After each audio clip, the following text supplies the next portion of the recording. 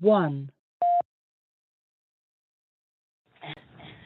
You know, it's like that being bad is addiction, alcohol. And sometimes, just because you're the baddest in the alcohol, you might just want to masturbate to the aftermath. I do a cool chapel that's why I don't leave I'm all alcohol. A minha filha achou que eu alcohol. O acolo achou que isso fini. And me farugan show alcohol. Why alcohol is farugan show me. Ania Wahid Ma El Cologne. Wa El Cologne into Wahid Ma Ni. Any Akilu and Jihu Kama Farugan Shell El Cologne. Waku Kama Farugan. Ani Akilu Akwenu Ko Dik Ani Akilu Fi El Cologne.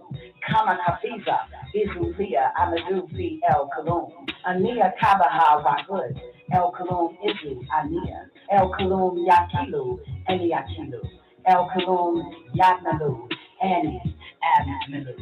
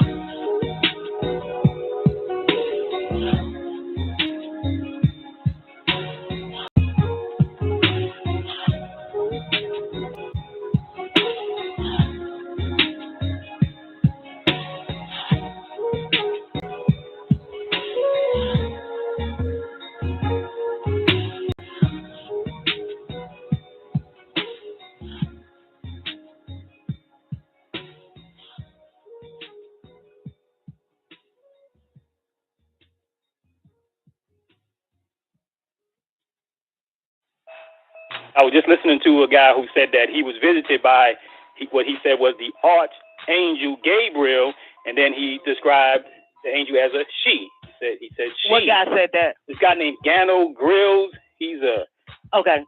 If Rihanna says this, I'm sorry, Princess Empress says, if I remember hearing correctly, I overheard you saying they were genderless at one point. I thought differently before I heard you mention that.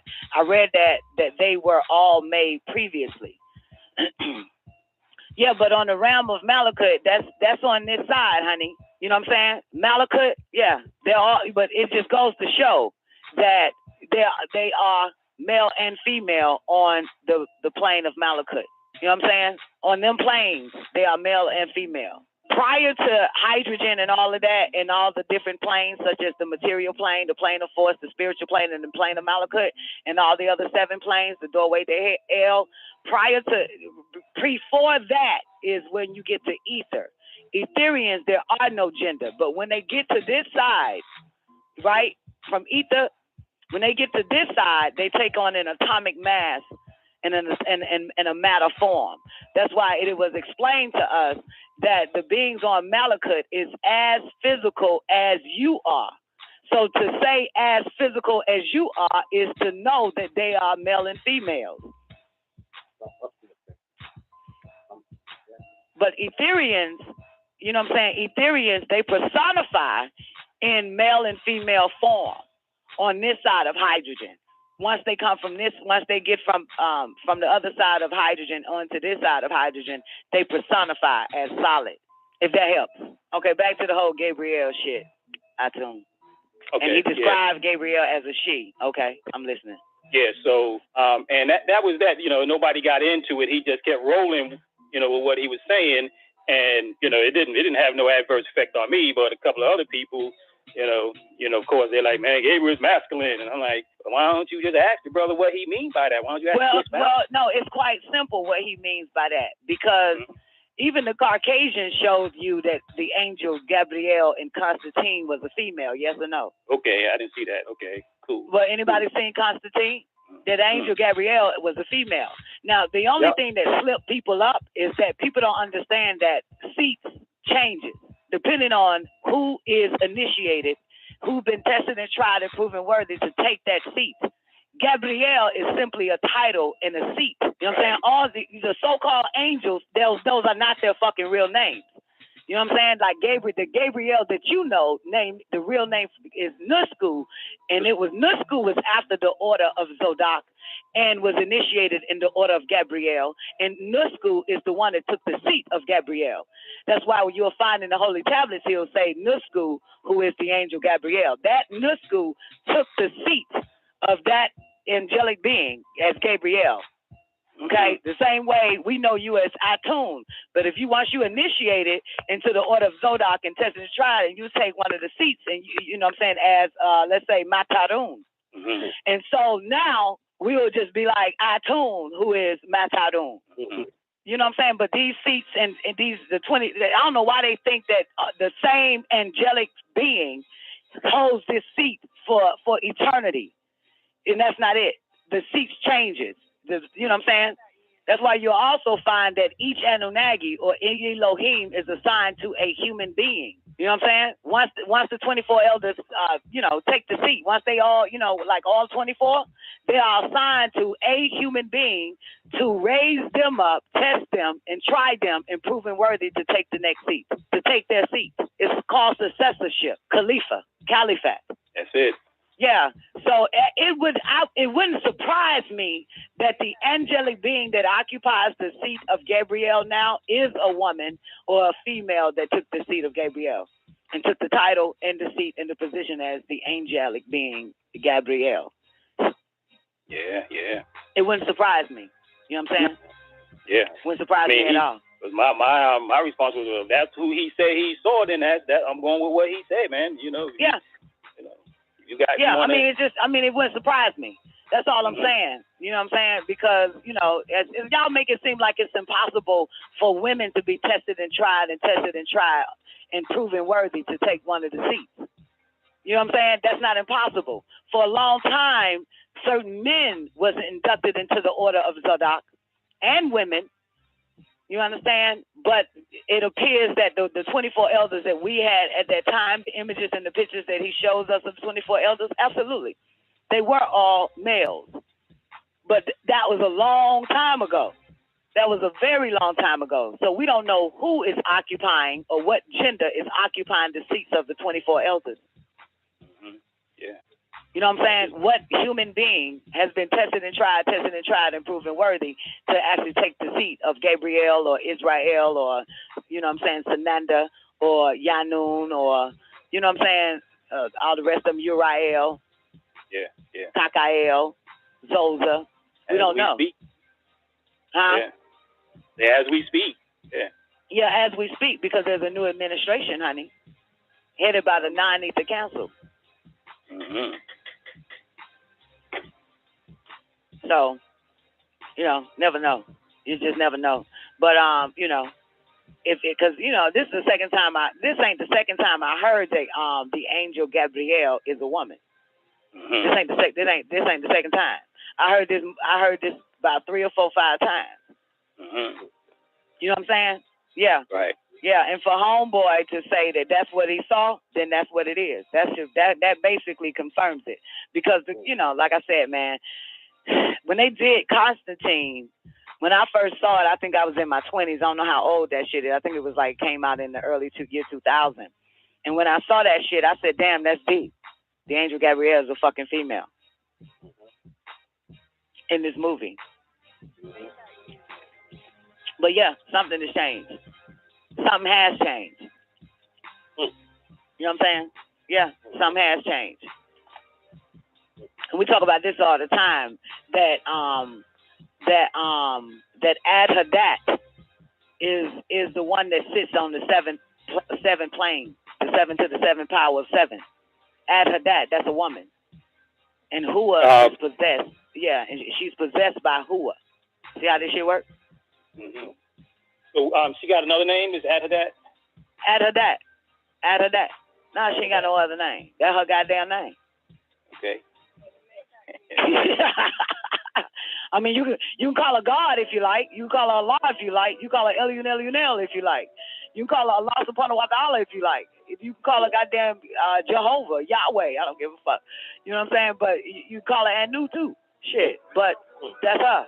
She's at the 7th to the 7th plane to the 7th power of 7. That's where she sits. And she's possessed by Hua. You got the rebuttal to the slanderers? Yeah, I do. Oh, good. Go grab it real quick. Go to page 198, if I'm not mistaken. Okay, I got it. I got it in on the computer, so I gotta look for it. Oh, that's good. It's on the computer. So go to your goddamn computer and then put in search rebuttal to the slanderers or slanderer or however you put it, and it should pop up. I looked at that book today at home. I said, man, I should bring it, and then some said, nah, somebody on the show gonna have it.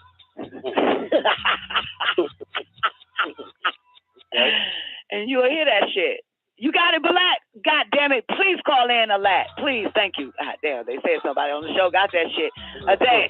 I'm calling her Adat. You Adat too, Balat. Balat is Adat. Adat is Balat. She stepped on the mat. Said, I am Adat. In the hat. Balat, call in for me real quick, baby. Let's get this shit popping.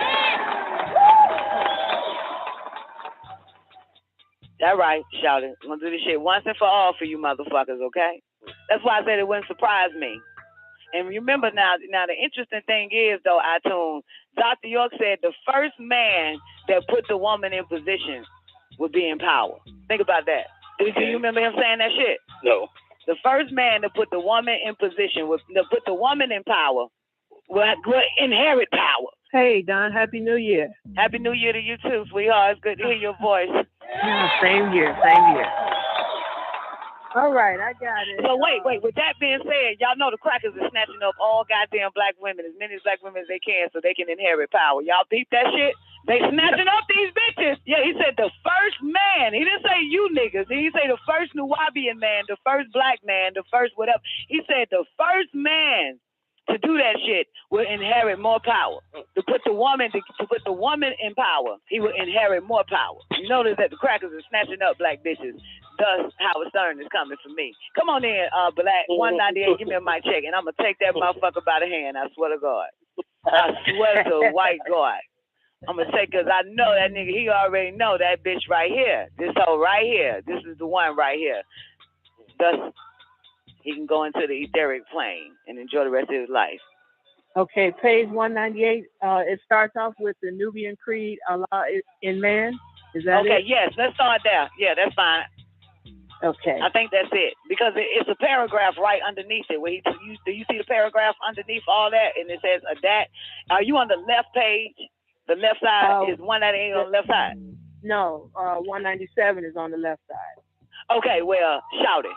I have a photographic memory. So it is on the left side of the goddamn book. Okay, so 197. Okay, so wait a minute. 198. 198. What is it? Oh, okay, 198. 198. 198. 198. You on page 198? Yes. Okay. And the next page is 199? Hold on. The next page 199? Yes, it is. Okay. Well, hold your hand on that page 198, and let's go back to 198. What page you on? 189 or 198? 198. You want me to go to 189? Yes, that's where it's at. It's 189. I'm dyslexic. It's 189, and now 189 should be on the left side of the page. It is? Okay, John is good, but I thought I got a photographic memory, man. My shit is on flip. That's why nigga can't lie to me. Nigga, I saw you. I saw you at 5 o'clock on my watch. I had on my vest. I was wearing a red shirt and blue jeans. And you were standing on the corner of Duval Street and can't get it right on a Thursday at goddamn 5 o'clock, motherfucker. And you was wearing a goddamn white tee and some baggy goddamn pants, motherfucker, and some Reeboks that day. Red Reeboks. Fuck out of here. I see you. Okay, 198. 189. Let's go. Okay. The Nubian Creed, Allah pulsates and vibrates. In this section, Mr. Phillips, it exceeds your comprehension. You claim to understand Allah and his attributes, but you obviously haven't sought out how Allah began the source of his creation. You stated on page 29 that ISSA describes God as pulsating and vibrating. All things are created in tones of octaves of energy and of vibration. Just as there are octaves of musical notes, there are also octaves of tones. Between the 4th and 15th octaves, the normal ear can hear sounds. The one whose heart and mind is open can sometimes hear up to the 19th octave. Between the 25th and the 35th octave, heat is then generated.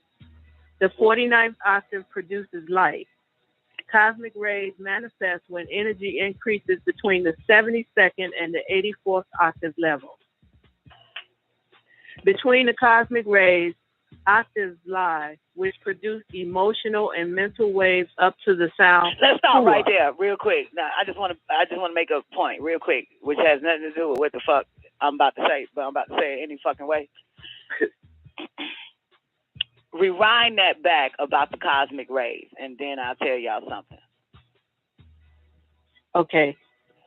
Cosmic rays manifest when energy increases between the 72nd and the 84th octave level. Beyond the cosmic rays, octaves lie, which produce emotional and mental waves up to the sound hua. Okay, stop right there.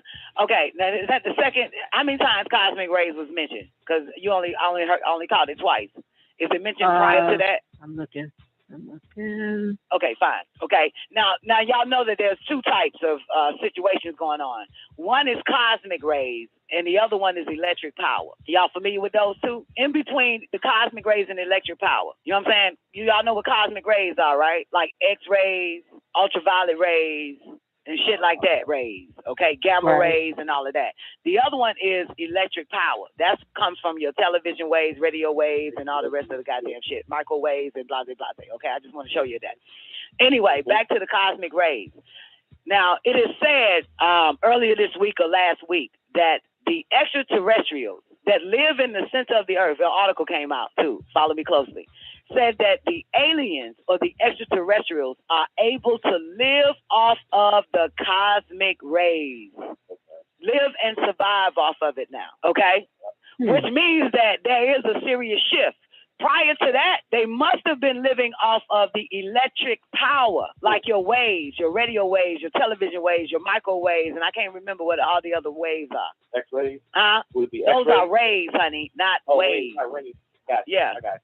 Okay, but cosmic rays are all that: ultraviolet rays, gamma rays, X-rays, and goddamn, I think infrared or some old shit, infrared rays or some old goddamn shit like that. So now they're able to live off of straight cosmic rays. Even the extraterrestrials in the center of the planet Earth and some that come and come up to the surface are able to live off just the goddamn cosmic rays. That's powerful, ain't it? Very. Wow. And the article said they can survive off of that shit. And now that's interesting because they're telling you motherfuckers that you won't be able to survive with the ultraviolet rays. But because of the electromagnetic grid and the electromagnetic field that's going on, and with the electron, proton, electron that your cells are transforming into, you are able to live off of ultraviolet rays, all the cosmic rays.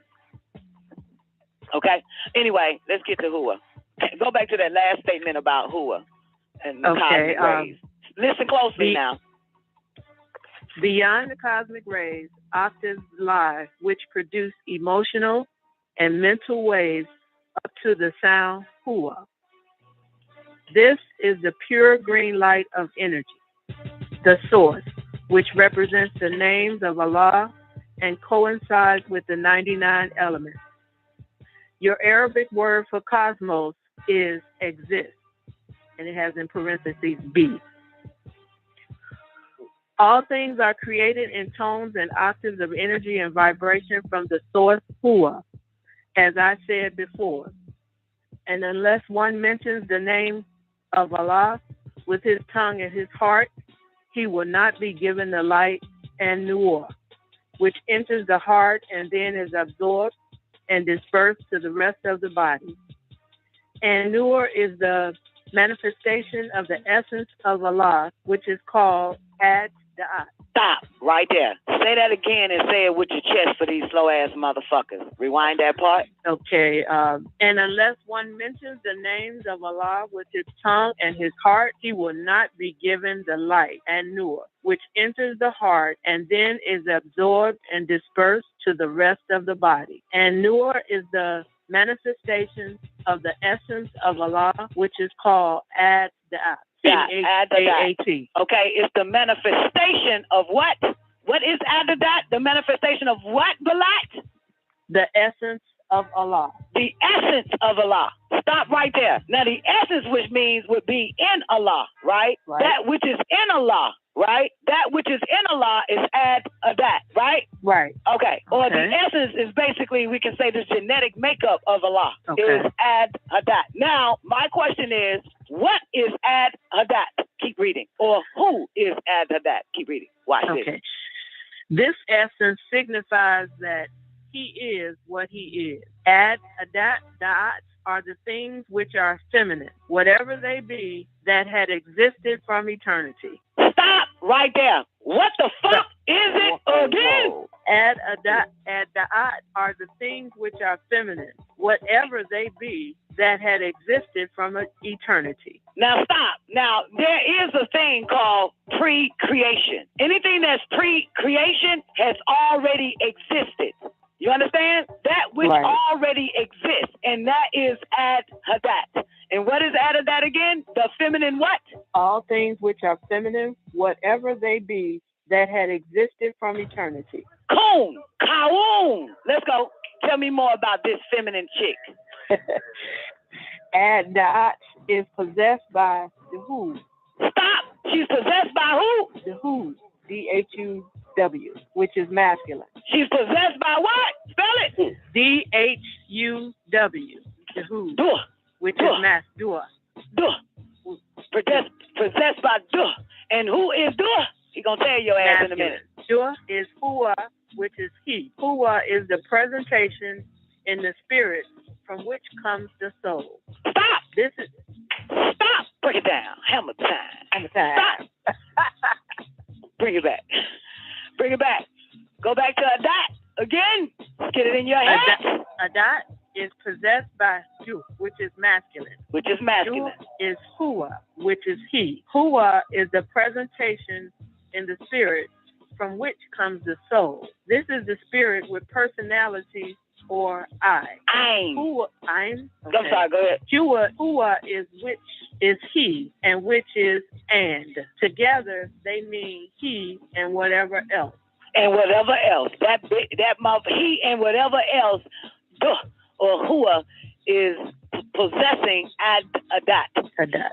Okay, let's go back to the Allah. Let's take it slow again. Balat on the Adat. Adat take it back to Allah, though. This is very important. Okay. Take it back to the Allah part about that Allah shit. Okay, gotcha. Yeah, let's rewind it one more time. Let's get it in our heads. you worshipers. All things are created in tones and octaves of energy and vibration from the source Hua, as I said before. And unless one mentions the names of Allah with his tongue and his heart, he will not be given the light and nur, which enters the heart. Wait a minute. Talk about this man mentioning something about the light or Allah and something about his heart. Rewind that part back. Okay, you want me to go back to the top with Philip's question? No. I want you to go back to the man mentioning Allah with his tongue and his heart. Okay. Gotcha. Okay. And unless one mentions the names of Allah with his tongue and his heart, he will not be given the light and nur. What does that mean? What is he saying there? That you just can't say the words. You have to feel them. They have to come from your heart. Right. So rewind it back to that sentence right before that part of the tongue and the heart and all of that. Okay.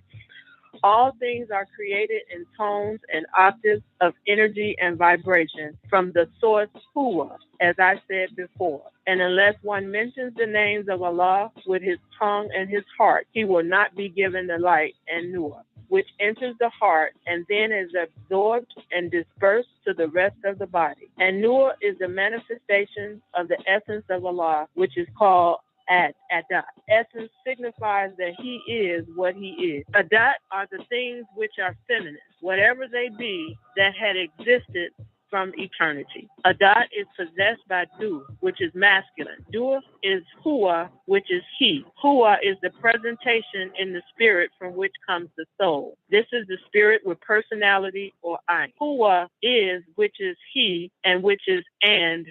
Together, they mean he and whatever else. This is called Kutbayat, also known as the Ain principle. The Ain principle. The eye of the heart is the Kut, the aspect, which is symbolic of two hearts. Okay. Where do we go from here? You want to keep going, but I had a question. Go ahead. What's your question? Adat is possessed by Du, Hua, which is masculine. Du is Hua, which is he. Hua is the presentation in the spirit from which comes the soul. Okay, I'm not grasping that right now. Maybe it'll take a minute. Okay, well, first, let's go back then. Let's go back to when he first explains to Bilal Phillips about the vibration of Allah and the pulsation of Allah in order to get it. Okay. So he said, the Bilal said, Issa describes God as pulsating and vibrating. All things are created in tones of octaves of energy and of vibration. Just as there are octaves of musical notes, there are also octaves of tones. Between the 4th and 15th octave, the normal ear can hear sound. The one whose heart and mind is open can sometimes hear up to the 19th octave. Between the 19th octave, you know what that means, right? Whose ears and hearts are open. You know the 19th octave, right? In other words, most people can only hear what the fuck is right in their ear. Ear, right. Like right in there. They can't hear distance. Okay. You know what I'm saying? They can probably hear outside. You know what I'm saying? If they in the house, okay? But they can't hear the traffic 2 miles from the house. They can't hear horn blow.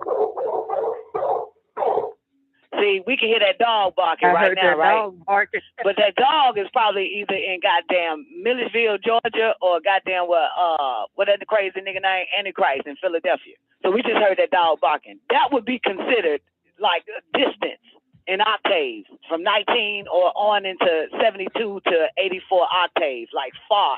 Like sometimes you can hear far. Right. And sometimes you can't. Like, and I explain this. There are times where you hear a song in your head. You think it's in your head. No, somebody is playing that song because sound travels. And that person has been playing that song in another state, and you can hear it. And all of a sudden, you got that song in your head. It came out of nowhere. Mm-hmm. You see what I'm saying? Songs just don't pop up like that.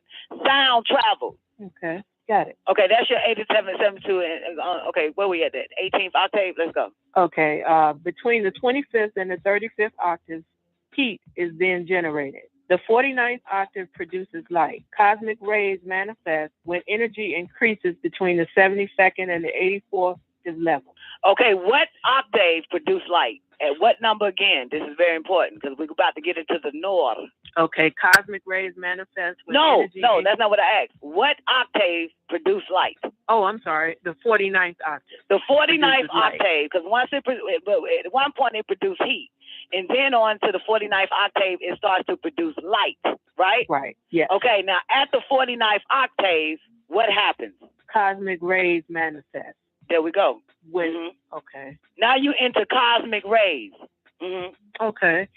Cosmic rays manifest when energy increases between the 74th and the 84th octave level. Beyond the cosmic rays, octaves lie, which produce emotional and mental waves up to the sound hua.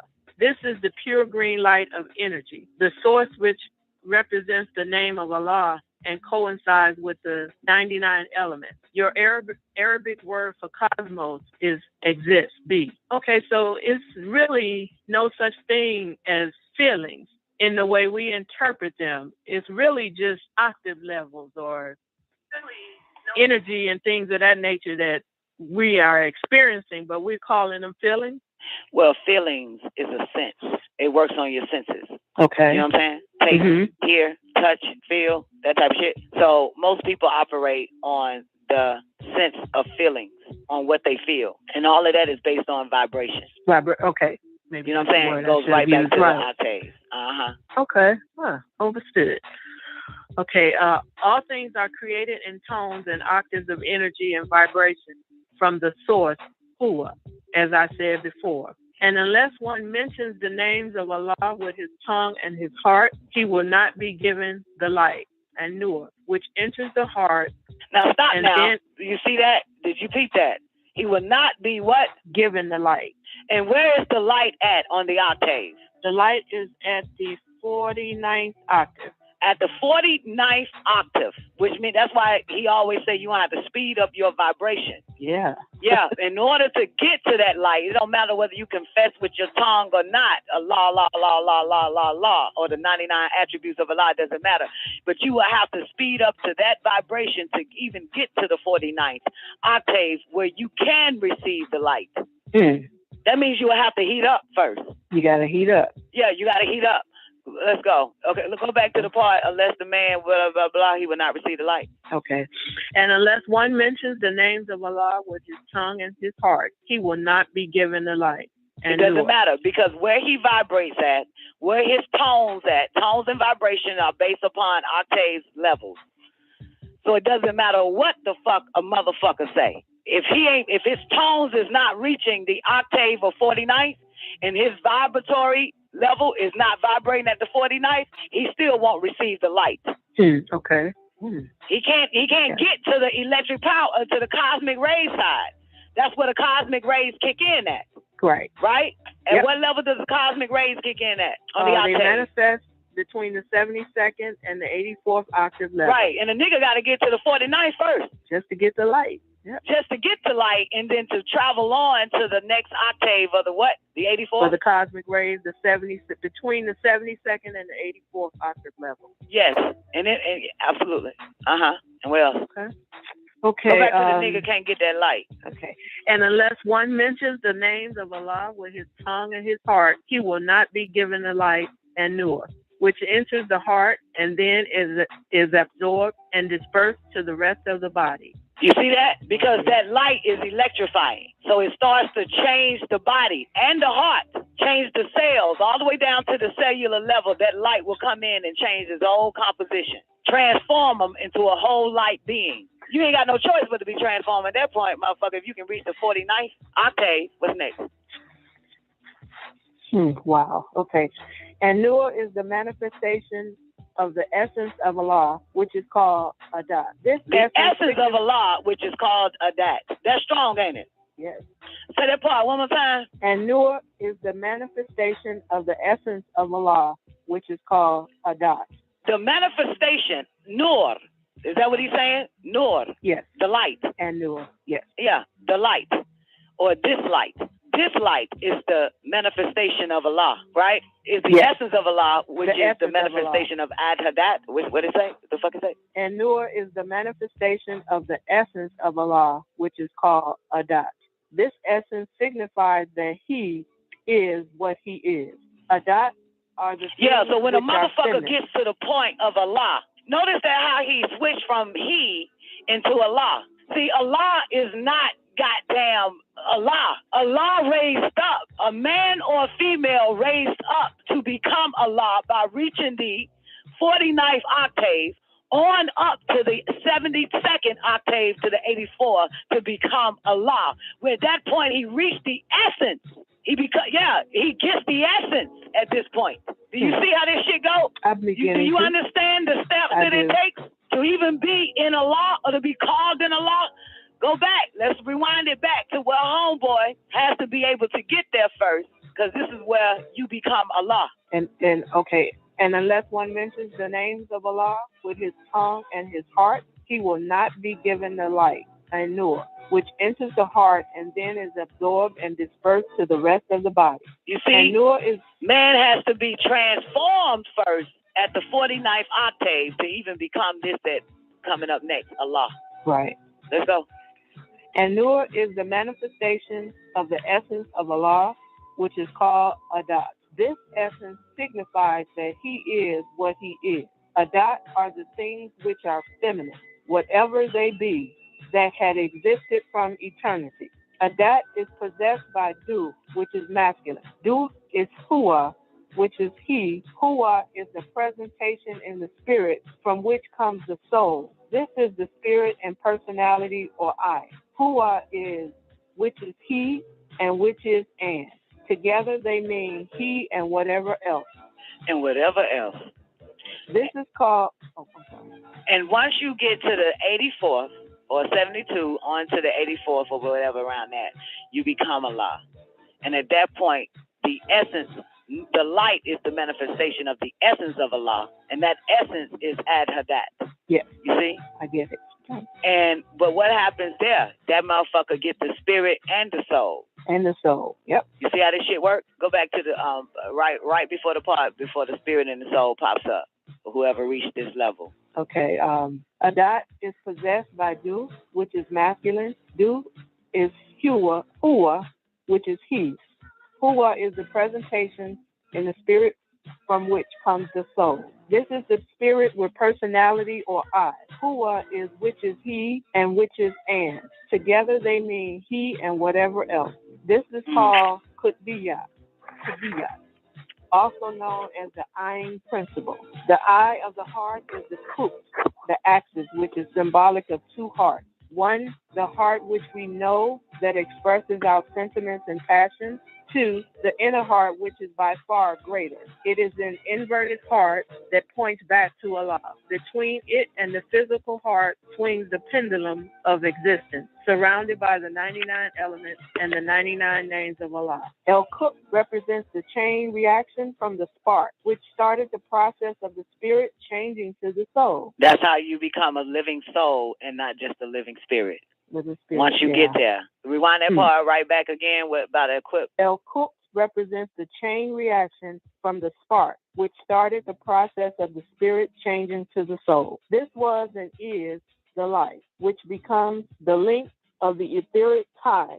Thus, El-Kut represents the umbilical cord to he. This is why so many Sufis stay in constant dhikr to Allah. This is one of the Sufi chants. O he who is, O he who is, O he whom no one knows what himself is, save himself. The Sufi knows that to praise Allah and worship will illuminate his spirit and help him to communicate with his inner senses. These are the things that you have no knowledge of, Bilal. This is why you question my teachings. All right. That's why you question my teachings. Okay, and then it goes on to another question. Okay, we can stop there for 1 second, though. Anybody got any? I heard you say, iTunes. Was that you? Yeah, that was Antichrist. Oh, Antichrist. I should have known the devil would say, Okay. Why you say, Antichrist? It was just kind of profound. You know what I'm saying? I'm listening. I'm like, okay. I'm at the same time I'm trying to understand what that meant. So I'm just analyzing it. Right, absolutely. Okay, so you're trying to make sense of it or understand it. That's why I like to go over it over again. Basically, we are not supposed to stay the same. When people say whatever you do don't change, you are supposed to change. Because the only way you will actually be Allah is that you have to raise up your vibrations. See, monotheistic gives us one God. Monotheistic religions is one God, right? But there are many Allahs, because we know that God is a plural word, more than one. So in order to raise your vibration, you can tell that the Sufis, as he mentioned, don't want to goddamn be a man in the order of Sufi their whole fucking life. They want to raise up to the 49th octave and receive the goddamn light, to move on to the 72nd octave, to the 84, to become Allah. Remember, the saying is, no man is greater than Allah. I'm with you. Okay, I'm feeling that. So you ain't nothing until you become Allah. That's right. I'm feeling that. You ain't shit. You then at that point inherit the 99 elements or the 99 names of Allah plus one. Absolutely. And the light, Nur, possess your body. However, only Allah knows that the essence of Allah is the feminine, that which existed since eternity. And that Ad-Hadat is possessed by Hua. So when they say Allah or Hua, he who he is, they've just reached Ad-Hadat, because that's the only way they can possess it. That's the only way they can become Allah. And he is in her, as it is said. He possessed her. He possessed Ad-Hadat, Duh, or Hua. Strong, ain't it? Yes. That's powerful. That's why he starts off with saying exist, right? Right. Kun fa kun, exist. Right. Be. The only way that you can speak something into existence like that, unless you are Allah. You just speak that shit and it happens. It exists. Because now it is wrapped by Ad-Hadat, who is possessed with Hua. Be, and it will be. That's strong, ain't it? Yes, real strong. Wow. Which is the feminine what? It's the feminine what? What the fuck that is? The feminine of what? Hold on one second. Okay, Adat are the things which are feminine, whatever they be, that had existed from eternity. Whatever they may be that have existed from eternity. Pre-creation, like you mentioned before. Pre-creation, which means it already was here. It already existed. In order for you to create something, you have to take something that has already been here to create it.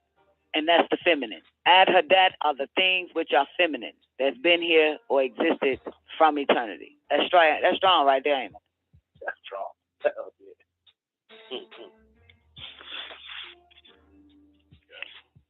How did we end up getting on this? Oh, I know how we got on this topic.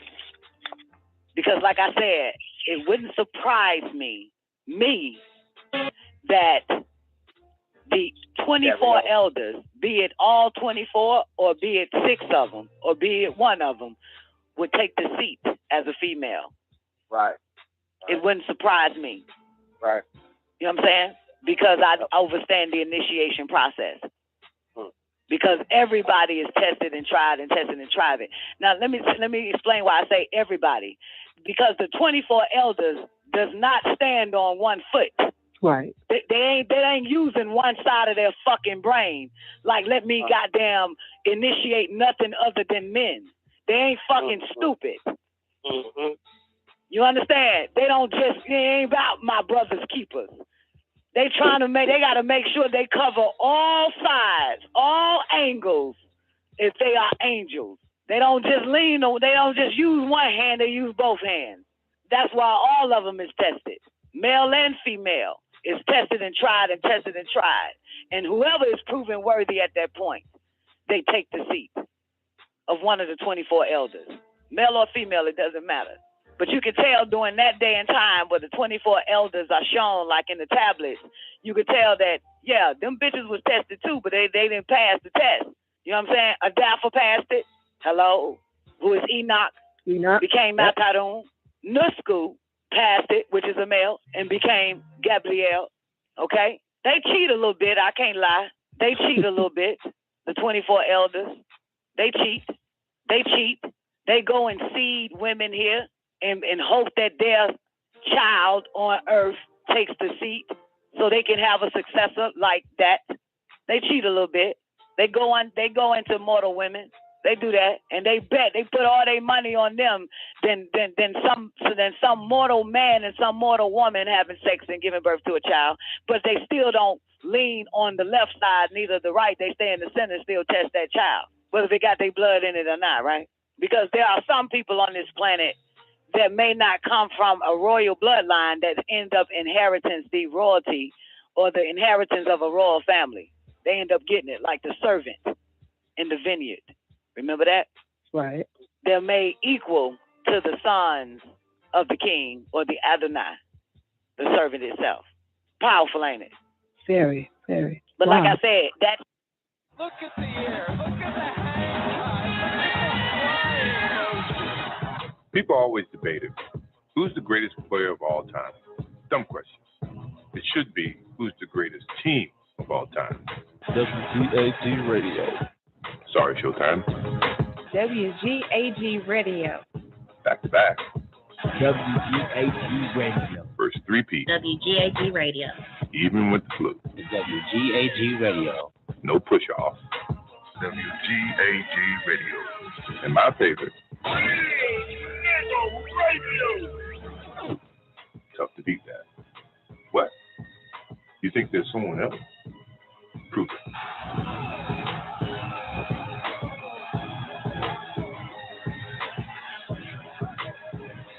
Look at the air. Look at the hang.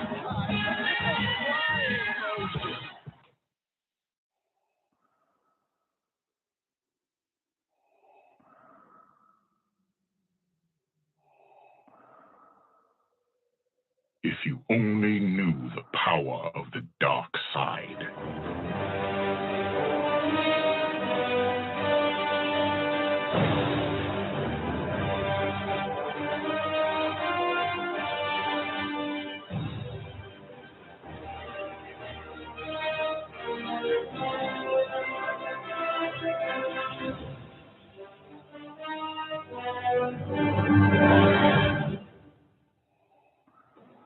There are relics that predate the universe itself.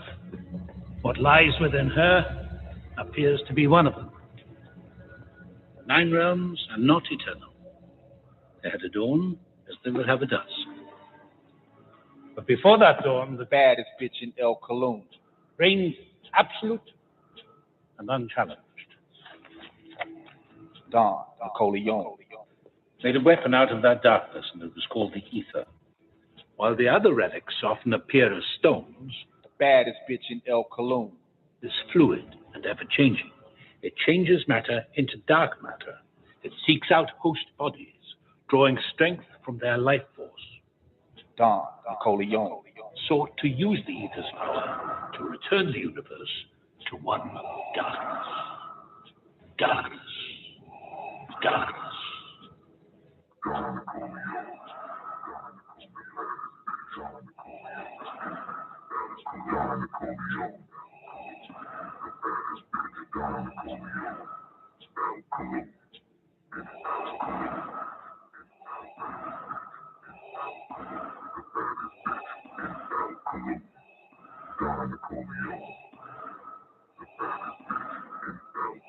You underestimate the power of the dark side.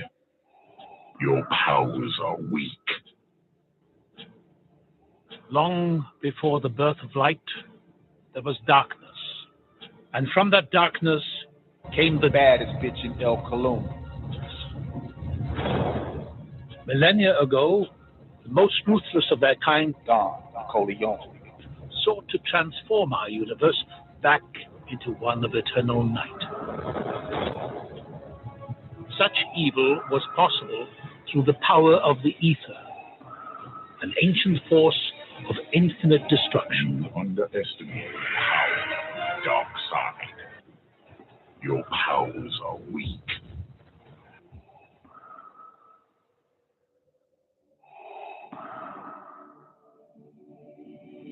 It is your destiny. You have failed me the last time and time.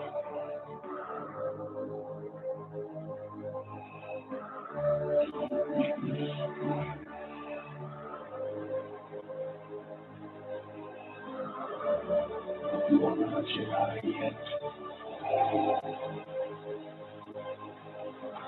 Baddest bitch in El Cologne. Baddest bitch in El Cologne. Baddest bitch in El Cologne. Don Nicoleone. Baddest bitch in El Cologne. baddest bitch in Nicoleone. Baddest bitch in El Cologne. Baddest bitch in El Cologne. Baddest bitch in El Cologne. Baddest bitch in El Cologne. Baddest bitch in El Cologne. The baddest bitch in El Cologne. Don Nicoleone.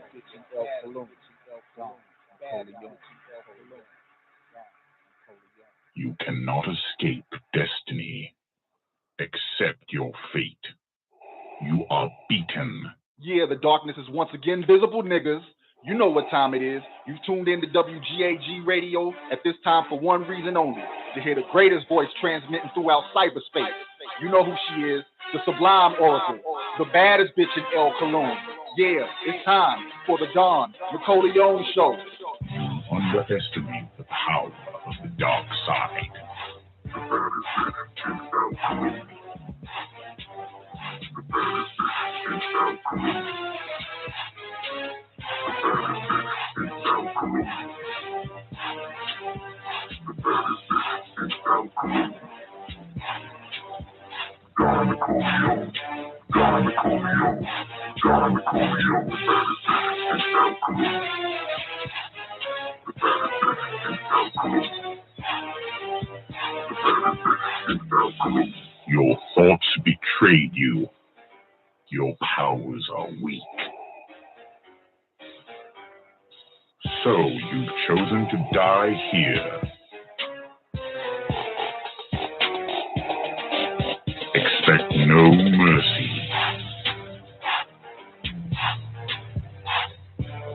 There is no escape. You cannot escape destiny.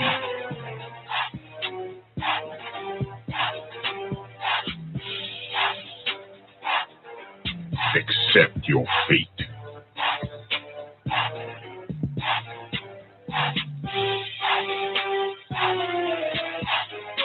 You are weak. I will destroy you. Triple darkness is your destiny. And now fight your fate.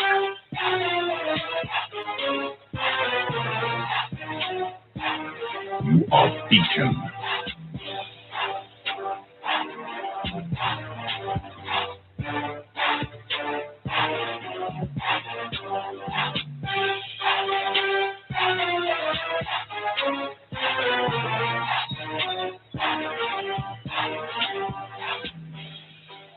You have wasted my time.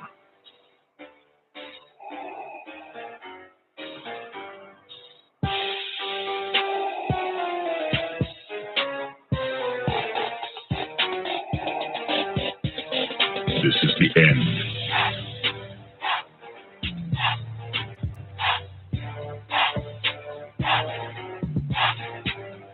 You have yet to master the way of the Force.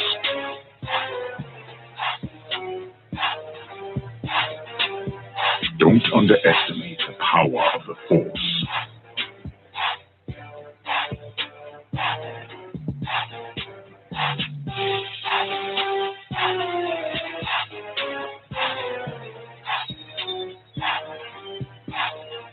Give yourself to the dark side.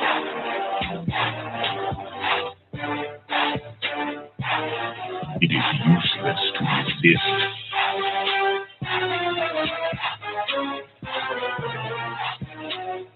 Do not resist.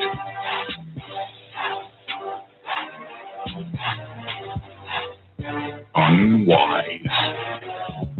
This is the end. If you only knew the power of the dark side. Give yourself to the dark side.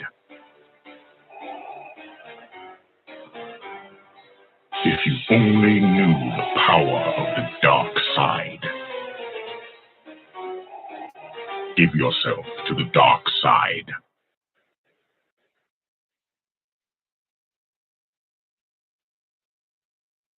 Do you now understand the power of the dark side?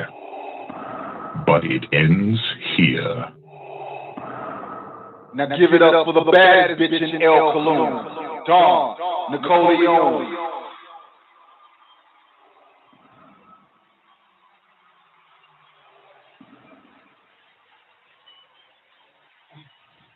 You know, it's like that, being the baddest bitch in El Cologne. And sometimes, just because you're the baddest bitch in the El Cologne, you might just wanna masturbate to the affirmation. I do a cool tackle, that's why I do diva more El Cologne. A minha filha shook show El Cologne. Why cool I shook is a CD. And new Farugan show El Cologne. Why El Cologne is a Farugan show me. Ania Wahid Ma El Cologne. Why El Cologne is a Wahid Ma me. Any Akilu and Jihu Kama Farugan show El Cologne. Waku Kama Farugan. Ani Akilu Akwenu Cool Dik Ani Aksidu Fi El Cologne. Kama Kafiza Izulia Amadu Fi El Cologne.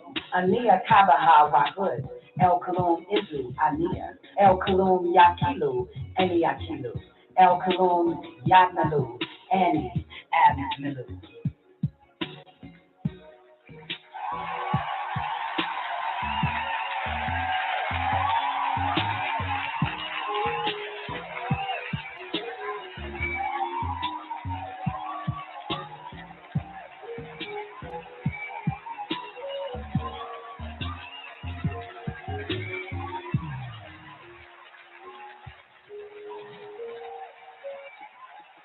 I am in the love of the all, and all love is in me. I am a part of the all, and the all is a part of me. I am one with the all, and the all is one with me. I can succeed as a part of the all and fail as an individual. I can be all that I wish in the all, as long as my wish is to stay in the all. I'm never alone. The all is, I am. The all can, I can. The all does, I do.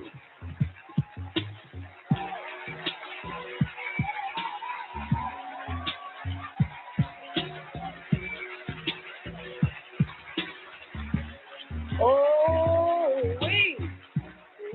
Lord, have mercy. Goodness gracious. Oh, my God. I got some more goddamn on tea. Neff, you gonna love it, but you ain't gonna like it. You know what I'm saying? You gonna love it, but you ain't gonna like it. Like, well, I don't know. I don't think you in the TTT, but you just gonna be like, see what the fuck I be talking about? It don't make you mad, but you gonna be like, see what the fuck what the fuck I'm talking about. Them niggas. Welcome everybody to the Dawn Nicoleone Show. Y'all already know we got a new time. It's 9 p.m. Eastern Standard Time. Monday through Saturdays, in a sense, with the exception of Wednesday nights because it's hot. Damn politics.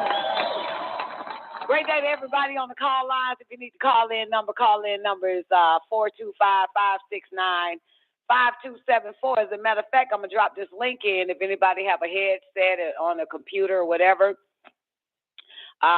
that's the link that'll get you actually in on the call lines without having to dial the number. If you're on a PC, laptop, or maybe your phone, I don't know if it works on there. But what you do is you click on that. That's the show right there. And you refresh, and you'll be able to see the words Direct Connect.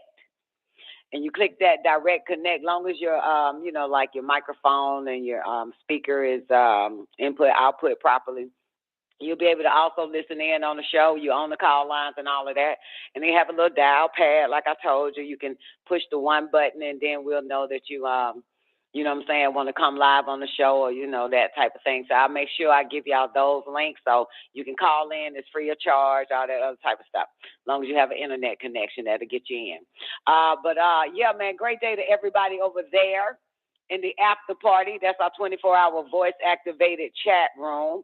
It's on paltalk.com. Type in the search, the after party or Dawn Nicoleone. You'll find us there. One time for my man Baruch L in the building. Great day, Baruch. Special shout out also to Brian O'Ryan. One time for Miss Hudson in the building. Mush Mouth. Great day to you, baby. Shout out to Neff T, the surviving the gang. Great day, Neff. Great day, Sister Zena, wherever you are. I know you're still with your mama. It's me and mommy time for Zena, man. It's so sweet. I talked to her mom, too, man. Her mom is off the chain. Great day, Sweeto Shoon. Jay Still. Hope all is well with you, J1, man. Please tell me you still got the job that you got last week. It'll be good, you know what I'm talking about? All right, let me cross the street real quick. Ain't but a few motherfuckers over there on Lockdown Radio again, but I salute you. I be that I am. Great day to you, baby. Special shout out to Mr. Somebody. I know somebody that knows somebody. So one time for my man, anybody else in this thing, man, go ahead and, type one or say what's up, Don, over there. What did I just say? Where we at? Over there on Lockdown Radio. Yep. All right, so I'm going to move pretty fast because I still want to get through this mind book, and we almost finished with that. But I want to start with something. What should I start with first? Lord have mercy. What should I start with first? Okay. Well, time is ticking. So y'all already know there's a shortage on baby formula, right? And they trying to charge $600. Well, ironically, I think it was CNBC in 2020, that was 2 years ago, broke the news that Bill Gates' climate change investment firm bets on lab-produced breast milk. Now, that was 2 years ago. Got it? And it's called, what is it called again? Bio Milk with a Q, not a K. MILK. So here we are 2 years later, shortage on baby drug formula, and they charging $600 for it. A lot of it on the shelf, people cannot buy. Bill Gates have created a situation where you will have no choice because your dumbasses, not y'all, I hope somebody listening get this show to somebody that's stupid. These stupid ass motherfuckers been putting drug formulas in their babies' mouths and bodies. So he have caused what is called a what? What is it called, Neff? You ain't got no choice. He did a Monsanto's on them. You will have no choice but to buy this bio, MILQ, bio milk. Right, and so this story actually broke. I had to go way back and grab it because I remember seeing it, and I'm like, "There this bastard go again." But I should have called it out then 2 years ago. But anyway, bio milk, MILK, is targeting infant nutrition by attempting to reproduce mother's breast milk in the lab. So this is why. Here we go. Connect the dots. Boom. That's what's going on. You ain't got no choice but to buy it. So here's how Bill Gates come into play. I'm just going to read. I'm going to find out how Bill Gates come into play, though. Okay, you already know Bill Gates and already invested in Beyond Meat and Impossible Foods, right? Everybody clear about that? And, of course, it's right next to the Planned Parenthood. Well, boom, where they get, people think they, matter of fact, I saw a commercial or something I was watching, and it said plant-based butter. I say ain't no goddamn such thing as plant-based butter. So, fuck. So they just gonna milk that shit. The word plant-based, all of that, don't fall for it. Ain't no such thing as no goddamn plant-based butter. Don't believe that bullshit. All right, so back to Bill Gates real quick. So it's kind of long, but I'm gonna run through it. Beyond Meat and Impossible Foods are two of the best-known companies distributing the food sector. Mind you, this is 2020. Now the pipeline of alternative food companies, including BioMilk, a North Carolina-based startup that's targeting infant nutrition by attempting to reproduce mother's breast milk in a lab. While that may seem like a moonshot, BioMilk has just earned the backing of the world's top investor, raising $3.5 million in a Series A funding from Breakthrough Energy Ventures, Bill Gates' investment firm focused on climate change. Now, Breakthrough Ventures investing coalition includes Jeff Bezos, Mark Zuckerberg, Richard Branson, I can't pronounce this one, but Masayoshi Son, Jack Ma, Michael Bloomberg, and Mark Benioff or some more shit. BioMilk co-founder and CEO Michelle Egger, EGGER, is a food scientist who worked on the Larabar at General Mills before moving on to business school and a stint at the Gates Foundation. There you go. She and her co-founder, CSO Leela Strickland hoped that the breast milk produced by BioMilk from culturing memory epithelial cells, epithelial, you know the fuck I'm trying to say, epithelial, EPITHELIAL cells, okay, will help reduce the carbon footprint from the global infant formula market, which Fortune Business Insight says will surpass $103 billion by 2026. That's 4 years from now, and it makes it look like that's exactly what's about to happen. The top infant formula manufacturers included Abbott Labs and Danone and Nestle. There it is, Neff. You mentioned Nestle the other day on Hot Damn Politics. There we go. And you know, Nestle has a lot of the aborted fetuses in their products. So I wouldn't be surprised if they're going to be feeding babies aborted fetuses inside that goddamn. Okay. Right now, here's what Edgar says. Right now, by the estimations, we have been able to make at least 10% of the daily market globally ends up in infant formula. That means per infant fed formula in the U.S., that's 5,700 metric tons of CO2 are produced, and 4,300 gallons of fresh water are consumed each year to feed a child. You hear this shit now? Parents want to do what's best for their kids, double speak. We shouldn't have to decide between feeding their children and protecting the planet. Wow. Wow. That, I don't know what the fuck. That's whoa. That's whoa. I'm not even going to dance on that shit, but that, I don't understand how that go in there. I caught that. You know, don't let shit slip by, bitch. I caught that shit, and no, I'm not fucking repeating it. If you missed it, fuck you.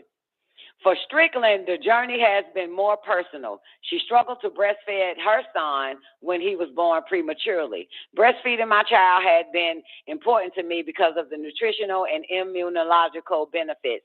But my son was born a few weeks early and had a tough time latching on and nursing effectively. So my milk production was not fully stimulated. That's not true.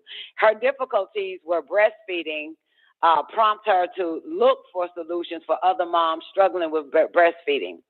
While the pair unveiled their proof of concept in February, remember we're in 2020 of June, so they bought it, so this is February 2020. Eggers says that they're still in the early stages and are looking to fill several positions with the money they've raised. They're not the only player in the space.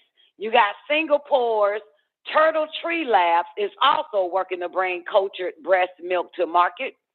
BioMilk's founders say their mission is to reach more working women, and they hope to have a product on store shelves within 5 years. This shit is about to happen quick. We can provide better nutrition for the 84% of babies in the U.S. who are switched to formula, either partially or exclusively in the first 6 months of life, and reduce the impacts of animal agriculture on our earth. That's what the bitch said. That's the end of that. So you got, you know, Bill Gates shit gonna win. It's gonna trump Singapore's synthetic goddamn BioMilk, whatever. And now there's a shortage on it and shit like that. Let me cross the street real quick, because regarding this shortage on it, I don't know if Neff did mention it on Hot Damn Politics, but this dropped on Thursday. I think that was yesterday. So desperate parents say retailers charging $600 for baby formula. Stupid. Desperate parents are some retailers charge $600 for baby formula amid the nationwide shortage. How the fuck that happened? You already know how shit happened. They pulled the plug on it because now they want some goddamn BioMilk into all these babies' goddamn systems. And I heard, and I repeat it again, I heard that the immigrants or the illegals, motherfuckers, whatever you want to call them, that the United States bringing over, they were using that for them. Okay. for their babies. You know, y'all ain't nobody gonna get shit. It's like a mom and a dad that don't give a fuck about the kids. But when they niece and nephews and the neighborhood moves in, they feed everybody first and take care of them first. Yeah, you know, and the kids get kicked out the room. Trust me, I did that to my own children, so I know how the fuck this shit works. So, desperate parents say some retailers charge $600 for baby formula amid the nationwide shortage. Worried parents call on the U.S. Food and Drug Administration to fix the problem by reopening a Michigan factory that was hit by a bacteria outbreak. One mother whose baby has severe dairy allergies shared photos of a rash on her son's back after she was forced to switch formula brands, whatever. One father took to social media to say he traveled 20 miles from his Pennsylvania home for formula for his infant son. Ain't nobody got titty milk. He resorted to paying $600 for baby formula on eBay. What the fuck? This gotta not be true. Mothers who are unable to breastfeed express their frustration over the shortage. Every mother can breastfeed. If you could carry that motherfucking baby for 9 months and take that little goddamn sperm sack home, bitch, you could feed that motherfucker from your titties. It's no goddamn excuse, bitch. But see, this is what happens. Woe to the mothers who give suck in the last days, baby. This that shit right here. So anyway, mothers who are unable to breastfeed express their frustration over the shortage. One chick said, I was diagnosed with cancer when I was 3 months pregnant. Breastfeeding is not an option. The Biden administration plans to meet with manufacturers and retailers to address the nationwide formula shortage. Yeah, right. Congress will hold meetings in 2 weeks to address the shortage. About what? What y'all gonna meet about? Question, is the baby formula shortage affecting you or anyone you know? Hell no, motherfucker. We ain't dependent upon these goddamn drug manufactured baby milk ass motherfuckers. The fuck? We ain't dependent upon them motherfuckers. Goddamn it, all of us breastfed our babies, goddamn shit. Fuck you talk about? We'll play that shit. I'd be damned. Feed my baby some manufactured drug formula. Do you know that the majority of like Infamil and all of them are pharmaceutical companies? They're drug companies. And they lace that shit with estrogen. And a whole bunch of other shit you don't fucking know what's in that motherfucker. Ain't no way in here. That's why they dumb as fuck. That's why they always say breastfed babies versus bottle-fed babies. Breastfed babies are smarter, they mature faster, and they can outrun any motherfucking body and an adult on this bitch. Yeah, and come on now. It makes you dumber, healthier, and all that type of shit. That old goddamn retarded shit, man. Hey, but that's what they want, though, because men are jealous. Men want to hold babies and feed them and shit like that, and them dumbass bitches let them. And hoes don't want to, they want to have a baby, but they don't want to be a mother. I got a problem with that. You want to have a baby, but you don't want to be a mother, okay? A mother means you get that baby the best, and the best is your breast, starting that shit first. But anyway, let's move the fuck on.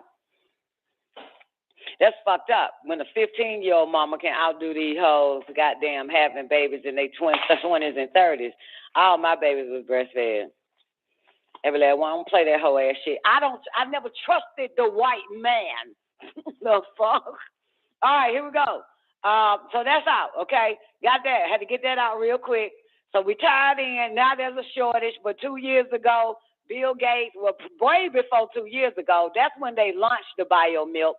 But Bill Gates and so this chick that was working with the Gates Foundation got together, boom, some years ago, and now they're about to drop the bio milk, talking about in 4 years. No, y'all gonna have to rush it.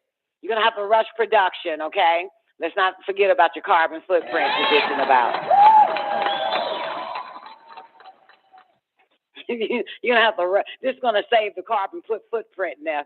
This is gonna save the CO2 and shit. Whatever the fuck that is, I still don't get that bullshit.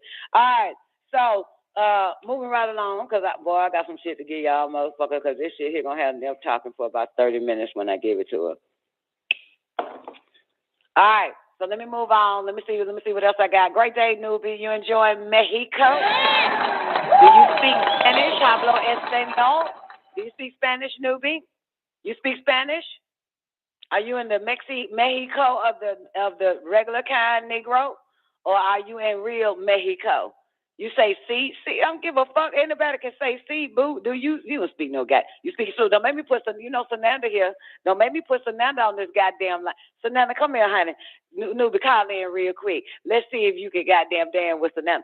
Sananda, how explain yo motherfucker. You don't speak no goddamn. You ain't that goddamn good. What about your brother, Newbie? He in Mexico. What about your brother? Y'all both speaking? Because I'm telling you, y'all gonna get pimped out there. Y'all gonna end up prostituting if you don't if you can't speak goddamn Spanish properly. They're gonna end up pimping the shit out y'all motherfuckers, scamming you and everything. All right, let's move on. Oh, y'all do? Oh, okay. All right, I'm gonna let that shit go. Great day, kitty cat. I hope all is well with you, baby. All right. Oh, that's that. Okay, we tie that shit in. Let me move on. Let me X out Bill Gates and his monkey ass. Wait. We ain't finished with Bill Gates. All right, so now, of course, y'all done seen it a million times. You know, a lot of this shit about Bill Gates and the next pandemic and blah, blah, blah, blah, blah, blah, blah, blah, blah, blah. How did this pop up? I was supposed to give y'all an update on Bill Gates. God damn. Oh, this was 19 minutes ago. Maybe my computer gave me this. The fucking AI always trying to be my fucking friend. I would never use you, motherfucker. All right, well, this dropped 15 minutes ago. Let's try to figure this. I don't even know why the fuck. No, I'm not reading this shit about no goddamn. What the fuck? About Bill Gates and Biden and shit. All right, let me move on.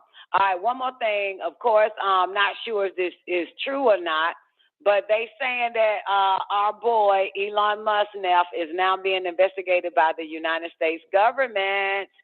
And so let me run this shit real quick. What does WS stand for again? Wall Street Journal. The report from the Wall Street Journal details on investigation opened by the Security and Exchange Commission over Musk's recent $44 billion purchase of Twitter. Notably, the Security Exchange is concentrating on a public form that investors are required to file before the purchase more than 5% of a company, before they purchase more than 5% of a company. The public form acts almost as a notification to current shareholders as well as companies that potential influential investors may be looking to gain control of the company. So I look like now this kind of feel like billions now, don't it? How billionaire goddamn they digging real hard to find something on Elon and then boom, it's billions right here, baby.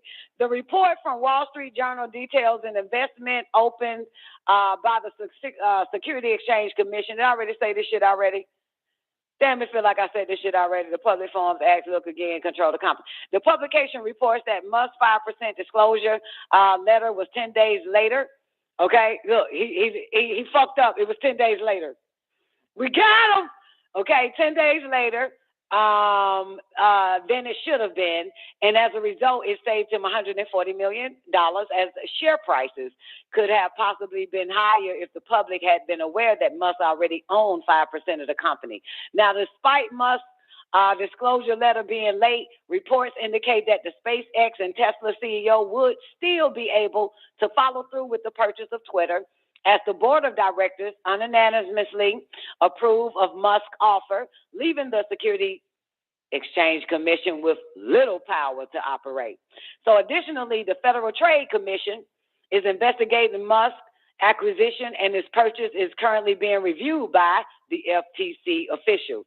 Now, recently, Musk's pitch deck, only Neff know what a pitch deck is, Musk's pitch deck that includes financial targets of Twitter under his control was leaked online, revealing many details about what Musk expects Twitter will turn into monetarily. The SpaceX CEO plans on increasing Twitter's annual revenue four times.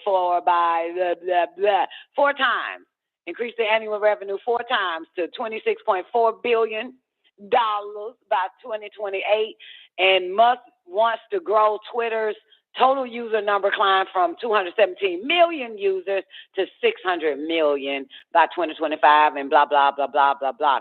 So it really ain't telling us about your federal government, the U.S. government. Well, I guess the Security Exchange is part of the U.S. government and the FTC. All right, so that's that on Musk.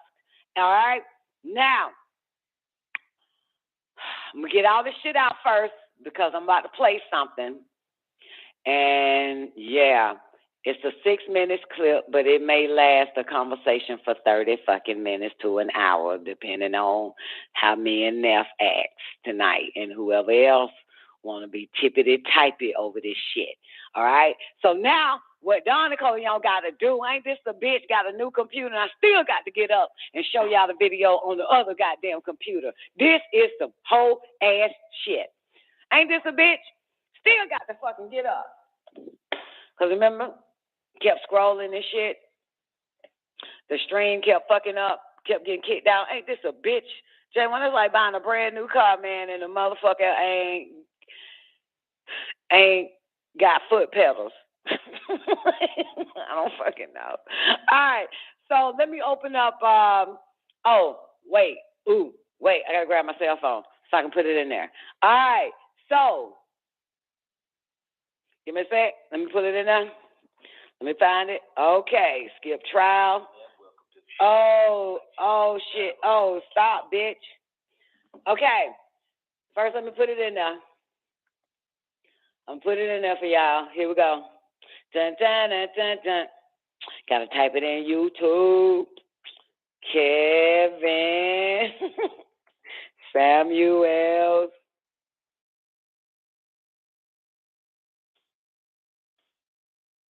All right. Hold up.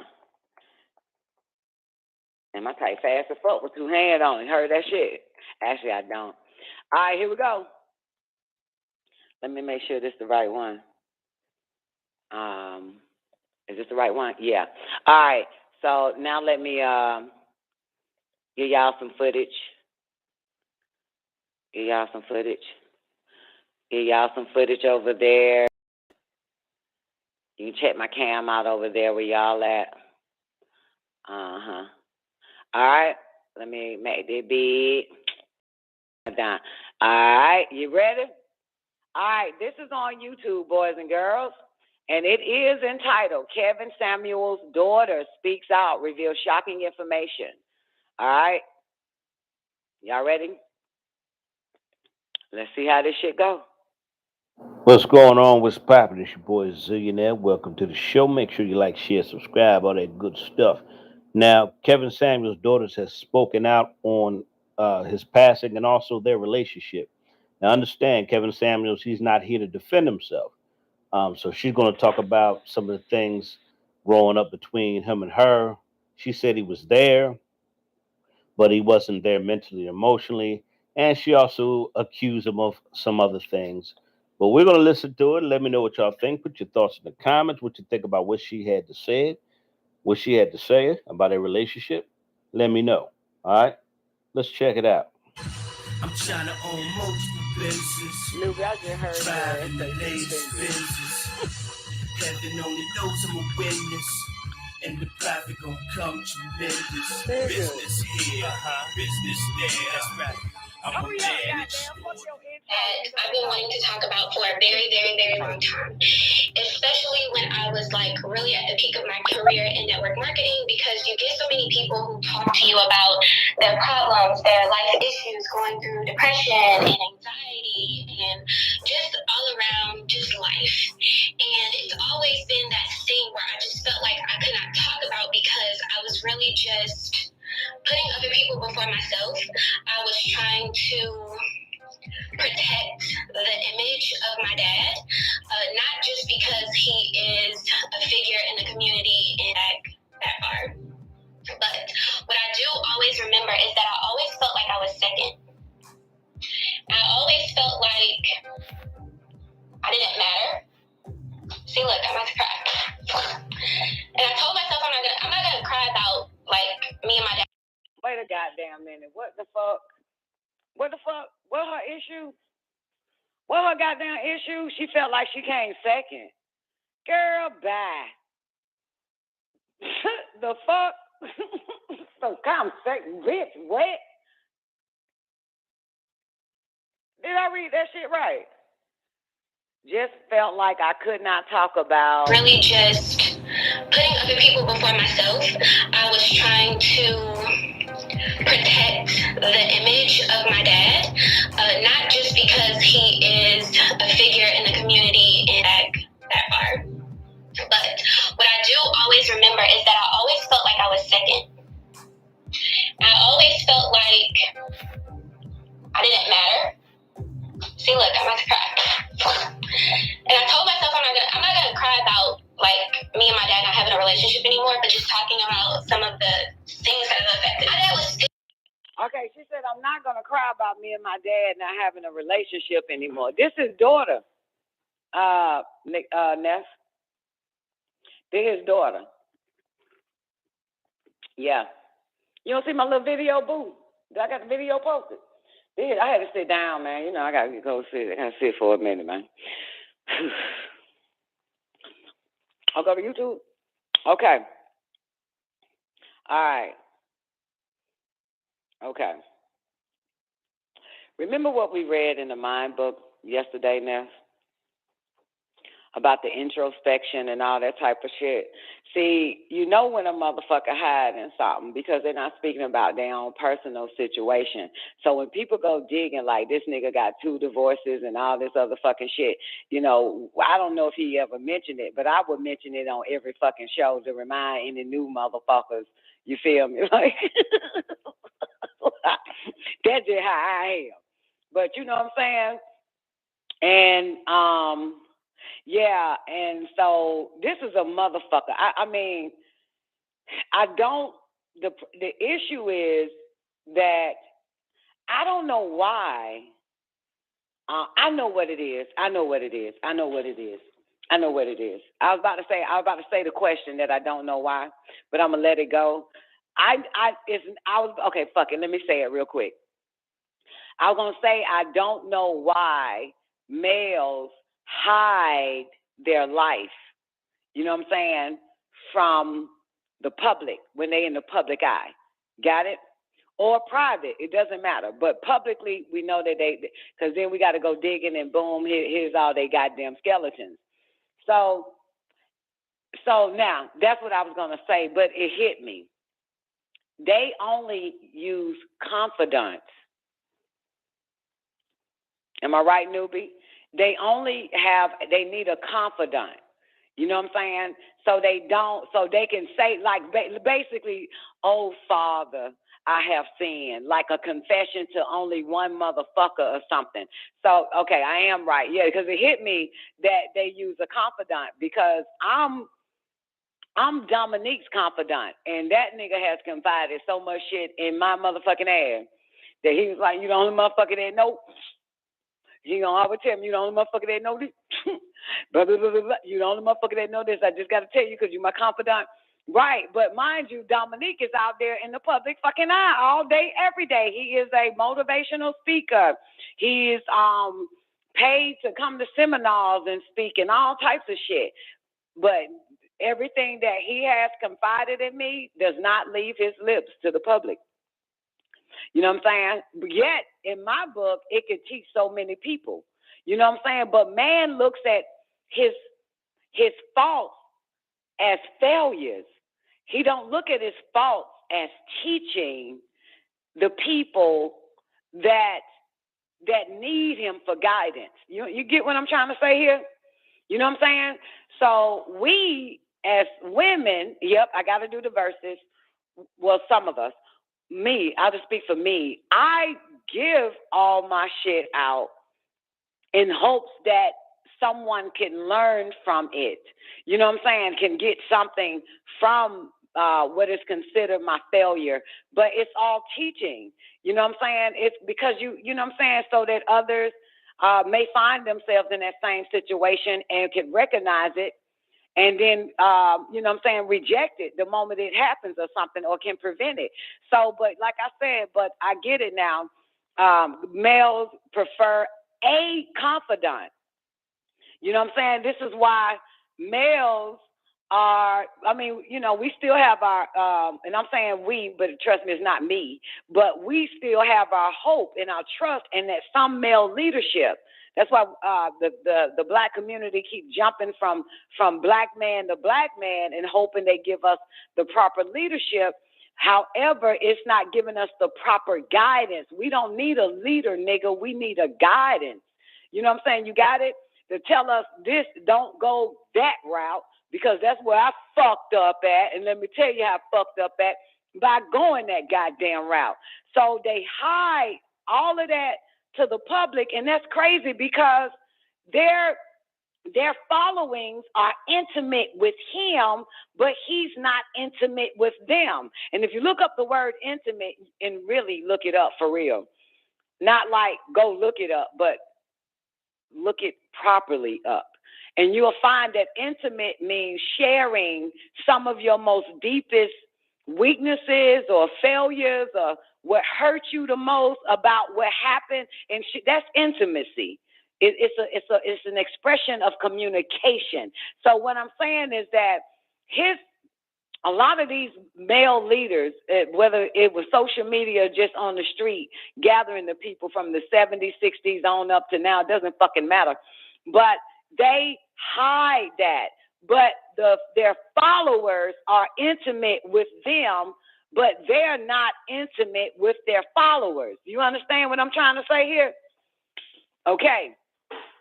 So that's the problem with males. And so when people start going digging, then they get mad that, then the followers get mad. Y'all just trying to defame a black man.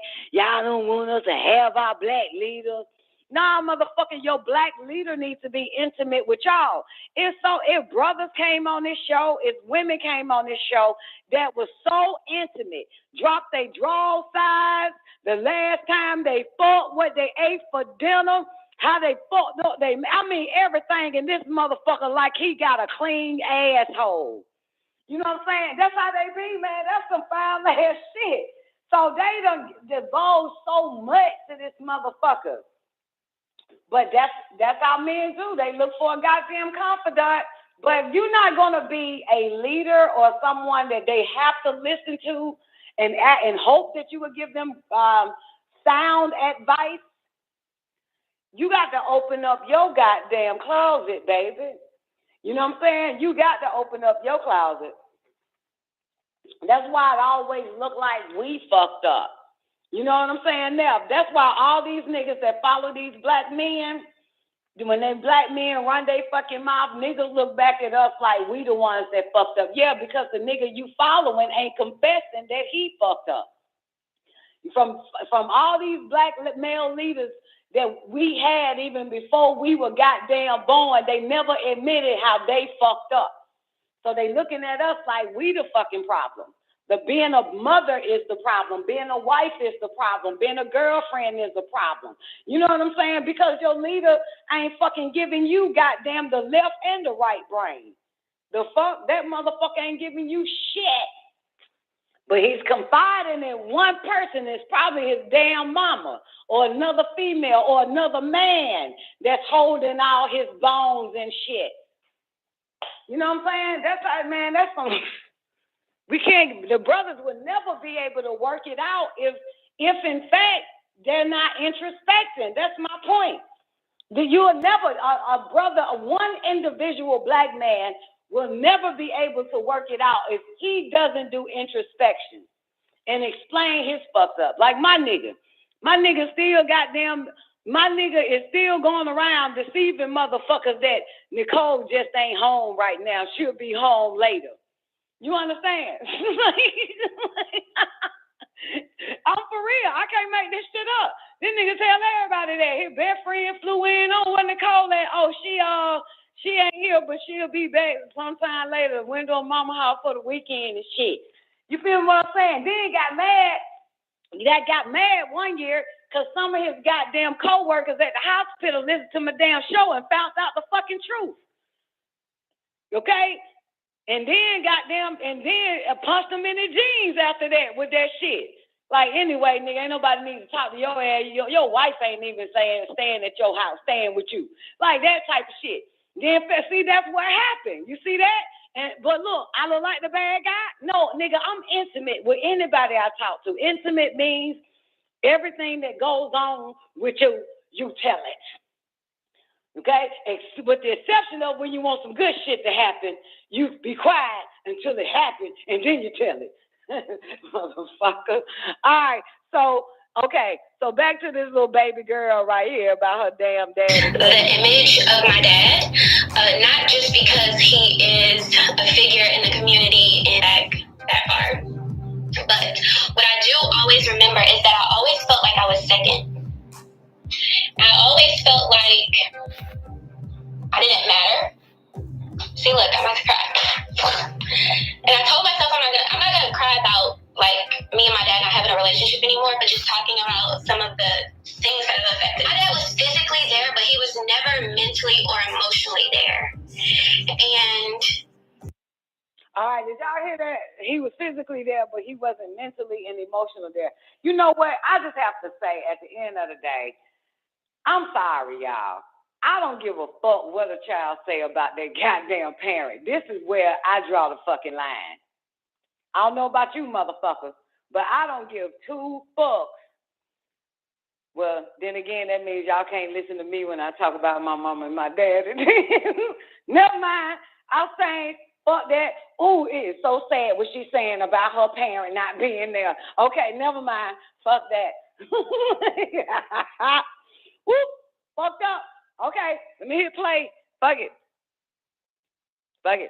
He ain't did nothing to this girl. There, but he was never mentally or emotionally there. And that is an issue within itself. I'm not going to talk about how my dad grew up because I have no idea. Every time I tried to talk to him to get him to open up so that I can understand him, he just made jokes. Like, I remember a couple of months ago, I was like, Dad, did you ever deal with any traumas growing up like that made you who you are? And he was like, well, that one time your Uncle D, he stuck me with a diaper bin when he was changing my diaper when I was like 2. Like, he just takes things as jokes. I don't know. Hold on, let me slow this goddamn chipmunk down a little bit. Hold on, because this bitch is talking too fast. Either I'm listening too slow or she talking too fast. Hold on, let me slow it down. Like this one time I asked my dad. And that is an issue within itself. I'm not going to talk about how my dad grew up because I have no idea. Every time I've tried to talk to him to get him to open up so that I can understand him, he just made jokes. Like, I remember a couple of months ago, I was like, Dad, did you ever deal with any traumas growing up like that made you who you are? And he was like, well, that one time your Uncle D, he stuck me with a diaper bin when he was changing my diaper when I was like 2. Like, he just takes things as jokes. I don't know if it's because as how most men are, they don't like to open up. I don't know. Yeah, they don't. My daddy didn't either. He just, like to play Billy Badass. I know you're a weak bitch. I done saw some of your weak ass shit player. This nigga said, well, when Uncle D didn't change my diaper when I was 2 years old. So, ladies and gentlemen, for the record, Kevin Samuels is a late bloomer. 2-year-olds don't wear diapers. Well, I know mine didn't. Let's move on.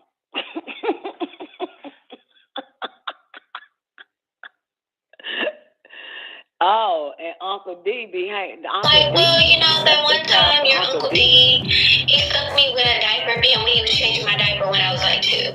Like, he just takes things as jokes. I don't know if it's because as how most men are, they don't like to open up. I don't know. I really don't care.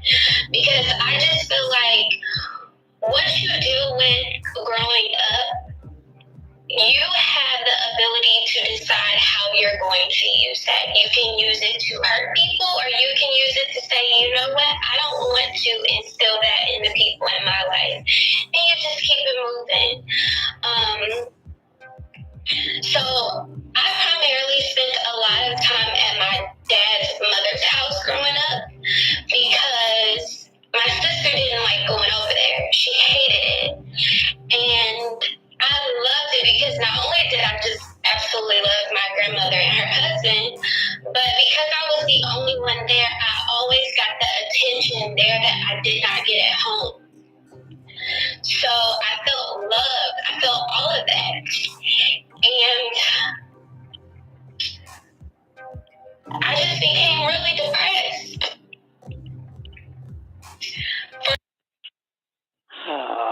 Shit, this bitch about as confused as my goddamn children. I don't like to hear confused ass fucking kids, man. If you got all the love from, oh, never mind. I'm just being real stupid right now. I'm sorry. If you get love from someone else and that's not the love you really prefer, but it's good that you got it from another situation, but you still want it from the situation that you really want it from. So I understand. I've never had that, but I understand. You know, sometimes I have to put myself in other people's situations. I was about to shit on this little girl again, but that is true. You know, when you prefer your mom or your daddy to do these things and somebody else is doing it for you, you know what I'm saying? It is depressing because you naturally would want the people who are so-called given these titles as mom and dads to do this stuff that other people is doing. However, that's not always the case. You know what I'm saying? That's not always the case. This is why it took a village to raise a child. You know what I'm saying? For real. It takes more than just mommy and daddy because they have other things to deal with. You know, you're not the only motherfucker in the world, bitch. So, but I understand. I get it. At least she had it. You know what I'm saying? But it still feels like a void. I understand that shit. I just want to tell y'all, if I didn't never tell y'all before, I ain't never missed a day without love. That's all I have to say. I didn't miss a day. I have not missed a day yet without love. Anybody missed a day yet? Here we are in 2020, May 19th, May 12th, May 13th. Anybody missed a day without love? From the moment you were born? It's okay if you haven't. It's okay if you have. You know what I'm saying? But, you know, like, I never even considered it being love. You know, like, I just want to tell you, man, I was just an independent child. You know what I'm saying? I wasn't like my children. You know what I'm saying? Like, I was independent.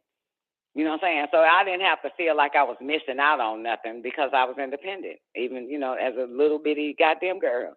So it wasn't like I was missing out on love or missing out on communication from, you know what I'm saying, from those that's supposed to, you know, give me some goddamn lip service and shit. But I mean, I wasn't fucked up. That's what I mean. Like, I ain't missed a day without love. You know what I'm saying? All the way up to right now. Like, the fuck? Like, ooh, Lord. I think television did this shit to these motherfuckers, but let's move on. Watching white people goddamn. For 9 years, I dealt with depression. But because I was the only one there, I always got the attention there that I did not get at home. So I felt loved. I felt all of that. And I just became really depressed. For 9 years, I dealt with depression. I dealt with a lot of anxiety. I used to have panic attacks like in my sleep. Waking up, just feeling like I couldn't breathe. And it just was really bad because I had to watch her disintegrate, like literally. She had pancreatic cancer and she died about 2.5 years after she was diagnosed. So it wasn't anything fast. And I think sometimes the slower deaths are just as bad as the fast ones because you literally watch somebody get really, really bad. I became suicidal because I just felt like the one person that I never had to question their love for me was gone. Yeah, I just always felt like I was second. One of the things that my dad used to do that really bothered me, and he actually laughed about it in Sunday's incident, and basically kind of threw his hands up as if it was like, whatever, like, that's what, and he literally said, what you're mad about. I remember growing up, he grabbed me by my hair, and in the midst of doing that, threw my head up against the car window.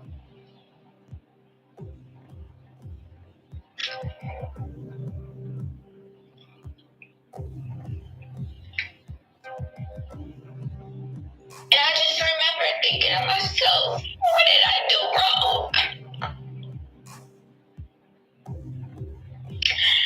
And you're talking about somebody, I didn't even get whoopings, I didn't get punishment, I didn't get grounded, I didn't get any of that.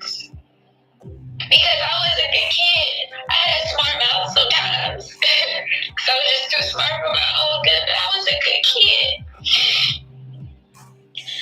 So to not even get whoopings and to have something like that happen was really traumatic.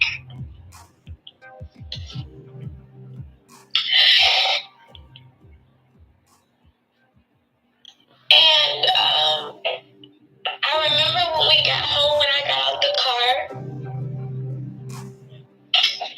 he threw me up against the car.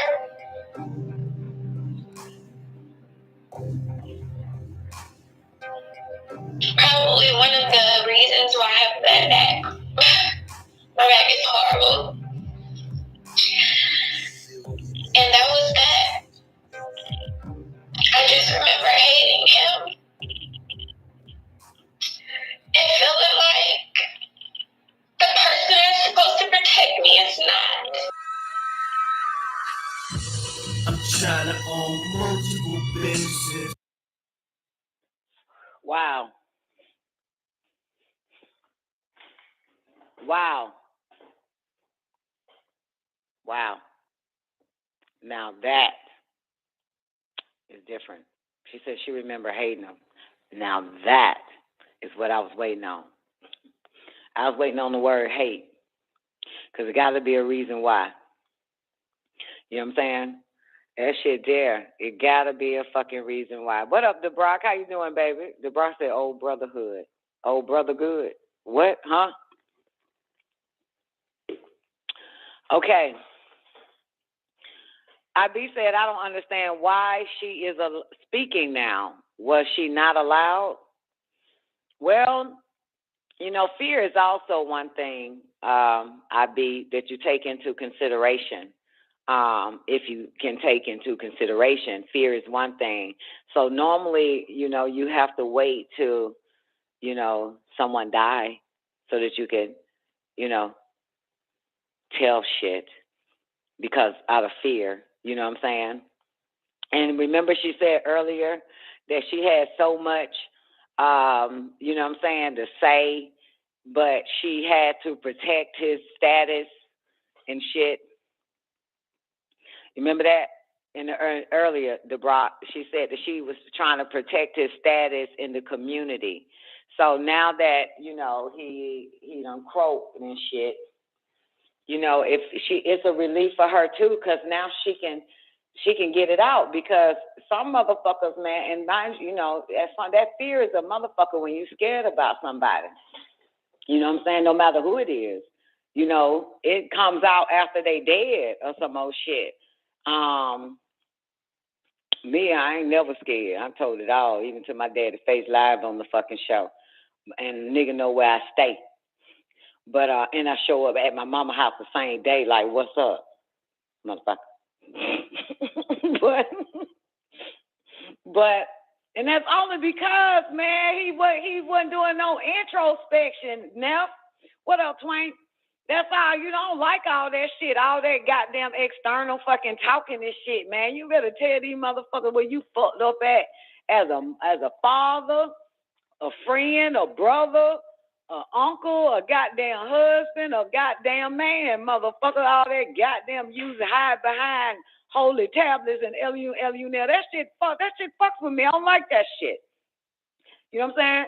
I ain't finna hide behind no LU or no goddamn none of that shit. I'm gonna tell you my shit stink.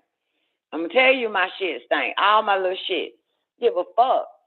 But, you know what I'm saying? That's why I'm good at introspecting, motherfucker. What the fuck? Gotta be less transparent, man. More transparent and less dense around this bitch. But, you know, it's something that, you know what I'm saying? It's something, and see, he could have had his baby girl on the show and they could have worked it out. Then he would have had a goddamn he could have had 30 million fucking followers. You see that shit? Like, you know what I'm saying? Like, you could have had her on there and just, baby, just say, you know, get it out. I'm here for you, whatever the fuck. You know what I'm saying? Like, god damn, nigga, we want some real shit. But some people like that fake, hide shit. See, the majority of fucking men, not you niggas, okay? Well, you niggas too. I'm fuck you, motherfucker. This is how I feel tonight. Every last one of you motherfuckers here today. But goddamn men, they love that plagiarism ass type fucking mentality from a leader, somebody that they listening to, and all this goddamn shit. They love that goddamn shit. They love, like, nigga, please keep hiding. Please keep hiding. You know what I'm saying? And you know, one of them fuck boys came out at Vivica Fox because she mentioned that the nigga had skeletons in his closet and shit. And that nigga, one of them fuck boys, like one of them white man bitches, celebrity ass niggas. I ain't even watch this motherfucker. You know what I'm saying? Because niggas like to hide shit. You know what I'm saying? They like to hide it. So they like to beat up a woman that tell it and shit. Trust me, I got beat up for telling. Okay? They love that shit because niggas protect niggas. You know what I'm saying? You know, if there's a foul nigga, they going to protect that foul nigga. So that means he going to keep doing foul. And this, matter of fact, motherfuckers, this is the same reason why the child trafficking with the celebrities and them motherfuckers is on a hush-hush. Because they covering up for each other's bullshit. You get it? They cover up for each other's bullshit. All right? Come here, ex-black. Give me a hug, boo. That's what that shit is. So, I mean, it's foul. You know what I'm saying? So, you know, it's like, God damn, what the fuck? But for some reason, man, and you know what? You know what I heard today? Y'all want to know what I heard today? I'm out of my goddamn business. I heard this shit loud as fuck. They said every leader that the black community have and had was all made by Mr. Cracker. He didn't say all it like that. Basically, all your black leaders, even your Samuel and all of them, but they were all you don't have a black leader, and this is what they said, you don't have a black leader unless the white man choose one for you. That's what I heard. The black people don't have a black leader or black leaders unless the white man choose it for you. Yep, unless the white man choose it for you. And that'll do it. That's what I heard today. Minding my goddamn business. Last night, one of them motherfucker days. Sure did. Sure goddamn did. So, Twank Star, you late, chick. I just played Kevin Samuel's daughter. It was like 6 minutes or probably 4 or 5 minutes. And but back to IB. So yeah, IB, that's why she's speaking out now, because he ain't there. You know, I understand that. I really feel it. The first portion of it though, Kitty Cat, and everybody else, like I'm a parent now. I probably would have felt the bitch if I ain't had no fucking kids. So, but that first 20, 30 goddamn 1 minute goddamn time, first 1 minute in, like, nah, boo, be quiet, get over it. You know what I'm saying? Get over that. You got to get over that. But at the end, that shit he did to it, and they cut the little shit off. Yeah, I mean, I understand, because that's where my hate started from my father, when he put his hands on me. That's what did it. Yeah. And so, you know, that's a no-no, motherfucker. I ain't your wife. I ain't got to love you after you abuse me. I ain't with that shit. I'm not with you putting your hands on me. You know what I'm saying? And it's interesting when they put your hand, when your daddy put his hands on you, like, let's say when you're 15, Then all the past times he put his hands on you, all that shit come back like that motherfucker shouldn't have never put his hands on me, period. So, yeah.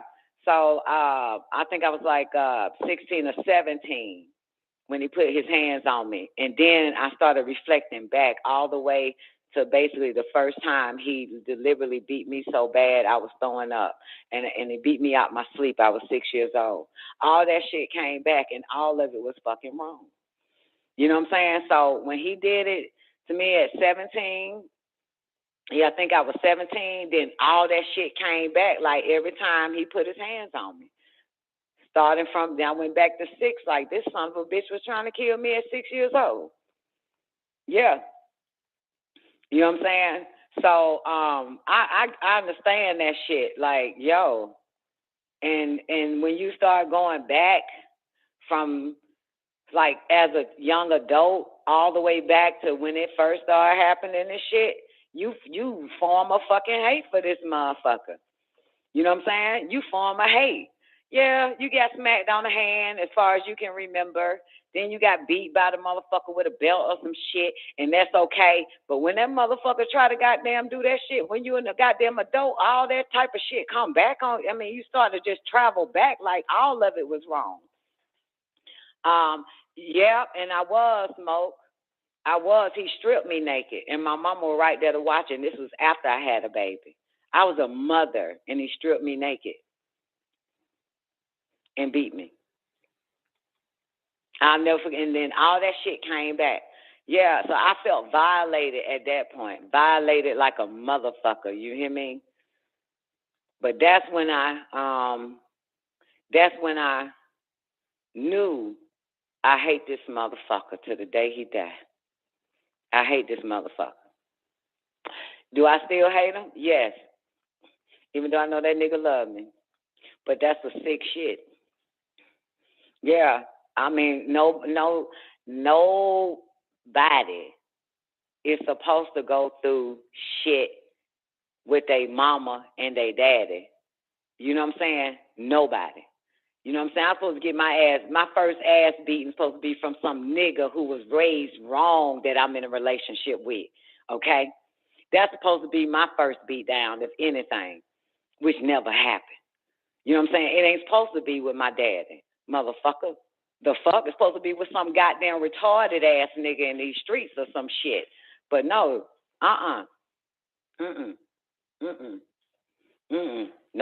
No. Thank you, Smoke. Smoke said you got a right to hate us.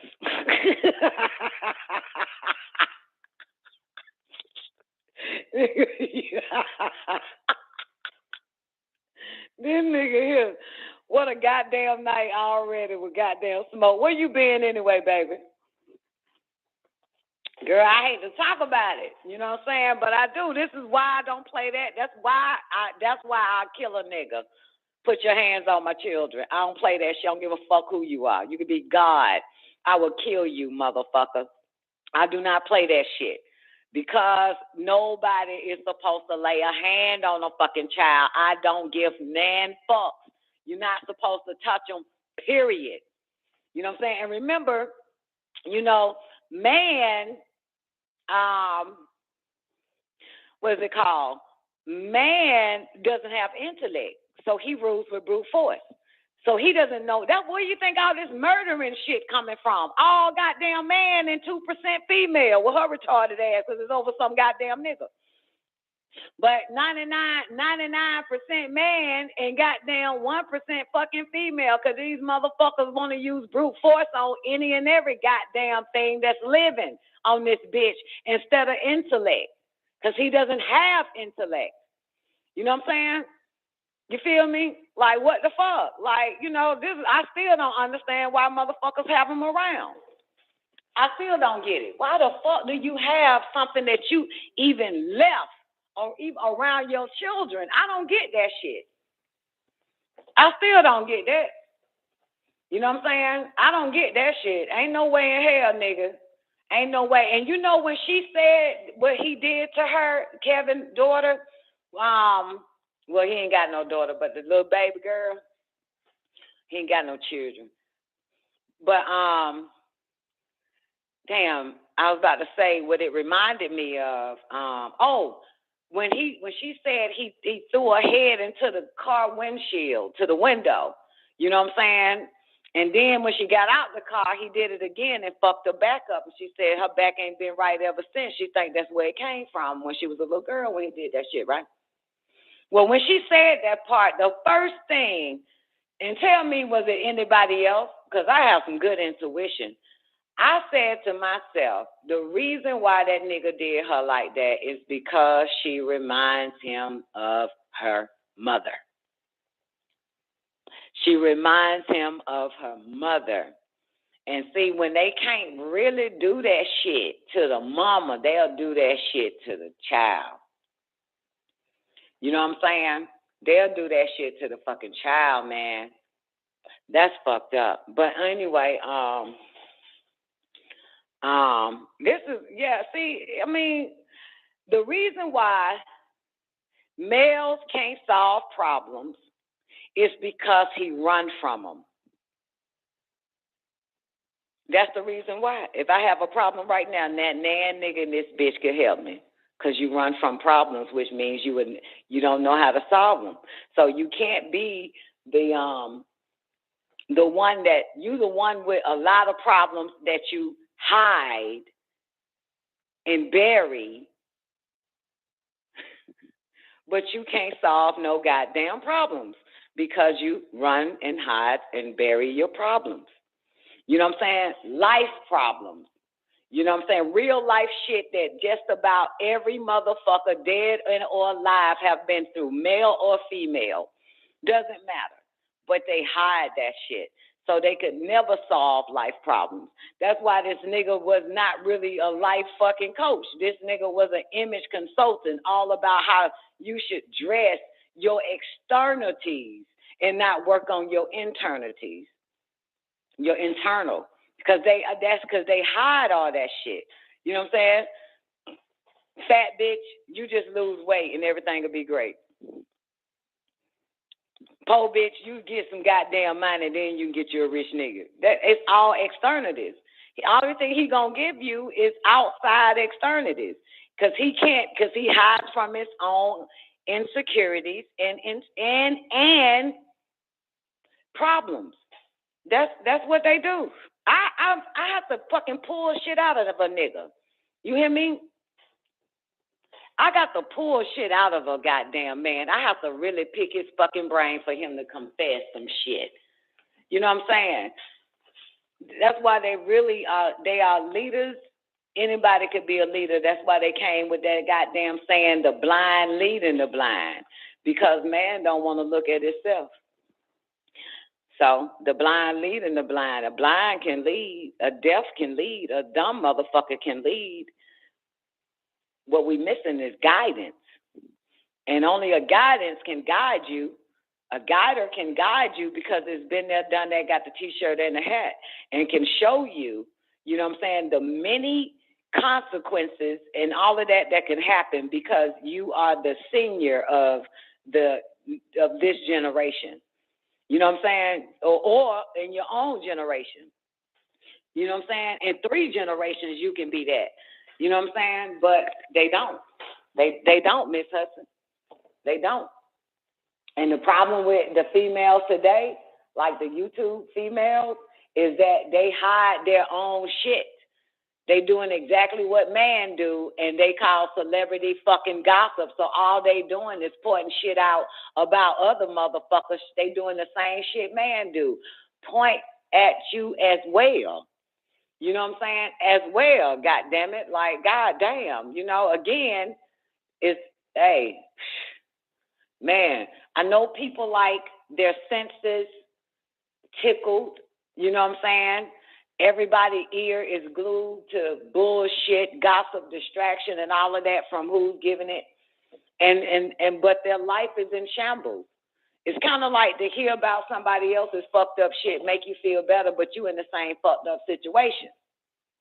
You know what I'm saying? And to hear the same fucked up situation, you just tell yourself, well, at least I'm not the only one then. At least I ain't by myself. So you just gonna stay in that shit.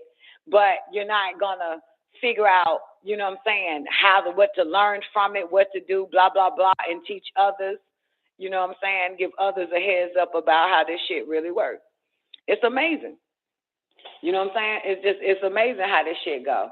But yeah, man, that's what I heard, man. I'm minding my goddamn business. Said every black leader y'all niggas had came from the white man. You'll never have a black leader that's really for you, because that means that you would need the white goddamn man for any goddamn thing. You know what I'm saying? But yeah, they all manufactured by this sick ass motherfucker. That's all it is. Time is hard to spend, IB. Zena's with her mom. You ain't hear the Els on the Tablet show last Saturday, boo? Her mom is in town. That's the coolest shit ever. Yeah. So Zena, you know, they did a whole bunch of shit so far. She took her as some every goddamn well. Zena got her mama busy, boy. They got them going sightseeing, all types of shit. Which one is very serious, especially for a girl? Talk to me, IB. Woo! This is a lot, man. But I do feel her with that hate, and I would never tell somebody don't hate that motherfucker. I'm tell you, no matter what it is, I never tell you. I'm gonna tell you don't hate your mama, though. Give a fuck. Don't hate your mama. You can hate the nigga that fucked your mama, but don't hate your mother. Every black leader with the exception of who? Oh, no, Smoke. I said that they said that every black leader from past to now and is coming in the new day, all manufactured, all came by way of the white man. Some old shit, I forgot how they said it, but I said it the first time right. Now I'm saying it all wrong. Every black leader, the black community, the black race had, all came from the white man. So when you look at your politicians, all came from the white man. You look at your entertainers, that's your favorite, all came from the white man, be it sports, be it goddamn music, be it television, be it film, doesn't matter, all came by the white man. Got me? So Elijah was already Muhammad, though, Miss Hudson. Elijah was already Muhammad, if that makes sense. And then fraud showed up. But it was another person that was supposed to be sent to Elijah, but they murdered him and killed him, sweetheart. And so what they did was made farther. Macbeth, girl, you done missed the juice. But what they did, was he made a deal with the United States government because he was in prison during hard time. And he made a deal to infiltrate, to go in there, because they killed the one that was coming from the east.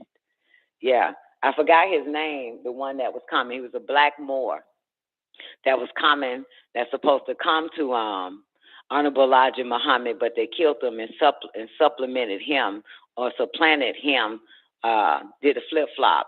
And so when Farr showed up, that's when Elijah thought that it was the one that was supposed to come. You know what I'm saying? So, yeah. But like I said, with the exception of them, so what I'm saying, listen, understand what I'm saying, Miss Hudson, with the exception of them, because you know they was a thorn. If you follow their story, Honorable Elijah Muhammad, you know that it was a thorn in the white man's shoe. Got it? You know that. That's common sense. It's all on file, everything. They hated that nigga because that wasn't a nigga that they wanted to motherfucking, that they sent to niggas. So they hated Elijah Muhammad. They hated Marcus Garvey. They killed him. You know what I'm saying? Noble Jew Ali, they killed him. You know what I'm saying? So you always, if you follow the breadcrumbs, them ain't the niggas that the white man chose because it was a thorn in their fucking shoe. You know what I'm saying? If you look at what the niggas was doing and you look at all the leaders today, they're not doing the same thing. They're not telling their people to do for self. You know what I'm saying? And organizing and getting their shit together. You know what I'm saying? Everybody is broken up now into YouTubeites. You know what I'm saying? And of course, they're not a threat. We the ones in the basement. This is the basement show. I told my mom that today. I said, yeah, Mama, they got us in the basement. She said, what that mean? I said, you ever watch X-Files? I said, they got us in the basement, Mama. We ain't got millions because we're in the basement. They don't want us to get out. You understand? They don't want us, so we're in the basement and everybody poke fun and laugh at us because we're in the goddamn basement and shit. Because they don't want niggas to know. Not a goddamn thing other than what celebrity fucking who, what basher is bashing what. You know what I'm saying? You know, all this other goddamn stupid ass bullshit. So that's what it is. So we're in the basement. We the X-Files, baby. Goddamn, they got us in the basement. While everybody else at the top of it, all occupying all the floors in the FBI, goddamn, make jokes and got fucking goddamn subliminal disses and shit. So anyway, so yeah, hey, Nabet, since you just got in, basically, Kevin Samuel's daughter came out. She spoke, and basically, she said she hated the nigga ever since she was a little girl. And the only thing is really worth sharing is the fact that he, when she was a little girl, he threw her head into a car window. And later, she got in the car, then got out the car wherever they were going, and he did it again and fucked her back up and shit like that. So she said she hated him. She tried to ask him questions like, was he ever traumatized? He'll make jokes about that to her. You know, she said, you know, he was there, but he wasn't mentally and emotionally there and shit like that. That was in the very beginning, but at the end, yeah. So I don't feel like playing that shit again, though. But yeah, man, that shit. Yeah. Yeah. And pretty girl. She is fucking gorgeous. She's a pretty girl. Pretty girl. And you know what? And I think also they got a problem with pretty girls. You know what I'm saying? A lot of males hate pretty girls. They hate them. They aim for her face. She said he grabbed her hair and shoved her hair into the car window. Yeah, took her by her hair and shit like that. Yeah. So she said she not due to him, I don't think, but you know, she became suicidal, depressed, and a lot of that. The only person that really loved her passed of cancer, long for about 2 years of suffering, and that fucked her up. And yeah, so I think that, you know, she mixed up. She had a lot to say in the little clip that we got. You know what I'm saying? She didn't like going to his mama house. I mean, her sister didn't like going to his mama house. She hated going over there, so she stopped going. Her older sister or her sister. But she loved going over there because she got all the attention from his mother and his mother's husband and shit like that. And then all hell breaks loose and she, you know, that type of shit. Yeah, and you know, I had to tell my daughters that that, you know, girls don't even know they pretty. I just want to tell them that. You know, I never knew I was pretty. Nobody wakes up and be like, damn, I'm pretty. You don't really know you pretty. You just walking around minding your fucking business and shit, right? But I had to tell my daughters, I said, women are like, girls, females, real women, biologically, are like cats. They're like cats. And cats don't want to be touched because they know they're beautiful. They don't want to be touched because the female cats, because they know they're beautiful. So they'll run. You understand? And so I said, y'all are like cats. Y'all don't know y'all beautiful, but y'all supposed to run every time you see a fucking man. You're supposed to get the fuck on. Because here he comes. You're supposed to take off running. You're supposed to run a fear of being harmed and your beauty taken away from you. That's what I told my daughters like five fucking years ago. I'm going to remind them of that shit.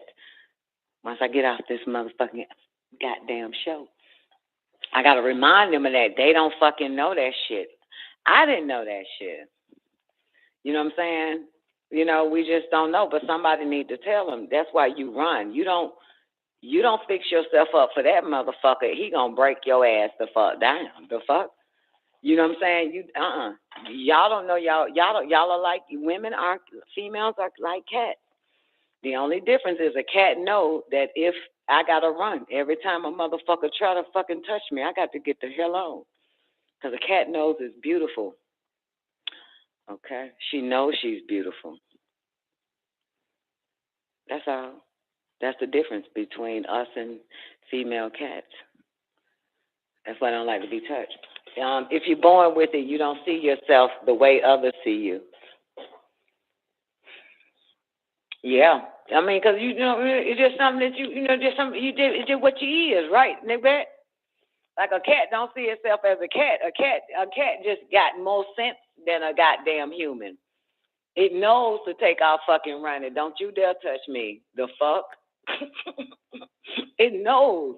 And I got to get the fuck away from humanity. So, but yeah, she's a pretty girl. Yeah, girls don't know they pretty. They don't know. They don't know they're beautiful. Yeah. They don't know that, and that's the sad shit. My daughters don't know that either. You know what I'm saying? Yo. They don't know they're beautiful. Hold on, y'all. Yeah, they don't know that y'all don't know y'all beautiful. That's why y'all run towards man. If you knew you were beautiful, you'll run away from them motherfuckers. And you don't know you beautiful. Yeah. Yeah, man. Shit, you supposed to run. Ain't that right, nigga? Supposed to run. But that thing when she mentioned her, when she said her daddy grabbed her by her hair, girl, that was the same shit. And I thought about my niece, because her daddy grabbed her by her hair, turned the oven on, Macbeth. He turned the oven on and shoved her head in and threatened her to put her head in the fucking oven. That's her daddy. Along with also fucking her at 7 years old. So why I don't play that shit. I don't play that shit. You can't put nothing past nobody. I don't give a shit. You don't put nothing past nobody. Nothing past nobody. Okay? It's some real fucked up stories, man. Y'all remember Royalty? I think the baby name was Royalty about 2 years ago. The mama dropped the baby off, her daughter, to her mother's house.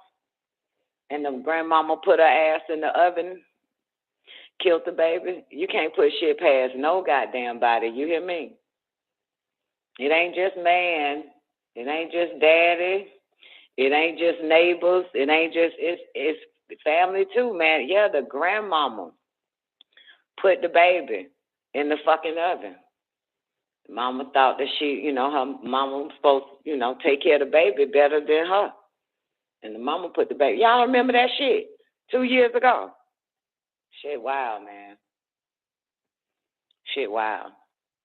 And that's fucked up because, in this world, it's an illusion that you're supposed to trust everybody. Teachers, the institution, sports with your children, whoever's running that shit, little kids, clubs like Boy Scouts and Girl Scouts and all of that. Now that's that. But the other part is you supposed to trust your mama with your children or your auntie with your children. You know what I'm saying? Or whoever the fuck else. And you see that? See, you ain't supposed to trust no goddamn body. Period. That's the point. You ain't supposed to trust nan motherfucker. You know what I'm saying? Nan, not your friend, Not your cousin, not your mama, not your daddy, not even their siblings, not even goddamn the daddy side, no fucking body. You are the fucking mother. You're not supposed to trust no goddamn body. Period. Period. That's period.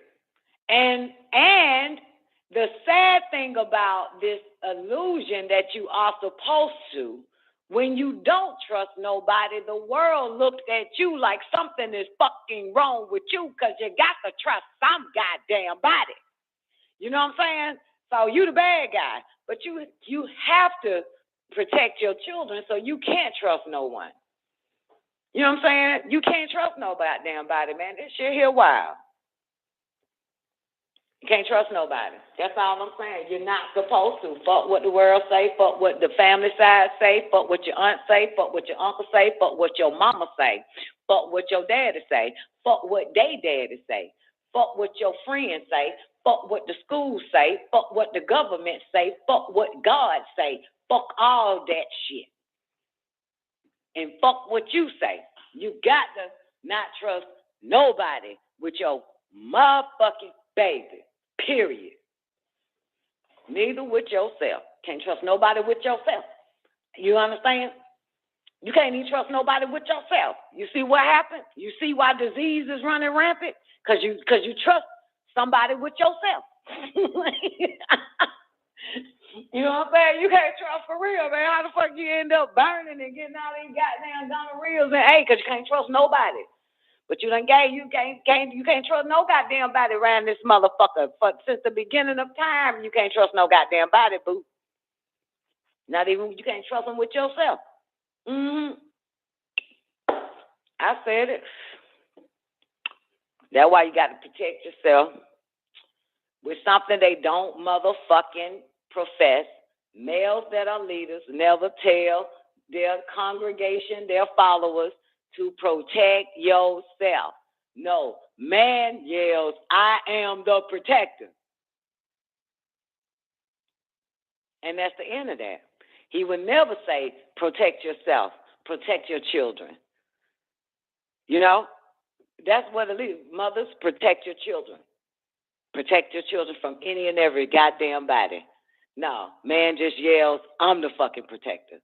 Take heed that no man deceive you. That's right. And look at all this child trafficking shit. Now, let me get to this shit real quick. I got the CIA LSD sex houses in San Francisco, boys and girls. Now that you bring that up, newbie. Yeah, your very own alphabet motherfuckers got a goddamn LSD sex house. Remember, newbie? We can go backwards. We can go back. You want to go back in time? Now, this is in the 70s. Yeah, remember, LSD is on and popping by then, right? With the MK Ultra file. Remember, they was working on getting that LSD right and exact and shit. Yup.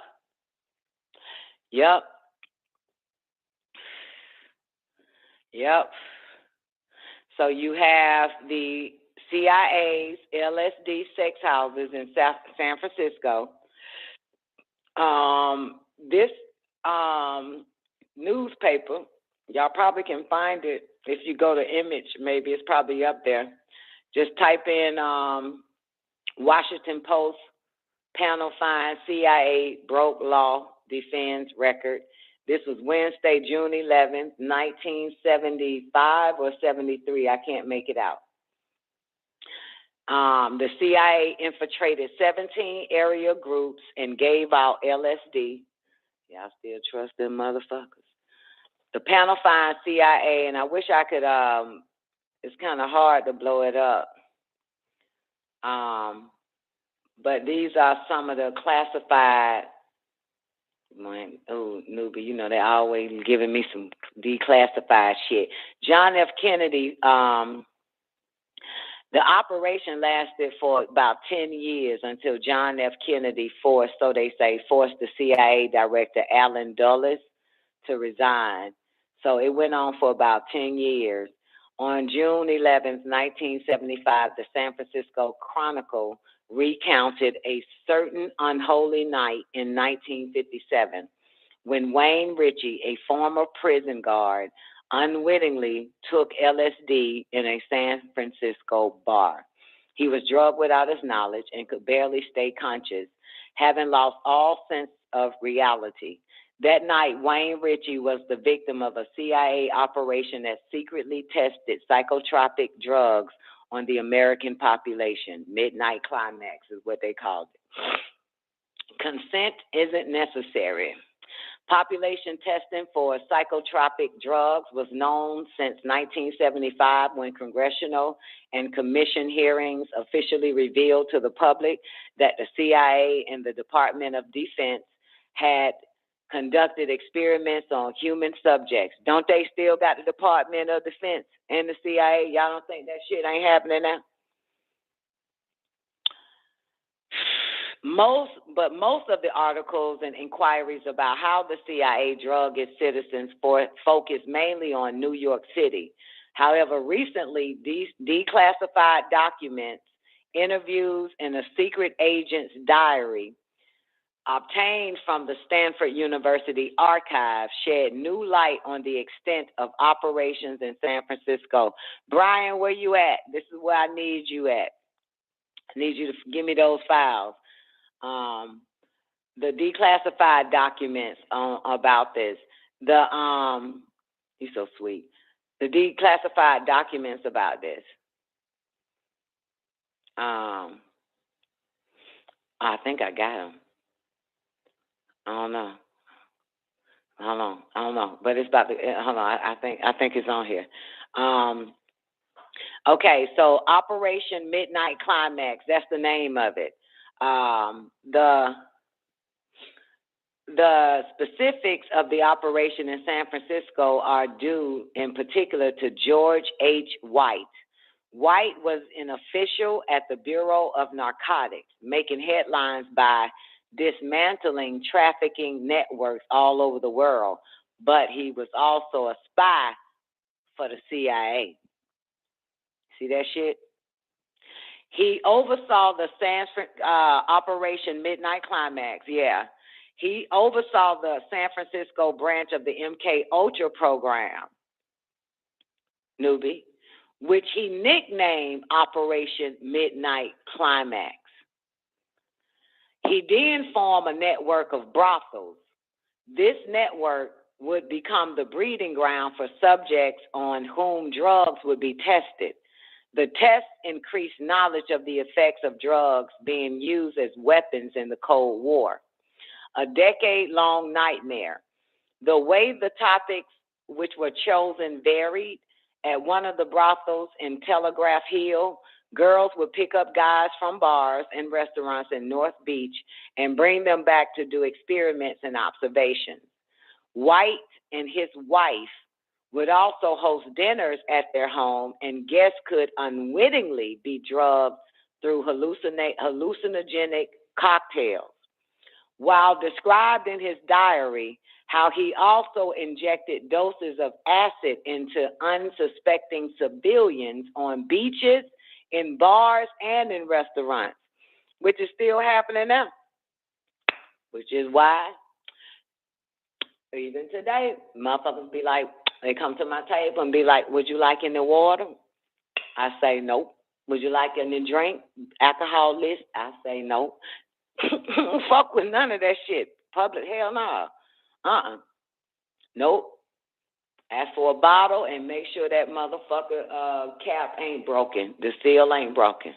Ask for a bottle. I always ask for a bottle of water. Preferably vase. All right. Anyway, I don't trust none of these bastards. From 1955 to 1965, the CIA agents effectively used prostitutes to lure unsuspecting customers from North Beach bars to their brothels, where they drugged the men with LSD and then watched them behind a faceless mirror.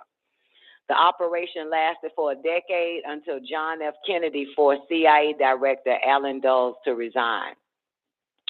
I'm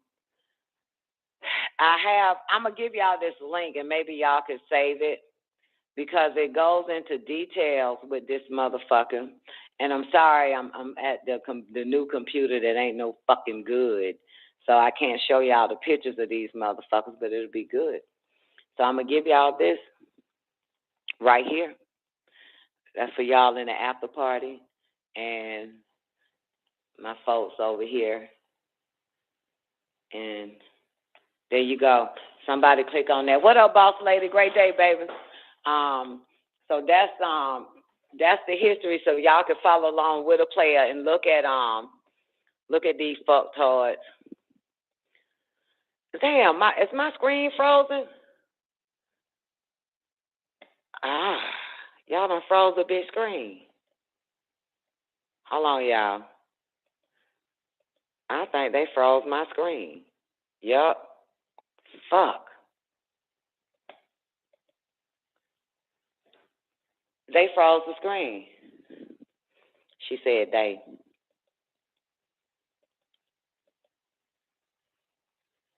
Strange. Give me a second. Okay. All right. Here we go. Fuck. Okay. Y'all ready? What up, D-Nuts? Where you been at? Let me see where I'm going to start at. All right. Wait a minute now. Brian, hold up, baby. We about to go into overtime. No, we ain't. We got 30 minutes. Sorry. Okay, but I'm going to give y'all this mind your mind for the Jews of your souls, too, if y'all want some tonight. But fuck yeah, Miss Hudson. When I lived in WI, went out one ladies' night and had one fucking drink. It was whiskey. Got bored and went home around midnight. Woke up around 1 a.m. fucking drunk. Shit spinning all around. They laced your drink. Okay. All right, here we go. So this is the CIA's appalling human experiments with mind control. So y'all can look at it. On April 10th, 1953, Allen Dulles, the new appointed director of the CIA, delivered a speech to a gathering of Princeton alumni. Though the event was mundane, global tensions were running high. The Korean War was coming to an end, and earlier that week, the New York Times had published a startling story asserting that American prisoner of wars returning from the country may have been converted by communist brainwashers. All this shit should sound familiar when we was doing the CIA MK Ultra shit. Some GIs were confessing to war crimes like carrying out germ warfare against the communists, a charge the U.S. categorically denied. Others were reportedly so brainwashed that they had refused to return to the United States at all. As if that weren't enough, the U.S. let's do it again. As if that weren't enough, the U.S. was weeks away from secretly sponsoring the overthrow of a democratically elected leader in Iran. Damn, they got 4 episodes, America's Book of Secrets. I think I saw a little bit of this.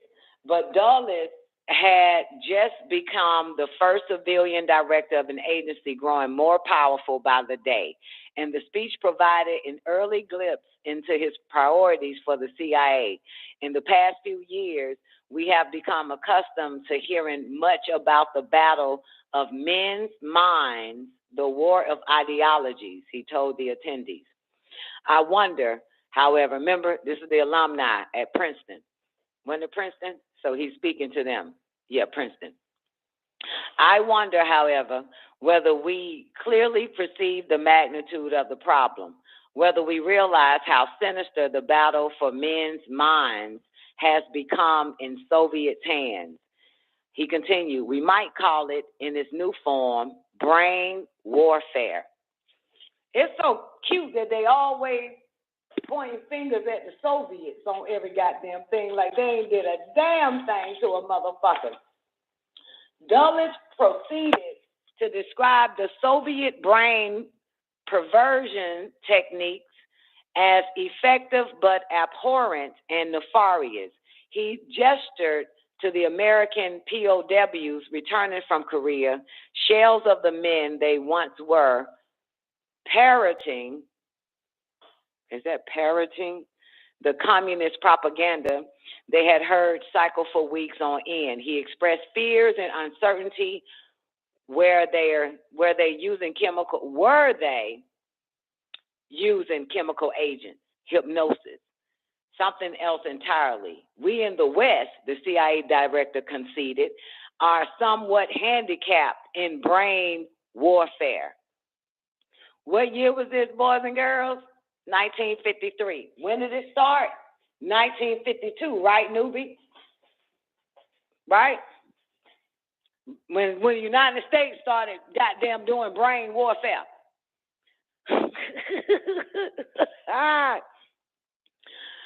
Right after the TV came out, right? The television, right? 1950 is when the TV came, but it was like we could use this shit. Now, what's that, Neff? The Warren Commission. Dulles proceeded to describe the Soviet brain perversion techniques as effective but abhorrent and nefarious. He gestured to the American prisoner of wars returning from Korea, shell of the men that once were, parroting the communist propaganda that they had heard cycled for weeks on end.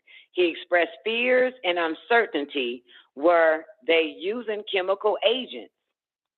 Hypnosis, something else entirely. We in the West, the CIA director conceded, are somewhat handicapped in brain warfare.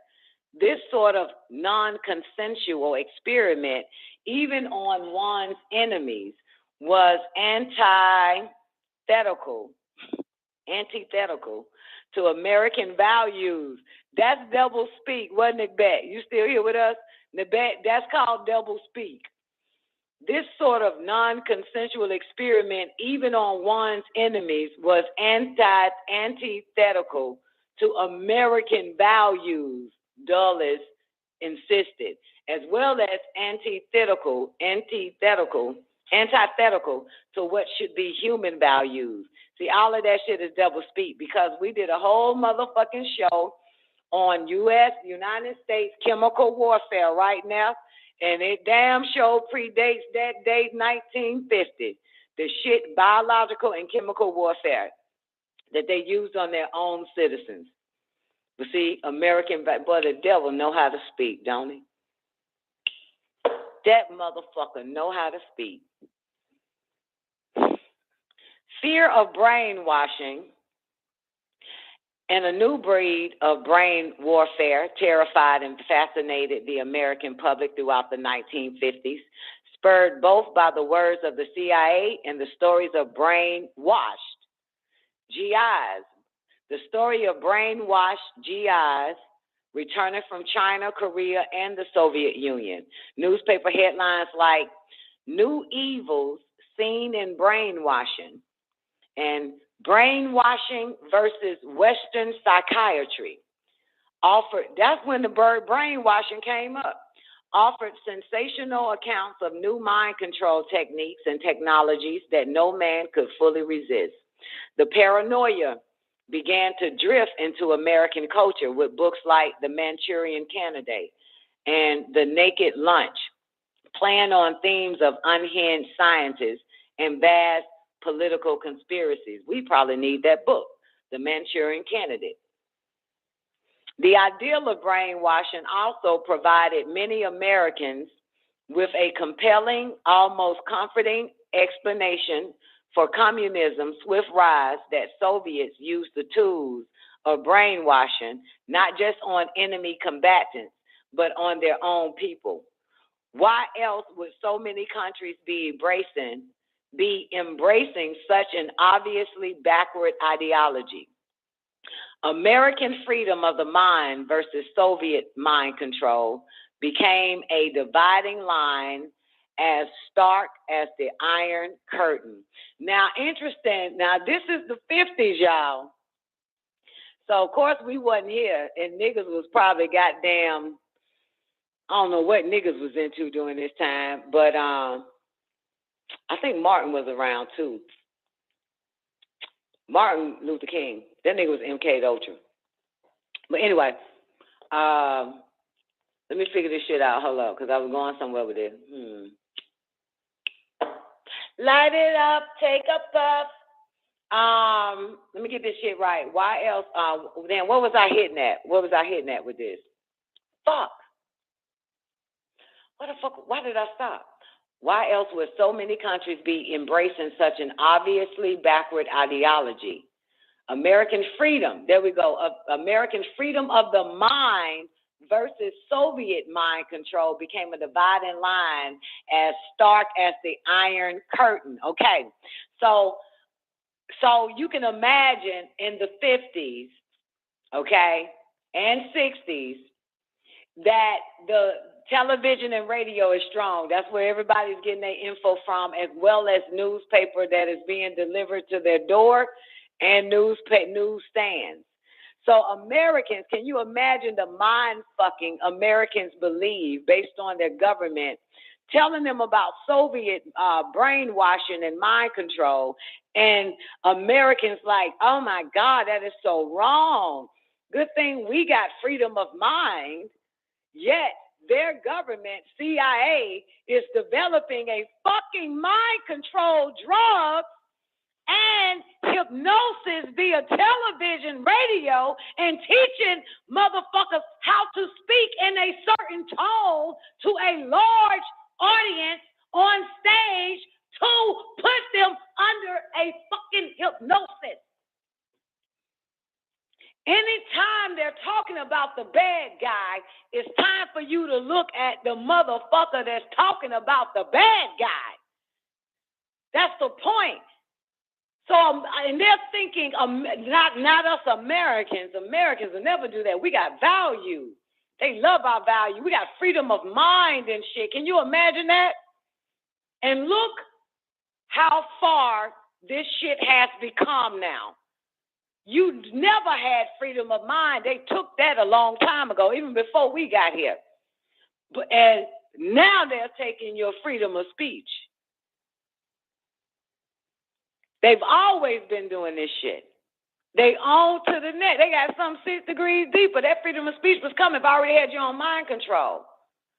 Remember, though, babies are born under hypnosis, right? Their parents are under hypnosis. The only thing that can break the hypnosis is a motherfucker what, newbie? That is not and cannot be hypnotized, and that's when a motherfucker has high values, high fucking morals, intelligent, and a proper fucking diet. Okay? So all of these people today that has high morals, high values, high intellect, and a proper fucking diet are the ones that's really being censored. Trying to wake up the motherfuckers that sleep and brainwashed by this goddamn machine, by your alphabet boys. They ain't finished. You know they ain't finished because your boy Bill Gates got them mosquitoes coming to figure out why the fuck we ain't under goddamn mind control. So he can take the blood and then goddamn upload it to the lab, wherever that shit is, and figure out how the fuck it works. Anyway. All right, back to this, where am I? The idea of brain, I already did that. Okay, MK Ultra. So 3 days after his speech, Dulles, the director of the CIA, decrying Soviet tactics, Dulles approved the beginning of MK Ultra, a top-secret CIA program for covert use of biological and chemical materials. American values made for good rhetoric, but Dulles had far grander plans for the agency's Cold War agenda. MK Ultra's mind control experiments generally centered around behavioral modification. Sound familiar? Via electroshock therapy. That's why they have dissemination now, disinformation, and Ministry of Truth. Behavioral modification. That shit is still happening to this day. These experiments, my bad. MK Ultra's mind control experiments generally centered around behavior modification via electroshock therapy, hypnosis, polygraph, radiation, and a variety of drugs, toxins, and chemicals. All that shit is in your food. Now, as far as the magnetic, and the word radiation, you can put them together. It's going to get you hypnosis. Electromagnetic radiation is what they've been using for probably the past 20 years, 25, maybe 30. They've gotten sophisticated now with that. I guess I don't have time to give y'all this 25-minute video on some of the victims. No, I ain't gonna have time. Maybe not. Who's to say? Let me make sure all my mics open. Okay. So, maybe not. Okay. So, what I just gave y'all. MK Ultra's mind control experiments generally centered around behavior modification via electroshock therapy, hypnosis, polygraphs, radiation, and a variety of drugs, toxins, and chemicals. All that shit is in your food.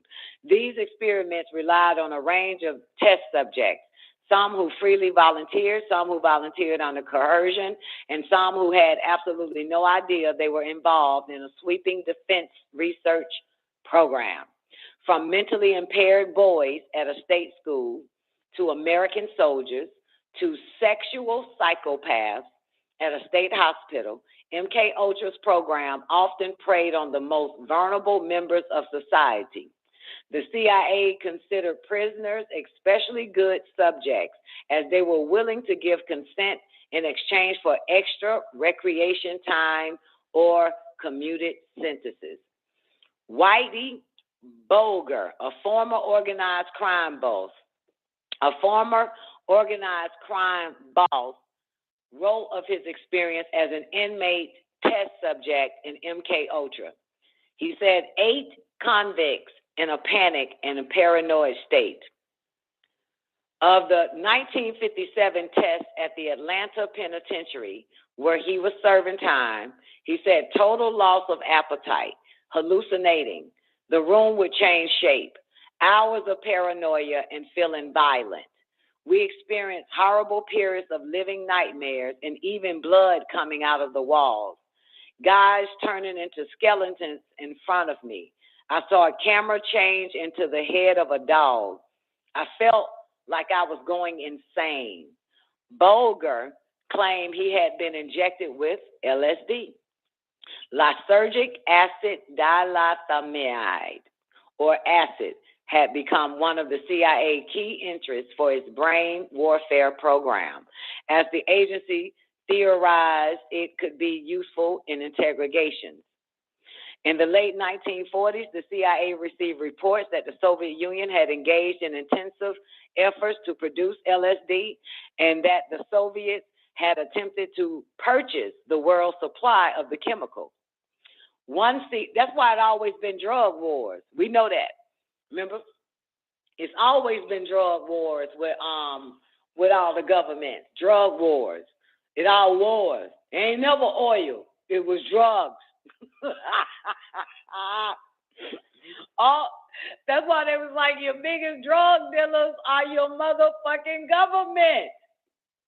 God damn it. Come on. Give it to the vulnerable.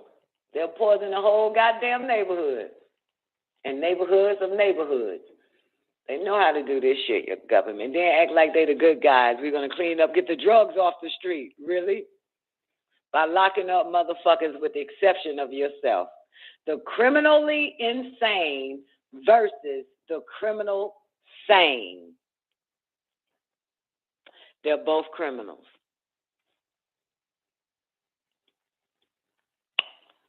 All right.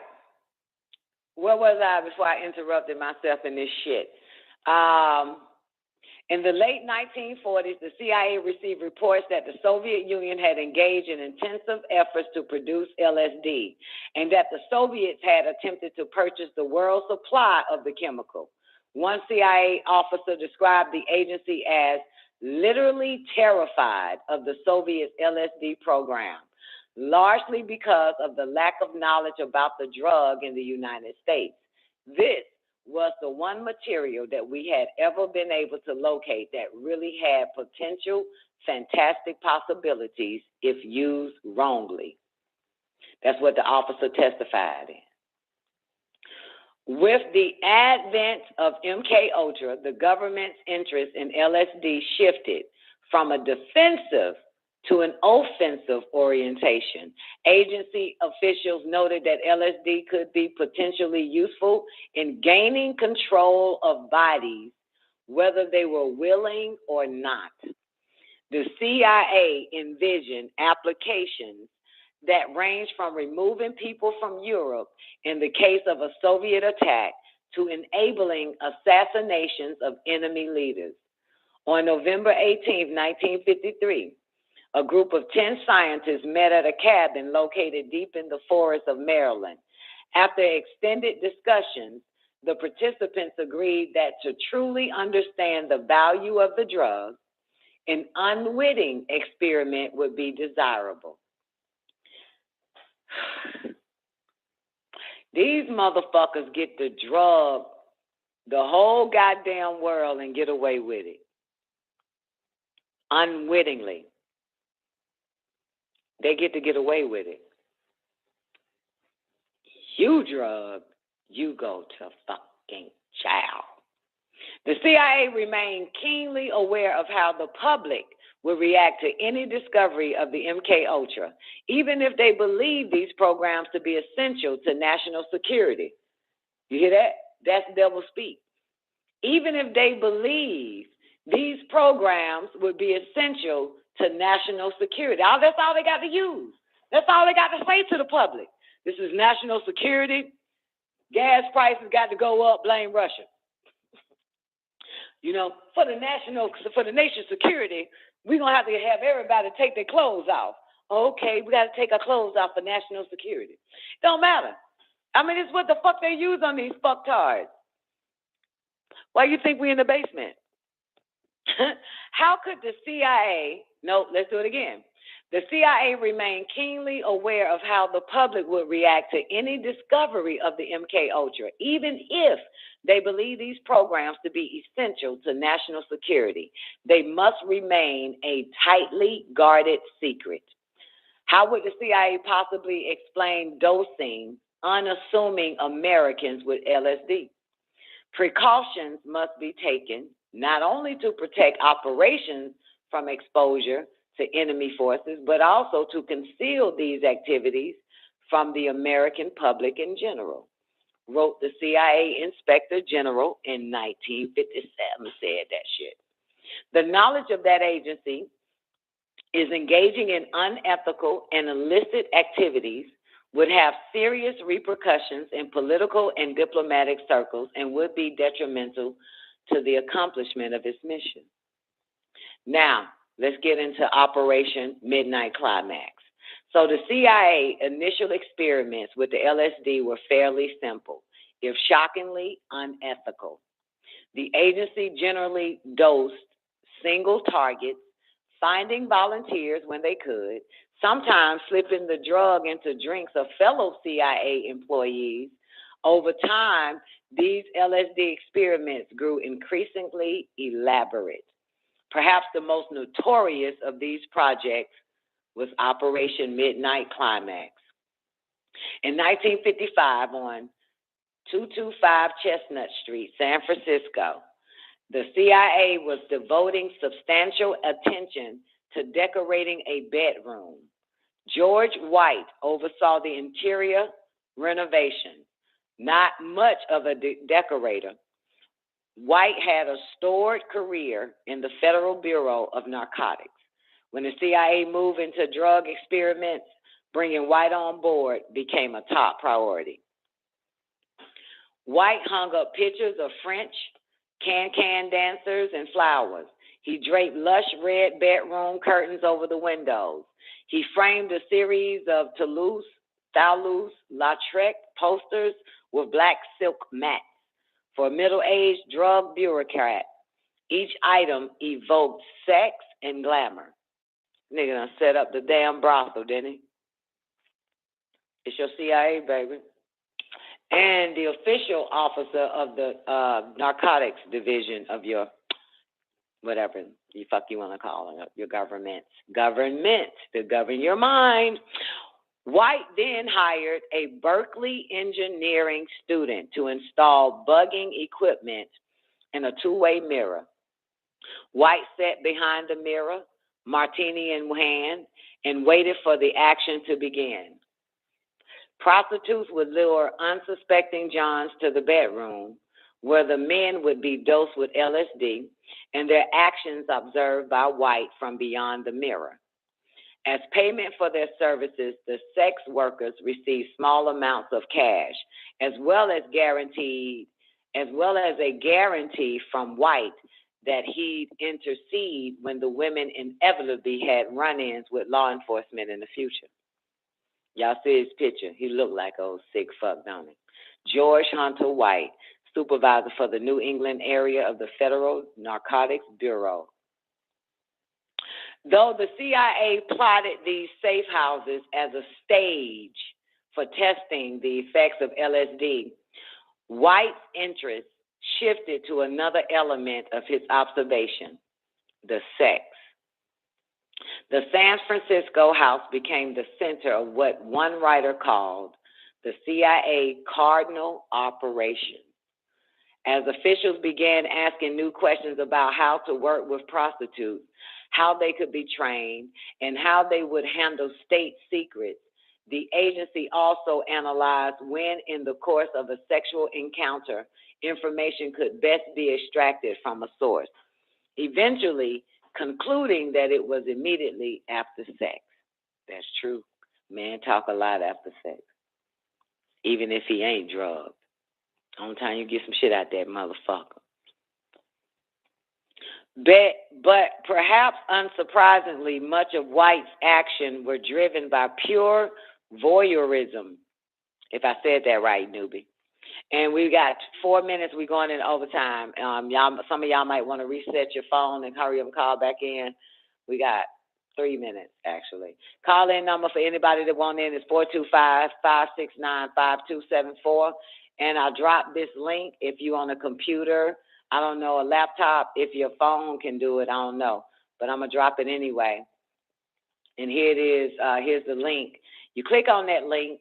Once it's loaded, refresh again if you don't see the direct connect button, and that'll get you in on your computer or your cell phone or what y'all motherfucking devices y'all got, but that'll get you in on the call line. All right, so we got 2 minutes remaining before we go into overtime. All right, then we getting into my mind, your mind for the juicier souls. We make sure we ain't under no mind control shit. All right, so where was I? So this motherfucker here is going to use this sex shit. So, the CIA Cardinal Operation. That's what one writer called it. As officials began asking new questions about how to work with prostitutes, how they could be trained, and how they would handle state secrets. The agency also analyzed when the course of a sexual encounter information could be extracted from a source, eventually concluding that it was immediately after sex. That's what your boy had. I don't give a fuck nobody say. I think that nigga had a prostitute. She was one of them prostitutes that don't call themselves a prostitute. Kevin. 90 seconds. They call them groupies now, right? Instead of prostitutes. Not now, but probably the last 30, 40 years they call groupies. Instead of prostitute. Bitch, you're a fucking prostitute. And you ain't getting paid. You just getting fucked. So that makes you a groupie. Because he didn't pay the bitch. And he told the bitch to get the fuck out of his camera. So anytime you 60 do like seconds. that, you know, only because she lost respect the moment you took her home with you. That's what a lot of dumb women don't know because they weren't raised by the right mother to tell them this shit. So that's why they lose respect. That's why he disrespected the bitch, because the man disrespects you the moment you say he follow your ass or you follow that nigga to some fucking spot the day you met. I ain't never been disrespected. This pussy good. They don't want me to leave. But the rest of you, bad ass, dookie boot ass, pussy bitches, they disrespect you. Okay, never mind. All right, which drugs were? Come on, IB, let's go. What are the nurses? They showed 10 seconds. a hooker drug with LSD. All right, let's move on. Okay. They don't need. They got some. IB, they baby, boo boo. They got some sophisticated shit now, boo. It's called electromagnetic radiation, baby. That's what it got now, boo. Okay? All right, let me finish this little monkey ass CIA, they trifling ass. Is the CIA still trifling boys and girls? I want everybody to say, hell fucking yeah. Do you trust your alphabet boys? Hell motherfucking no. Think they doing good out here? Hell to the motherfucking... You think they were doing good yesterday? Hell no. You think they were doing good 10 years ago for the fuck? Hell, 20 years, 30 years, 40 years. When George Washington ended up being the goddamn general, do you think he was doing good before George Washington was the president? While he was being the fucking general, you think this shit was... Motherfucker.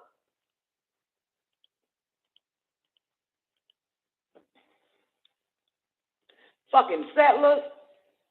Motherfucker, do you think that goddamn the settlers ain't the settlers no more? The motherfuckers that came and stole and drugged. They drugged the goddamn Native Americans, motherfucker, the indigenous Negroes when they got over here. Poisoned them with smallpox. That was long time ago. You feel me? That was damn near 200-300 years ago when they did that shit. 400 years ago. How old is this bitch? Them motherfuckers been doing that shit the moment they step foot on Utla. The fuck?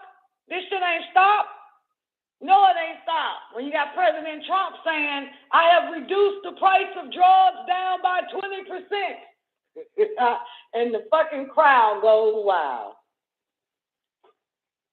Anyway.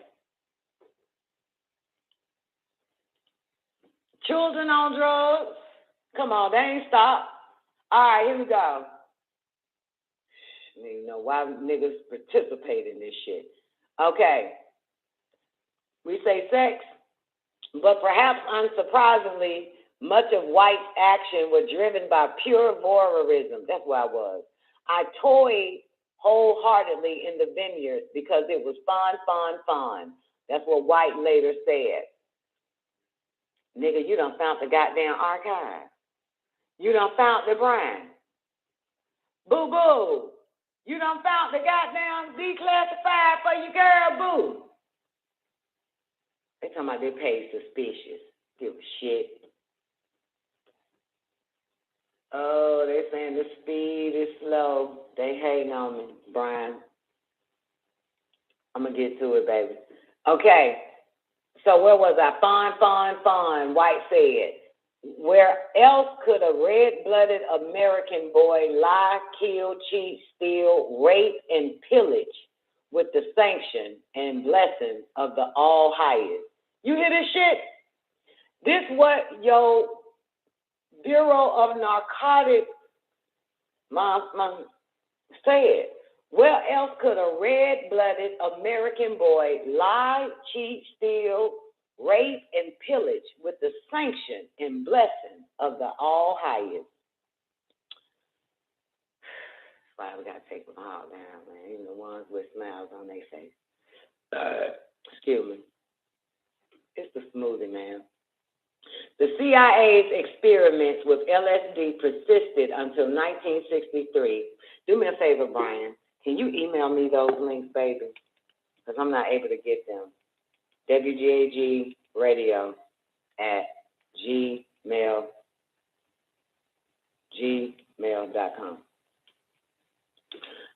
The demise of the blessing of the all highest. That's what they playing God. All these motherfuckers around the world, and then just make up all the government, the whole United Nations, all the rest of them motherfuckers, even goddamn Bill Gates, sick ass, all of them. The demise of MK Ultra, the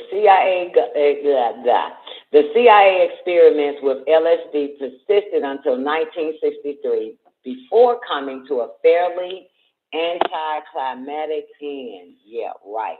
In the spring of 1963, John Vance, a member of the CIA Inspector General's office, learned about the project surreptitious administration to unwitting, non-voluntary human subjects. Though the MK Ultra directors tried to convince the CIA's independent audit board that the research should continue, the Inspector General insisted the agency follow new research ethics guidelines and bring all the programs on non-consenting volunteers to an end. Yeah, right. Y'all know it's some powers that be. They don't give a fuck about no audit board. Audit board just wants something in paper. You can tell the audit board any fucking thing. They'll believe it. In 1977, Senator Edward Kennedy oversaw congressional hearings investigating the effects of MK Ultra. Congress brought in a roster of ex-CIA employees for questioning, interrogating them about who oversaw these programs, how participants were identified, and if any of these programs had been continued. The hearings turned over. Zena, what you doing here, boo? The hearings turned over a number of disturbing details, particularly about the 1953 suicide of Dr. Frank Olson, an Army scientist who jumped out of a hotel window several days after unwittingly consuming a drink spiked with LSD. Amid growing criminalization of drug users, and just a few years after President Nixon declared drug abuse as public enemy number one, and we know what role Nixon played, the ironies of the U.S. troubling experiments with drugs appeared in sharp relief. But throughout the hearings, Congress kept hitting roadblocks. CIA staffers claimed they couldn't remember details about many of the human experimentation projects or even the number of people involved. The obvious next step would be to consult the records, but that presented a small problem. In 1973, amid mounting inquiries, the director of MK Ultra told workers it would be a good idea if the MK Ultra files were destroyed. Citing vague concerns about the privacy and embarrassment of participants, the men who crafted MK Ultra effectively eradicated the paper record for one of the United States' most obviously illegal undertakings. The program, born in secrecy, would hold on to many of its secrets forever, because they're still using it today. We say MK Ultra, what they say? Conspiracy. Tell a human about MK Ultra. Conspiracy. I told my mom about MK Ultra today. My mom didn't say anything. She was like, really? Yeah. She didn't say, girl, you done lost your goddamn mind. I didn't say that to me. All right, so that's that. This is a good read, though. There's more about the CIA Midnight Climax and operations. I'm going to dance with y'all on that on Monday, because I got the El Holy Tablet show Saturday night. So on Monday night, hey, John Nicoleone, time has changed. Neff, I think what's going to have to be For the stupider people who didn't know that the show is moved to 9, we'll play the 9 o'clock show for the 12 o'clock. Let these dummies know that, you feel me? Let the dummies know, yeah, the show is actually, or those that really can only make it because of time zone, like Bingy D, because he's in Europe. Like Bingy D, he'll never get the night shows. So I was thinking of him. That's why we don't see him. But what up, Zena? Great day, baby. Hope all is well with you, boo. How's your mom? You enjoying your older self? Is she enjoying her younger self? Man, Zena mama is a beautiful being, man. I thought to take my goddamn ass down there myself and just kick it with them for real. I did. Like, man, goddamn, man, y'all look like y'all having a good time. I'm missing out on everything. Feel me? Y'all clown today. Shit, y'all sounded like y'all were clowning last night.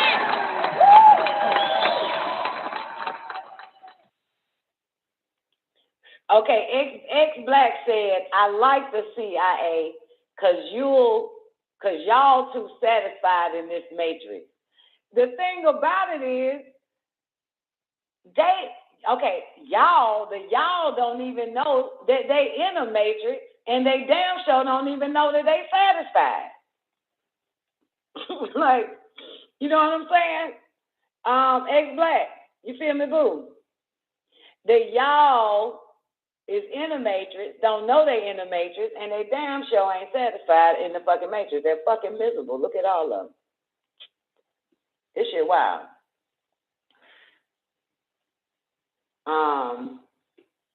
The WAP clowning. What? Zena? What you talking about? You know what? My bad. I thought it was WAP. What is WOP? My bad. I was like, what? The wet air pussy clowning. What the fuck going on with you and your mama? What is WOP? Oh, it's a dance. Thank you. Sorry. Well, you know, WAP is a dance too now. I get you. The WAP. And the WAP. The WAP. All right. So, oh shit, that was a lot. Can I get my next goddamn smoothie? Let me run and get my next smoothie, then I give y'all what else I got for you? Fighting an invisible enemy. Yeah, I want y'all to see this shit, because this shit go way back, baby. So let me stay on this for a minute. Remember I told y'all about the Havana syndrome?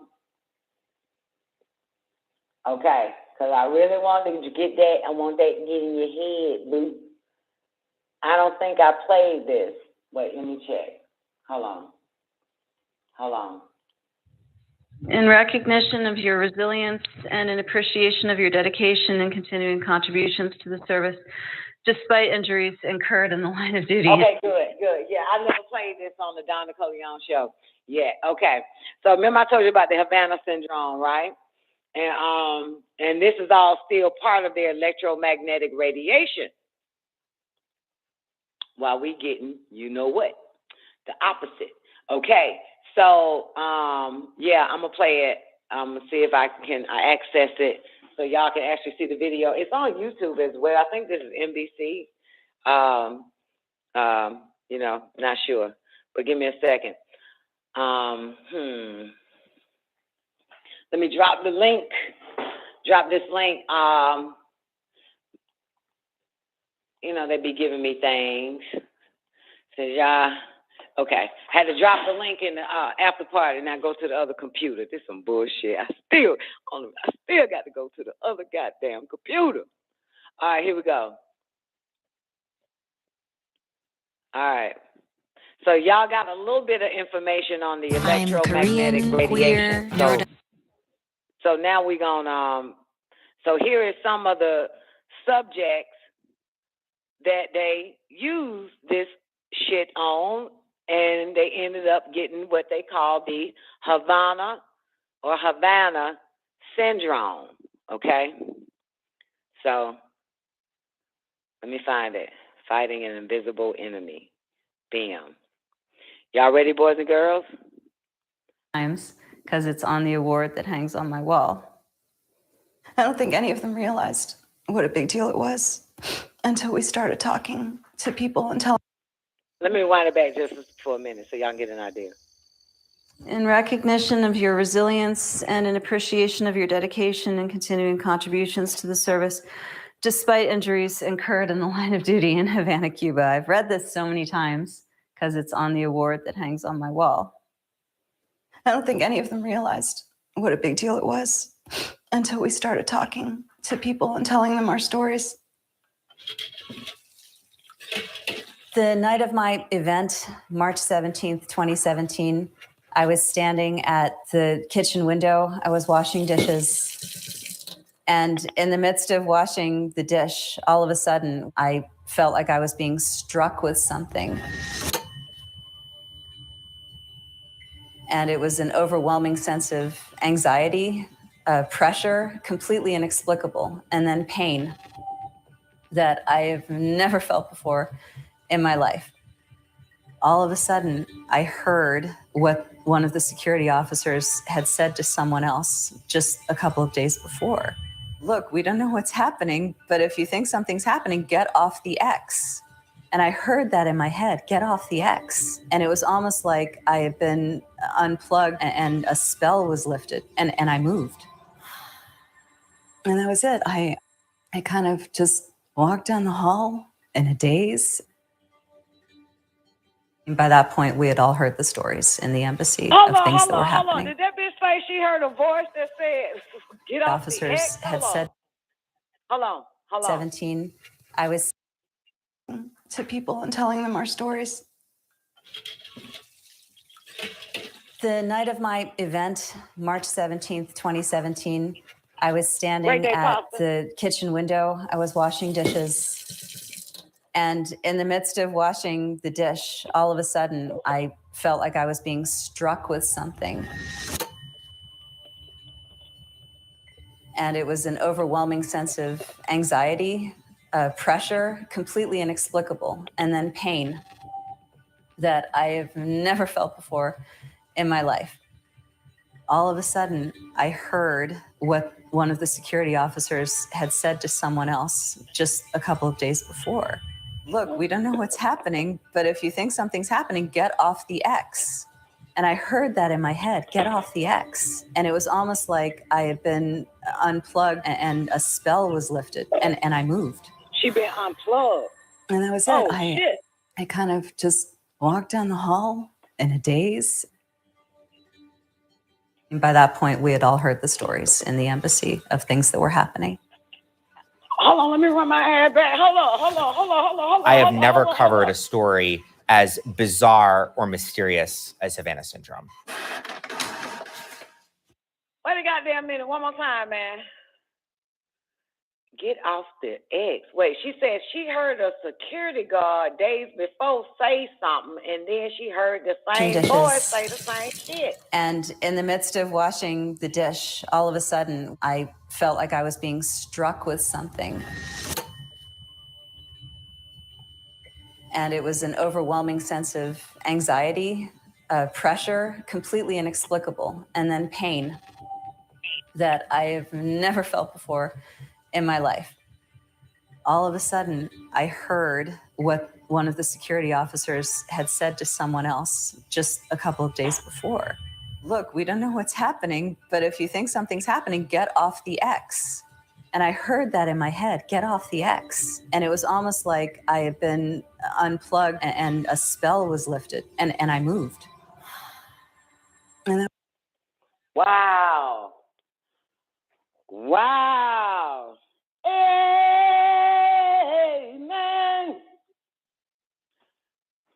And a spell. That was it. I kind of, and I moved. And that was it. I kind of just walked down the hall in a daze. And by that point, we had all heard the stories in the embassy of things that were happening. I have never covered a story as bizarre or mysterious as Havana Syndrome. So here's the first report that came out from the doctors at the University of Pennsylvania. They wrote in their conclusions here, these individuals appear to have sustained injury to widespread brain networks without an associated history of head trauma. What we can't understand is why these people's brains look like that when they have no history of anything hitting them in the head. Y'all heard the key words there? Did y'all hear the key words? Isn't that what they doing? Neurology, technology, neurotechnology, or some more shit. Hold up. I want to say something. Fuck. Oh, upload, Neff. It's upload. You said I thought you told me the feed, but it's upload. Anybody watch Upload season 1? Upload season 2 is out. Just want to tell you that. And you notice these motherfuckers wearing the Oculus now? You notice that shit? This bitch been in the bathtub wearing Oculus, starving her ass to death, living a meager fucking life like you said, Neff. This bitch finally had to goddamn go and order a pizza. This bitch about to die.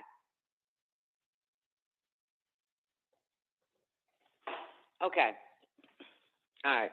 Let's continue. Report that came out from the doctors at the University of Pennsylvania. They wrote in their conclusions here, these individuals appear to have sustained injury to widespread brain networks without an associated history of head trauma.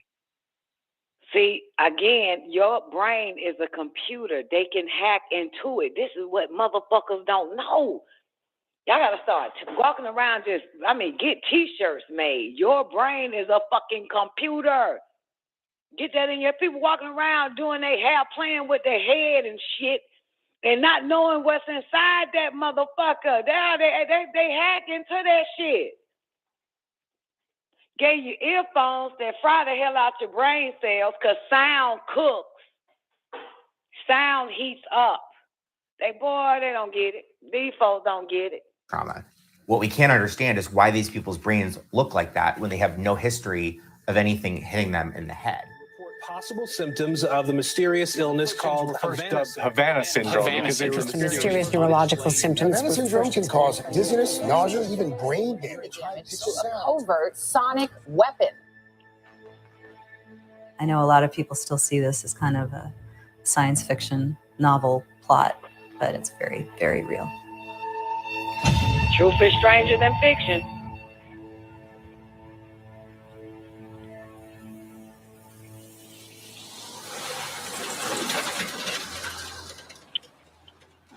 Cuba. What y'all want? Cuba.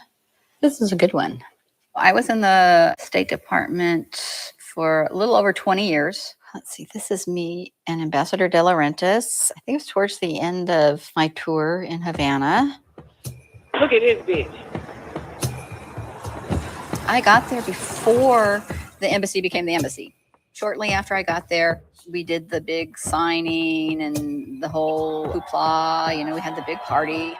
On a day when symbols mattered, the Stars and Stripes raised over the U.S. Embassy in Havana. We were... Now, somebody please tell the rest of these people, where is Havana? And when did the U.S. Embassy raise the flag in Havana? Come on now. Where is Havana? Need somebody over there in YouTube to type, well, Havana is, and when the U.S. set their embassy up, and what president was president at the time that happened. Oh, fuck.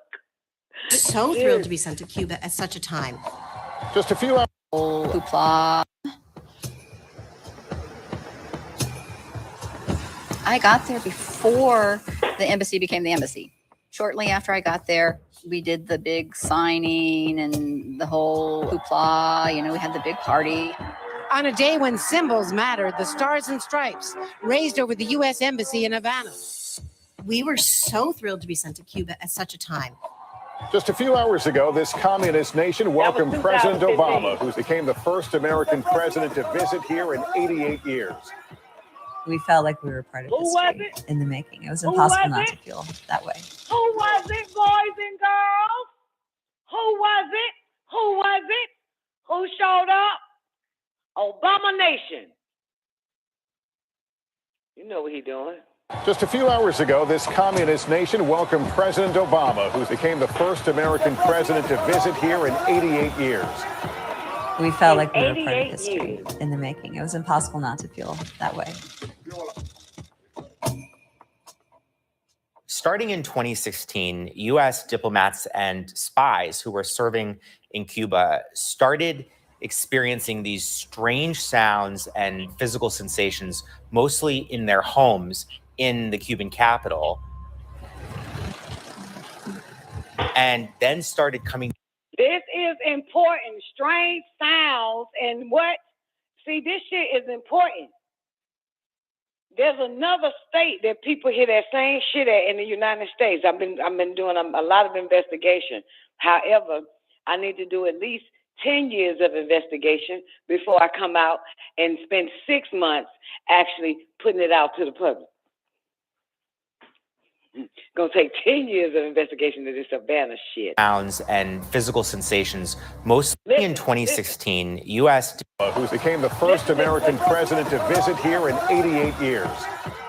We felt like we were part of history in the making. It was impossible not to feel that way. Starting in 2016, U.S. diplomats and spies who were serving in Cuba started experiencing these strange sounds and physical sensations, mostly in their homes in the Cuban capital, and then started coming down with these bizarre, unexplained symptoms. We heard the strange cicada sound at our house, I would say 2, 3, 4 nights a week for 30 to 60 minutes over the course of several months. I think. Notice he called it cicada sound. Strange cicada. Anybody had cicadas? Georgia gets cicadas every 13 years, and it's coming up. I'll never forget this shit. It might have been a year ago, 2 years ago, maybe a year ago, maybe a year last year ago, like before the year turned into 2021 type year, you know, like let's say 2020. Then the next day was 2021 type shit. So you might as well give it that little bit. You see what I'm saying? So Sananda would say to me, "What you gonna do? Because I'm not finna be here when them goddamn cicadas come again." Right? And it's interesting that me and her is no longer in the rural areas because they don't be in major cities, the cicadas. So, but we in the rural areas, and we finally moved the fuck out to, well, I'm in a rural area again in Florida, but the whole point of it is she was like, I'm not even gonna fucking be here when them cicadas come again. Yo, them fucking cicadas, them motherfuckers, no. Girl, you know what they really look like to me, Nickbet? They look like that motherfucker Jeepers Creepers, bitch. Just smaller. You know Jeepers Creepers, that motherfucker there. Anybody watch Jeepers Creepers other than me? Jeepers Creepers. I think that's what they grafted Jeepers Creepers off of from them goddamn cicadas, man. Them motherfuckers is, if you ain't right with nature, you will have 1 million of them on your ass. If you ain't right with nature. Man, this is when we were in Jasper County in Monticello when they came. Yo. And I stayed indoors damn near the whole time, but I actually, if I had to go out, I carried a fucking tennis racket.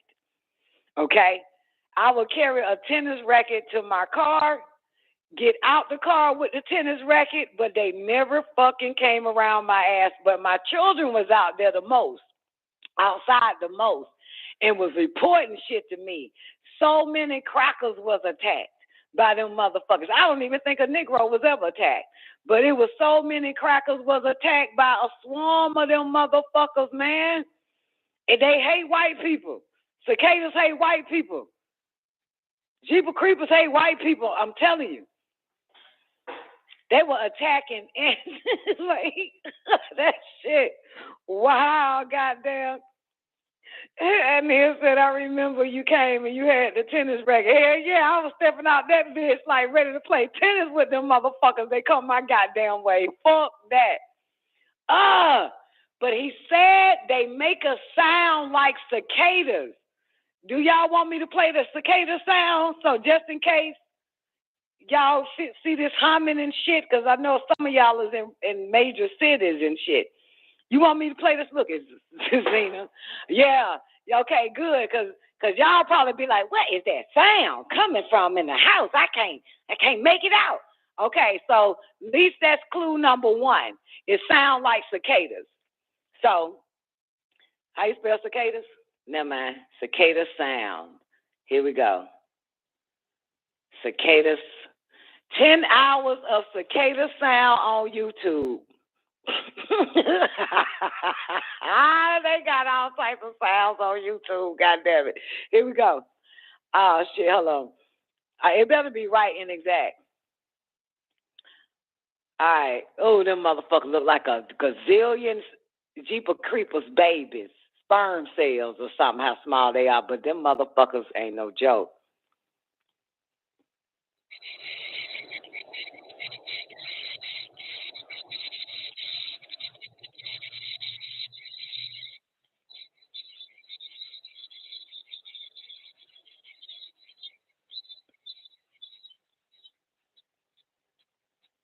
Okay, I don't like that because cicada sound that don't. 8 hours of cicadas and crickets. Hold on, let's try this one. There we go. This is a little bit better. Minus the crickets. There you go. That's what they sound like. Let me take it back.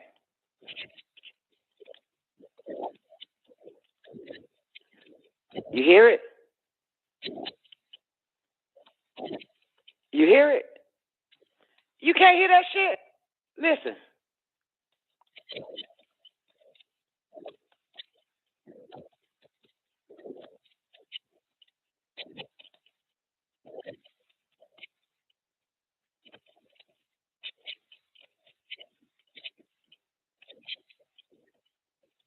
Why you can't hear it either?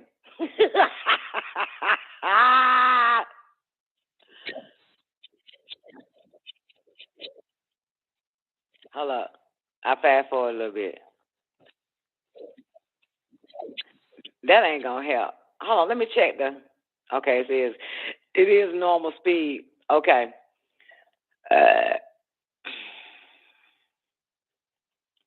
Oh well. Let me see. Sound of cicadas. This is a white guy. Fast forward his intro. Hey guys, Jeff the Nature Guy here at Montana in Billings, Montana, and listen. Can you hear that? It might be hard for your microphone to pick it up, but we're hearing a loud sound in the trees. It's a summertime tradition to hear that. They're cicadas. And everybody thinks they're locusts, but here's the thing, cicadas and locusts are different things. Locusts can be very, very detrimental to crops here in Montana and really around the world. But cicadas are actually pretty harmless bugs. They're true bugs, by the way. Really, most of the United States home. But they're fascinating bugs. And I'm going to talk about their different stages. Now, first of all, look at this thing. All right, anyway. All right, fuck it. All right, back to our normally scheduled shit because I got 30 minutes remaining. And action. When we went out on the porch and made that recording. Strange cicada sound at our house.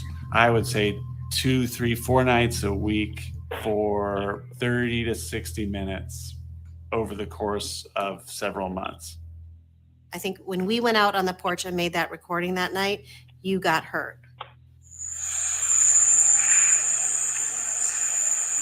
It was persistent, very, very loud. I was always sitting in our bedroom in front of those French doors with just glass between me and the sound. You know, I didn't have a sense that it was dangerous. The sound. Why the fuck I just didn't let this shit play? Listen to the sound. Homeboy recorded it. And he said it lasted for 30. Mostly in their homes in the Cuban capital. and then started coming down with these bizarre, unexplained symptoms. We heard the strange cicada sound at our house, I would say 2, 3, 4 nights a week for 30 to 60 minutes over the course of several months. I think when we went out on the porch and made that recording that night, you got hurt. It was That's what it sounded like. He recorded it. Y'all heard it. He recorded the sound. Y'all hear it? I know you heard it this time, right, Zena, from the video. All right, good. 429. Let's take it back. 27. It was persistent, very, very loud. I was always sitting in our bedroom in front of those French doors with just glass between me and the sound. You know, I didn't have a sense that it was dangerous. I started with the vertigo and the tinnitus and that brain fog. I could actually feel my brain shutting down, like everything kind of went black. I'm standing and it's feeling as if I'm being pushed, like you're being smashed from the top of the head into the ground. That particular symptom, it was many months after I had come back to the States before I started feeling that one. Neurologist said to me, he says, Kate, what you've got here is, it's as if you aged 20-something years and you have those changes all at once. Something had happened to me, and the more I ignored it, the worse I got. It had gotten to a point where I quite literally wasn't functioning as a person. I couldn't remember anything. My head was in so much pain. My ears were ringing. We all had different sensations. We all heard different sounds, or in my case, didn't hear anything at all. Why? Why are they so different? One theory that we bounce around sometimes is maybe they're experimenting with dosing, right? So they hit some of our people with a really strong. I know what you're thinking, newbie. That's what happened to you, huh? And Zena. That's what happened to y'all. That's what happened to y'all, motherfuckers. Listen to them symptoms again. On Y'all had blast. that In our Havana case, syndrome. it felt like whatever they were doing, it was farther away, like a lower intensity thing. Are we guinea pigs? Are we test mice? A little bit, felt like it. Early on, the government explored every possible theory for what this could be. Maybe it was some type of a surveillance operation. Maybe it was some type of attempt to harm them. Maybe it was something in the environment, a toxin or a pesticide that they had breathed in. I'm Korean, queer, neurodivergent. I grew up thinking professional applied to a very narrow Did this bitch say she Korean and queer and divergent? What the set of fuck? people. Now I think we're allowed to define who we are out loud and proudly. They wouldn't let me even skip this bullshit. That's why I don't I fuck think with at the me. very beginning, it was very hush-hush. Something is going on that the department doesn't know what it is, and we just need to be careful. People started to raise the possibility that this was psychosomatic, that it was mass psychogenic illness. Several of us went to the security office. We listened to the sound that they had recording, and I'm like, wow, that's the sound I heard. They were pretty much, no, you're wrong. You're not, you didn't hear that. So that was the start of trying to figure out how to get people to believe me. I don't think anybody wants to be a victim, but there's nothing in the world that's worse than being a victim that everybody doubts. As a journalist who's been covering Cuba for decades, it's always complicated. When I went to Havana and interviewed the intelligence officers and the medical doctors down there, they denied everything. Did you do it? Esa pregunta yo tengo que decirle inmediatamente que no. The Cubans said they had tested everything. They had sent all kinds of experts to the neighborhood where a lot of these people had been hit and had found nothing awry. Tonight, the State Department ordering most of the American staff at the U.S. Embassy in Cuba home. The rare move in response to mysterious attacks against 21 U.S. diplomats. The Secretary assessed this was the only way to significantly reduce the risk to our diplomats and their families. The fallout from this has been profound diplomatically for Cuba, for the United States, because it basically shut down diplomatic relations between the two countries. It was heartbreaking to leave. It was heartbreaking to have the relationship with Cuba that we were building collapse. It almost felt like we were giving up in a way, like letting the bad guys win, the people who did this, if someone did this deliberately. I actually got a call from someone at the State Department and said, "Is this Dr. Hoffer?" And I said, "Yes." And he said, "Dr. Hoffer, this is the State Department. We have a problem." Dr. Hoffer was able to do a lot of testing, especially on the delicate inner ear organs that govern balance. If you take the whole group, that they uniformly had dramatic damage to the otolithic organs, which are the gravity organs. So not just a little bit abnormal, all of them were abnormal. Did y'all hear that? The inner ear governs balance. So their inner ear was shattered. I actually got a call from someone at the State Department and said, "Is this Dr. Hoffer?" And I said, "Yes." And he said, "Dr. Hoffer, this is the State Department. We have a problem." Dr. Hoffer was able to do a lot of testing, especially on the delicate inner ear organs that govern balance. If you take the whole group, that they uniformly had dramatic damage to the otolithic organs, which are the gravity organs. So not just a little bit abnormal, all of them were abnormal. As more and more cases emerged, the government realized they were going to need one facility that was able to really evaluate any new case that came forward. And that's where the University of Pennsylvania came in. The doctors were able to determine that the Havana syndrome individuals had brain injuries that were very similar to a concussion. They found that the Havana syndrome brains had less white matter and less connectivity in them. And that led to what doctors started to refer to as a brain network disorder. I still didn't completely believe it. And I would ask Dr. Swanson constantly, are you absolutely sure this can't be psychosomatic? And he would say over and over, yes, we're sure. There are certainly some components that could be argued away, but there are others that can't be. And it's those that make us know that this is real and not psychosomatic. The doctor writes, "It is my opinion that my current symptoms are a direct result of the environmental exposure she suffered during her work assignment in Havana, Cuba in 2017.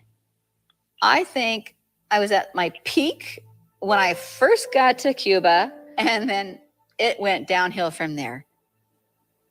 I see myself, and there isn't any physical problem that I can see, and I'm still seeing me, but it's not me."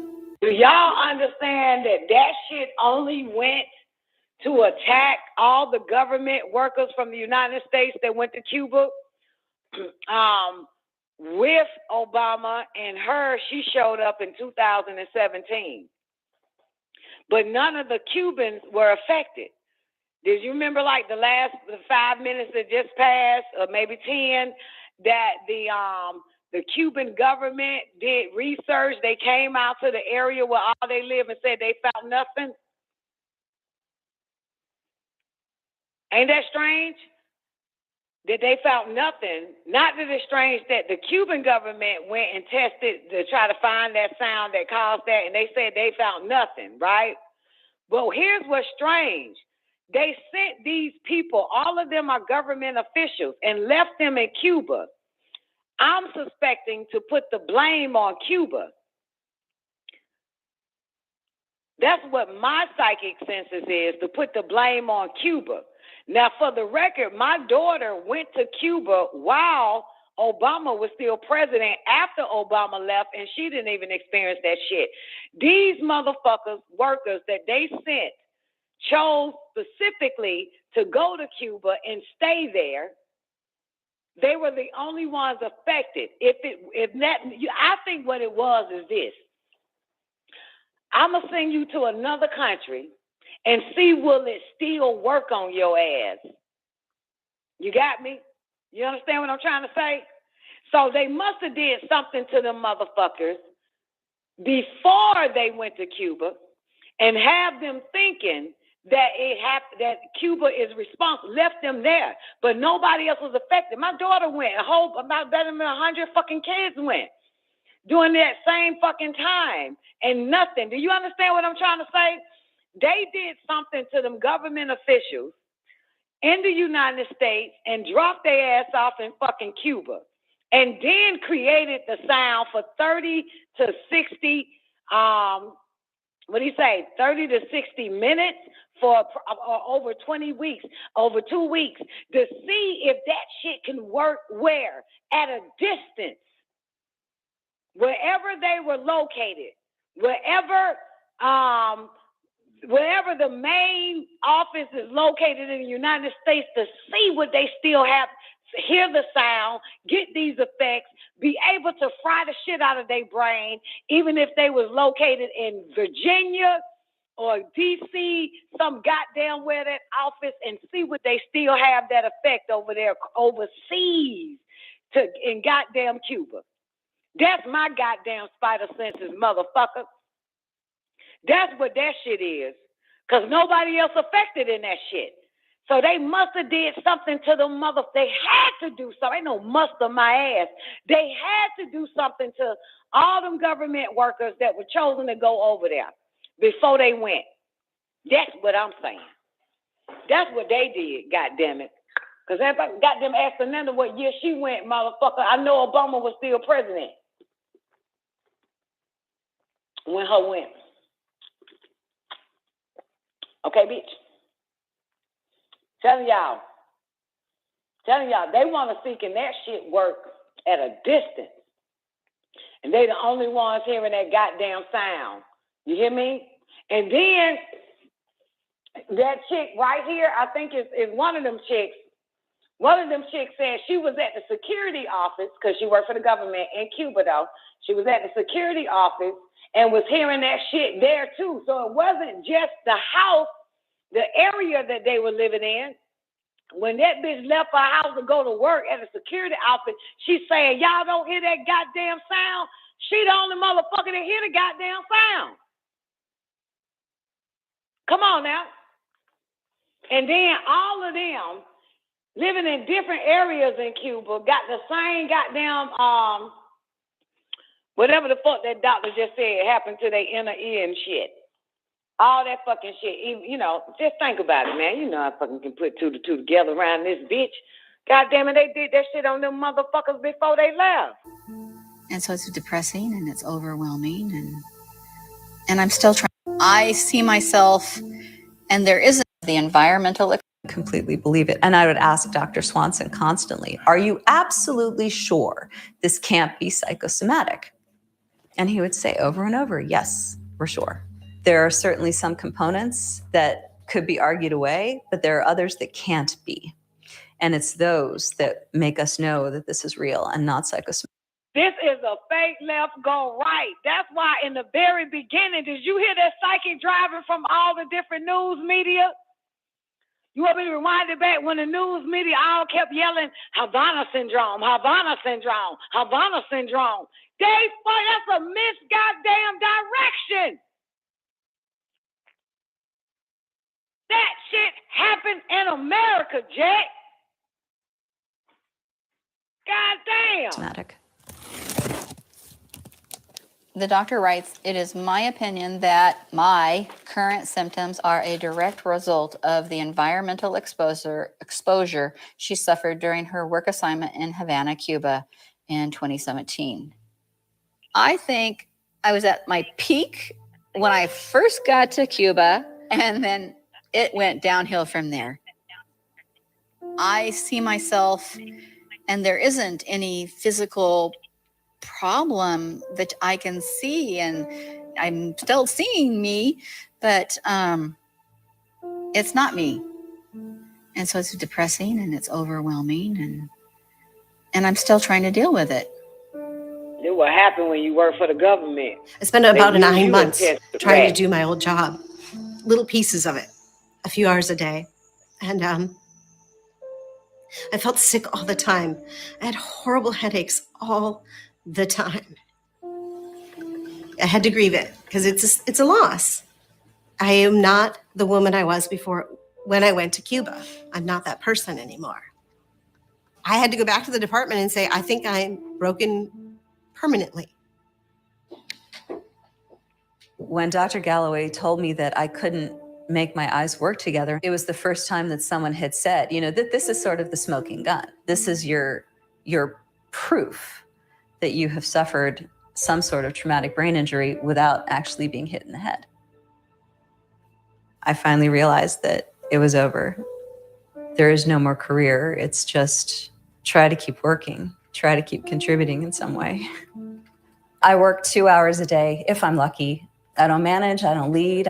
Everything that's happening for me is happening below the surface. It's 4.5 years of excruciating headaches. It's 4.5 years of stumbling, losing my balance. It's 4.5 years of vision degradation. People don't understand what this kind of brain damage can do to you. Symptoms are not what we have. We have injuries. So it is all in our heads in the sense it's a brain injury. It's inside my skull, but it's not imagined. I do not believe the department took me seriously. It was always, we'll get back to you. If we ask for more information, we'll get back to you. I have to ask myself, are they trying to disprove us or are they trying to prove what happened? Compared to gig speed from Xfinity, your internet God is... damn. Hold on. Sheila is incorrect. So let me say this real quick. The government knew what they were fucking doing to those people. We cannot definitively sit here today and say, this is the machine or this is the thing they used to cause these injuries. We are not aware of a technology that does this. Yeah, We've never seen a technology anywhere in the world that does this to people. The longer this went on, the more government agencies that were pulled into trying to figure out what was happening and how to stop it. The military was looking at it. The intelligence agencies were looking at it. And the State Department commissioned a report from the National Academies of Science to assess these injuries as well. In the room where we sat listening to these people, you could have heard a pin drop. All of this to us was simply unlike anything that we had ever heard, and clearly something that had to be real. The committee felt that these acute symptoms were... This makes no sense. So many Americans have been to Cuba since then, and ain't shit happened to them motherfuckers. You hear me? All you got is just only them government workers, y'all. You understand? So many fucking Americans have been there, and this only happened to your government workers. Then we just read the CIA file where they said they even drugged up their own CIA officers unwillingly and shit. This what they do to their own motherfucker. This what they do. What the fuck you think? What the fuck you think they did to the goddamn soldiers in the Vietnam War that fought for America? God damn it. Anybody that's goddamn, because this ain't nothing change with these motherfuckers. The shit. Fuck. were more consistent with a directed radiofrequency energy attack and explored possible related mechanisms. We looked simply unlike anything these injuries as well. In the room where we sat listening to these people, you could have heard a pin drop. All of this to us was... Hold on, let me say this real quick, because this video ain't over yet, but it's it's 25 minutes, but I keep stopping.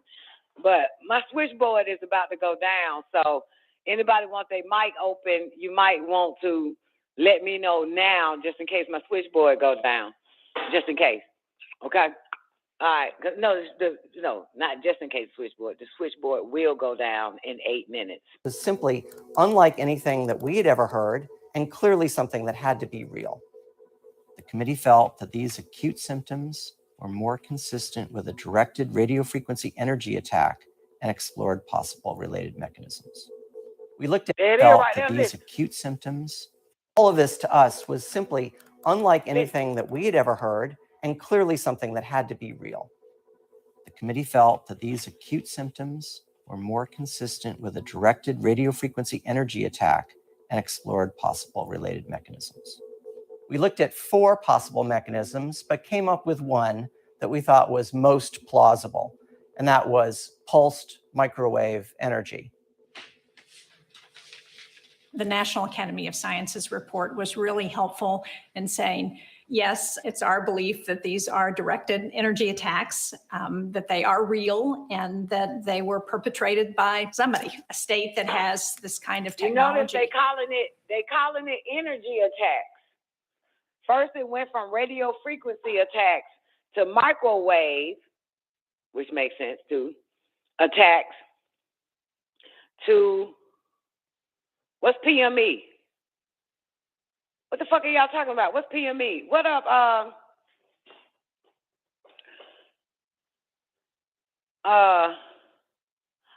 post what? Post, what the M stand for? Come on now, what the fuck the M stand for? Microwave. What the E stand for? What the E stand for? Energy. Oh.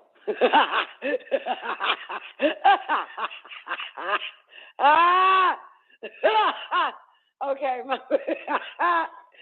Okay.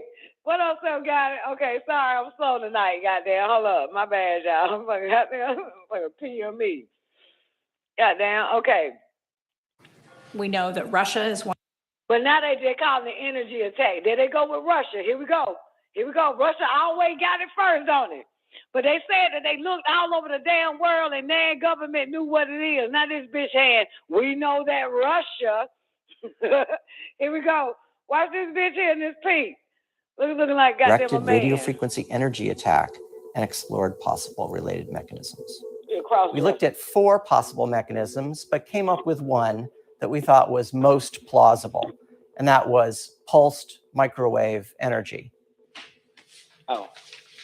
The National Academy of Sciences report was really helpful in saying, yes, it's our belief that these are directed energy attacks, that they are real, and that they were perpetrated by somebody, a state that has this kind of technology. We know that Russia is one of the nation states that has the technology. There are some others, and it's very concerning to think that our adversary— Name the others then, bitch. The others like who? United States? The others like who? Germany? The others like who, bitch? Name the rest of the others. Don't just stop at Russia, bitch. What other goddamn country got the motherfucker? The fuck? They ain't mentioned Cuba though, did they? There are some others, and it's very concerning. Are directed energy attacks, that they are real, and that they were perpetrated by somebody, a state that has this kind of technology.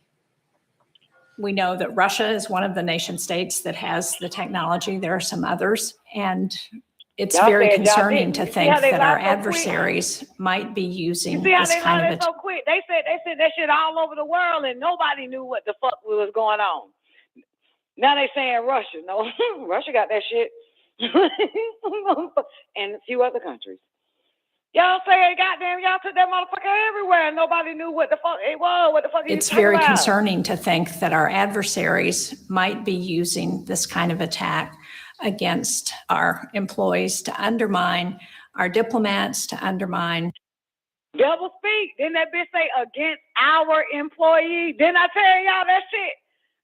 Nobody else though. Why?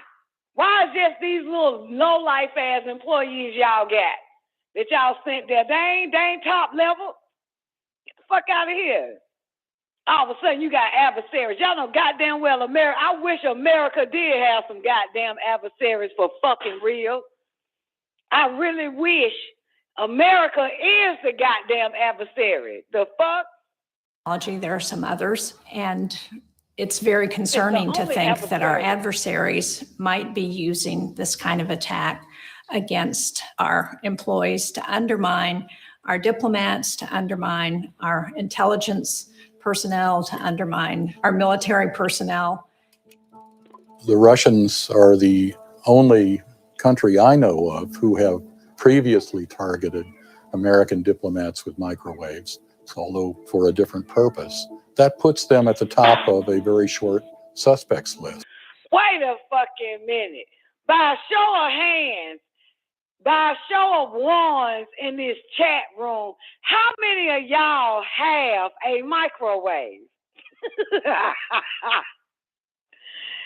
God damn it. And you saying Russia, motherfucker? The fuck?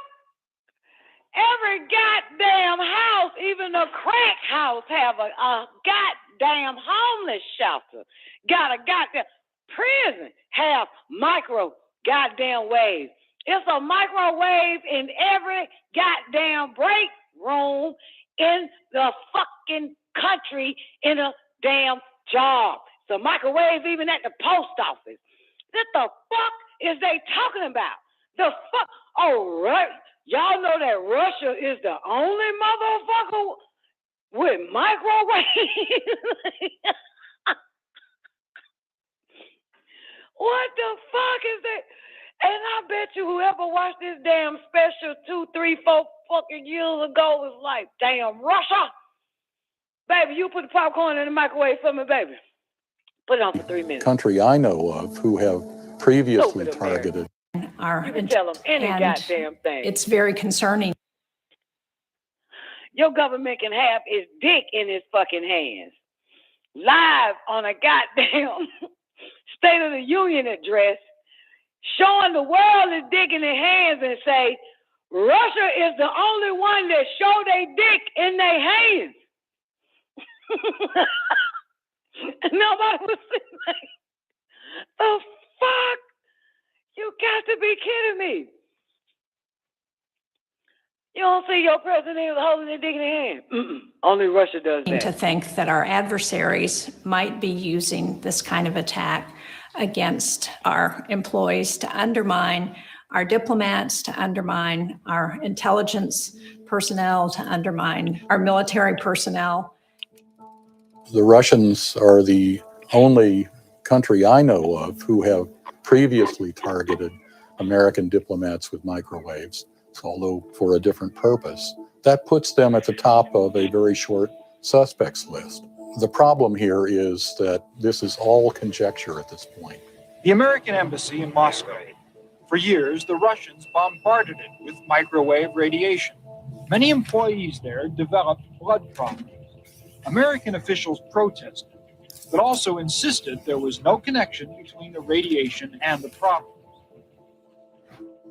By the time I arrived there, people were still very upset about the fact that the reality of this microwave signal had been kept from them for years and years. If you're talking about the State Department and the bureaucracy, we had a similar problem that the Havana syndrome people had, which was that people were saying, oh, it's Embassy Moscow. These people are imagining things. This is mass hysteria. There was a tendency on the part of the bureaucracy to ignore this problem. I have more than a dozen clients who are from multiple agencies, State Department, and the CIA. And they have been victimized by whatever this is. And I'm there to try and find out what happened to them and make sure their health is taken care of. I mean, I started in this case in 2013, 3 years before Havana took place. And Michael Beck, my first client, who then was an NSA, National Security Agency employee, had been impacted. They telling on themselves. That nigga said, I started looking into this shit 2013 before they went to fucking Havana. And now it is another government worker from the NSA. Am I right, motherfucker? I ain't even got to watch the movie to know what the fuck in it. I already solved the mystery. I already got down spoiled the shit. God damn it. Thank yourself, God. Only a counselor recognizes a real motherfucker. You understand? Only a counselor gonna give a counselor the goddamn credit. You feel me, boo? Shit. I been cracked that goddamn. Now, come on now. Come on now. And you saying Russia? You know damn well all them motherfuckers ain't important. Y'all know who did that shit? Who else was president in 2013? Who was director of the CIA in 2013? Who was director of the National Security Agency in 2013? Who the fuck? Come on, man. God damn. Let's finish up this shit. Now this motherfucker said, I've been studying this shit since 2013 before Havana. Let's hear this man. It's very I have important. more than a dozen clients who are. This is mass hysteria. There was a tendency on the part of the bureaucracy to ignore this problem. I have more than a dozen clients who are from multiple agencies, State Department, and the CIA. And they have been victimized by whatever this is. And I'm there to try and find out what happened to them and make sure their health is taken care of. I mean, I started in this case in 2013, 3 years before Havana took place. And Michael Beck, my first client, who then was an NSA, National Security Agency employee, had been impacted by what we believe to have been micro. Y'all see, look what they did to that man. He was a what for the national who? Just a regular fucking employee. Look what they did. The motherfuckers that get about $5 an hour working at the NSA. He probably was a janitor. You never fucking know. Start at the bottom first. 3 years before Havana took place. And Michael Beck, my first client, who then was an NSA, National Security Agency employee, had been impacted by what we believe to have been microwaves in 1996. You probably didn't hear it. Where this alleged incident happened is classified. The circumstances to why he was there is classified. NSA wouldn't tell me what any of that information was. So how? All roads lead back to your alphabet, killers. NSA, classified. What happened is classified. People returning retarded. What happened, NSA, is classified. Goes all the way back to 1990, motherfucking 6. And who the fuck was your president? Who was the director of the CIA in 1990? Fucking 6. And the shit go back to 96. Look at this shit. And the NSA is keep yelling, classified, classified, classified, classified. Come on, y'all. God damn it.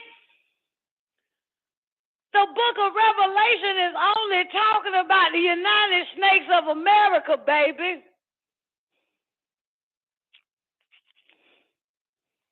The most diabolical motherfuckers on the goddamn planet, man. Goddamn. Y'all know all roads lead back to the harlot. They sit on Babylon. Y'all know that shit. Let's go back to my favorite line. NSA classified. NSA classified. Years before Havana took place. And Michael Beck, my first client, who then was an NSA, National Security Agency employee, had been impacted by what we believe to have been microwaves in 1996. You probably didn't hear it. Where this alleged incident happened is classified. The circumstances to why he was there is classified. NSA wouldn't tell me what any of that information was. So how am I supposed to help file this workman's compensation claim when all of the information is classified? In October of 2014, NSA finally gives me a document.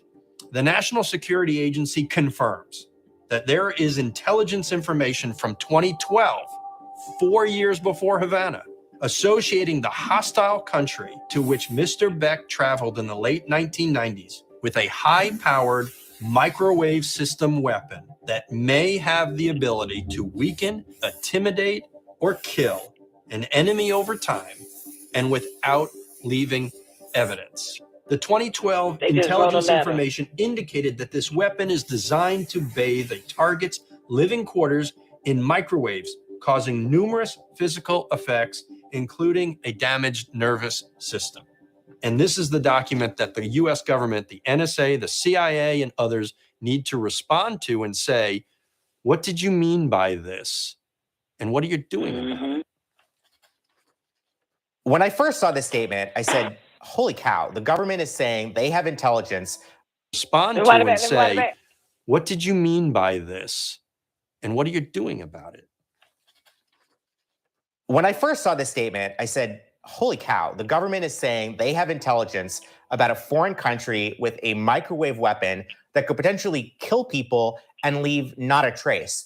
But, you know, there are all kinds of intelligence. Some of it's solid, some of it's questionable. And without knowing more about this, it really raises more questions than answers. The impact of this beyond my clients is actually potentially really scary, because one can construe, if these are attacks on US government personnel, as an act of war. As many as 200 Americans working abroad who traveled to India this month is the latest flight to Vietnam. This year, 24 new cases in Vienna, another in Berlin. U.S. officials say potential victims. You see this shit everywhere but United States, huh? This shit, y'all hear this new psychic driving? You see, you know you can't trust what they say. That's the government covering up their ass, putting it in every goddamn way, and they just some innocent motherfuckers. Fuck out of here. Yeah. And Fauci is a goddamn saint. Fauci goddamn Fauci goddamn in bed with the Institute of Wuhan. And you saying, You know why they shut down that Wuhan shit? Because everybody found out where Fauci was at. Wuhan. That's why they stopped. That's why Trump kept saying Wuhan, and they kept saying Trump is that's not true anymore. Like that type of shit. Remember that? That Wuhan ain't true anymore. Come on, motherfuckers found out. God damn it. Y'all better go look at the court case. Attacks on US government personnel as an act of war. As many as 200 Americans working abroad who traveled to India this month is the latest flight to Vietnam. This year, 24 new cases in Vienna, another in Berlin. U.S. officials say potential victims on every continent but Antarctica. We are investigating and reviewing. Y'all, while everybody was looking at the updates from CDC and the coronavirus, these news report goes all the way up to 2022, 21, 22. Look at the screen again. I'll pause it. Check out the news reports. Everybody looking one way, everybody getting zapped by a goddamn microwave oven around this bitch. The fuck? Victims on every continent but Antarctica. We are investigating and reviewing reports of incidents from all around the world. There has been more openness in the Biden administration to acknowledge what's going on, but it's still not transparent enough. Now, when Biden get him an administration? What year was that? Ain't it was doing still COVID? Look at this shit. They use COVID to cover up this shit. A fake left go right on there. Look at, did y'all see Antarctica? Did y'all see Asia? Did y'all what? Look at the red lines. Look at this shit. Look. That's why they call it Havana syndrome, like it first popped up. There. Hold up. Questions than answers. Look at this shit. The impact of this beyond my clients is actually potentially really scary, because one can construe, if these are attacks on US government personnel, as an act of war. As many as 200 Americans working abroad who traveled to That's July 2021. This September 2021, member of CIA chief's team reported Havana syndrome symptoms on recent trip to India. India this month is the latest flight to. Wait. I missed one. What was this? Vietnam, August 24th, 2021. 2 dozen new cases. July 16, 2021. Another in Berlin. Germany, August 18, 2021. U.S. officials say October 13, 2021. potential Colombia. victims on every continent but Antarctica. We are investigating and reviewing reports of incidents Wait, that's the part I want y'all to see. Antarctica. reviewing reports of incidents. Continent but Antarctica. We are Look. Antarctica? Really? Reports of all of it on Antarctica?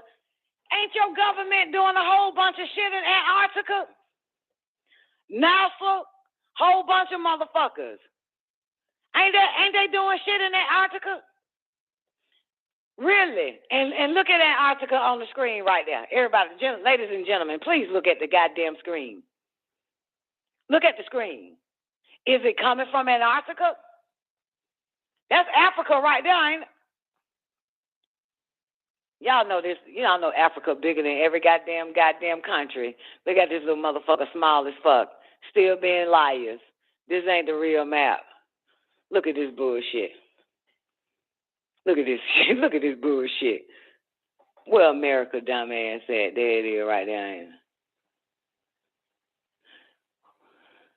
Yeah, I think this.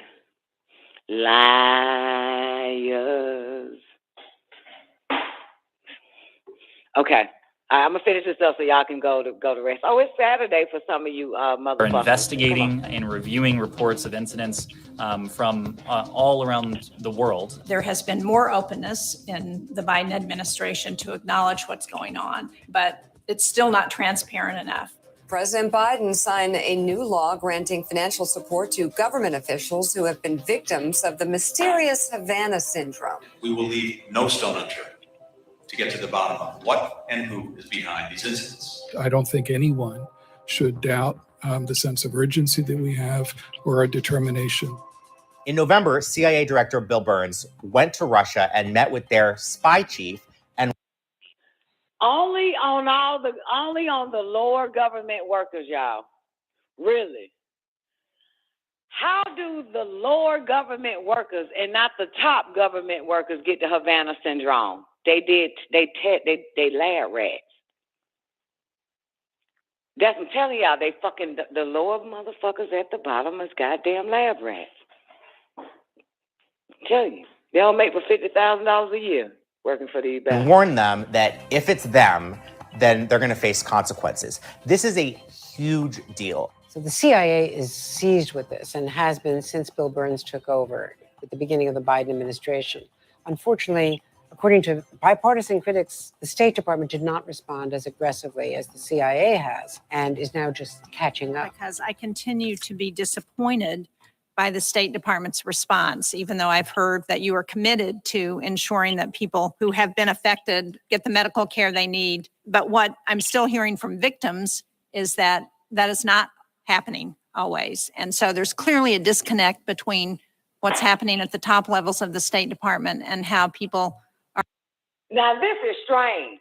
The victims, y'all get the money to get the medical care you need, but y'all ain't gonna catch the killers behind this shit. You know what they say, right?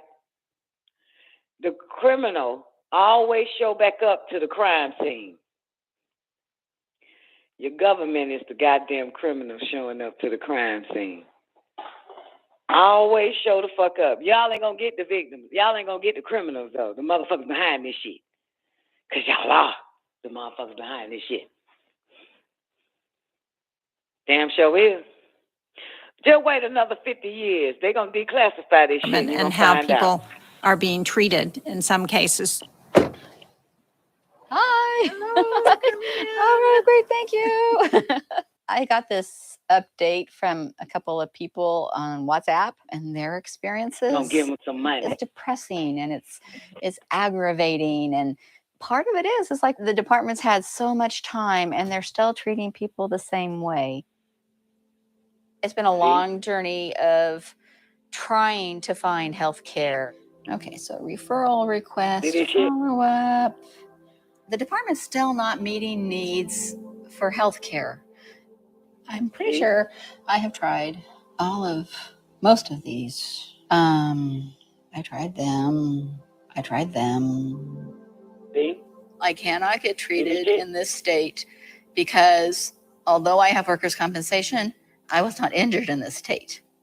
So no one will treat me. See?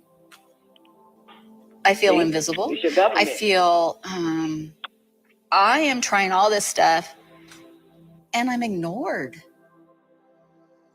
They expected their agency and the US government to take care of them, to take them seriously, and they haven't. They are fed up with how this has impacted negatively their career, their health, and their life, and worse, that they have been perceived to be disregarded by their agency and not taken seriously.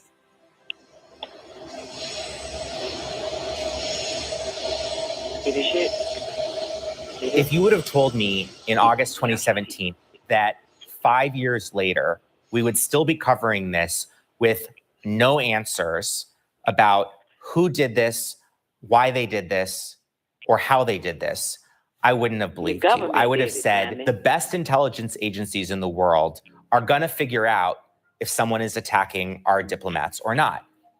And yet, here we are. We still have no known source or cause. That's what we have. When I read the news and I hear 20-some in Vienna, I'm struck with it. Some of them are going to be like myself and some of my other colleagues who are no longer able to contribute what we once would have been able to contribute. And that is a loss to the service.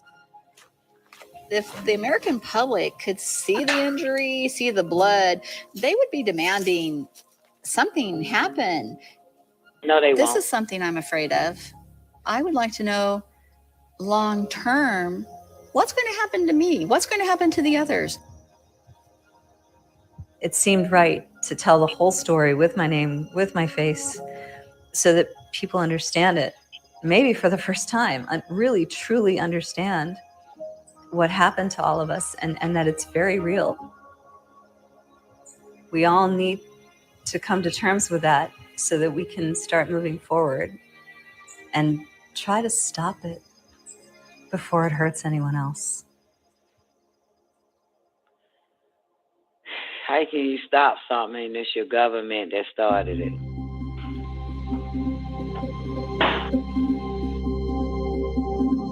All right, here's what it say. Asked by NBC News about employees who say they were ignored, State Department spokesperson Ned Price said, in recent calls with affected employees, Secretary Blinken emphasized the priority, doublespeak, he attaches to this issue as part of his focus on ensuring the health, safety, and security of employees and their families. Bullshit.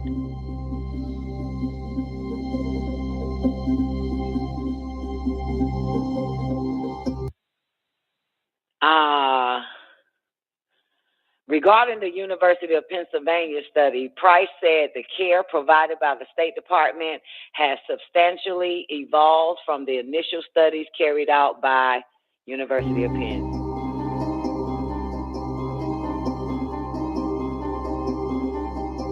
Yeah, right. They own some other whole ass shit. The 4 diplomats spoke with the permission of the United States Department. Another mint. Departmental. A CIA spokesperson told NBC News that Director Burns made it a top priority to ensure officers get the care they need, and that we get to the bottom of this, liken it to the efforts to find bin Laden. Really?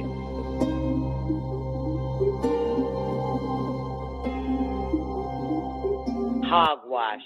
The NSA declined to comment on the intelligence information referred to by Mark Zaid, associating a hostile country with a high-powered microwave weapon.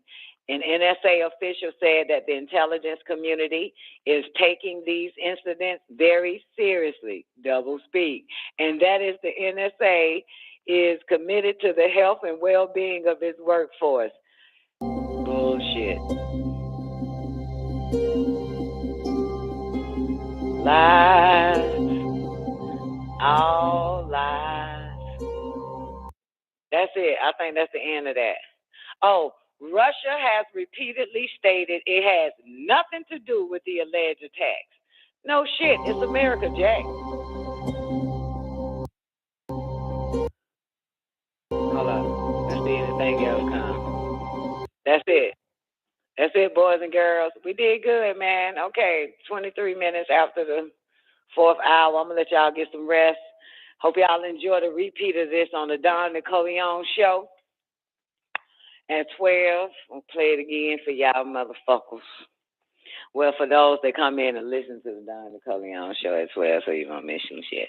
But anyway, there it is right there, man. You already know the Don Nicoleone show got a new time, but it is in the same place. The time is 9 p.m. every day with the exception of Wednesday and Sundays on WGAG Radio. All right. Thank you for your ears, your time, your comments, and United States is guilty as charged. I got to put that on record. They've always been guilty. And I'm up out of here. Y'all have an awarding day. Peace.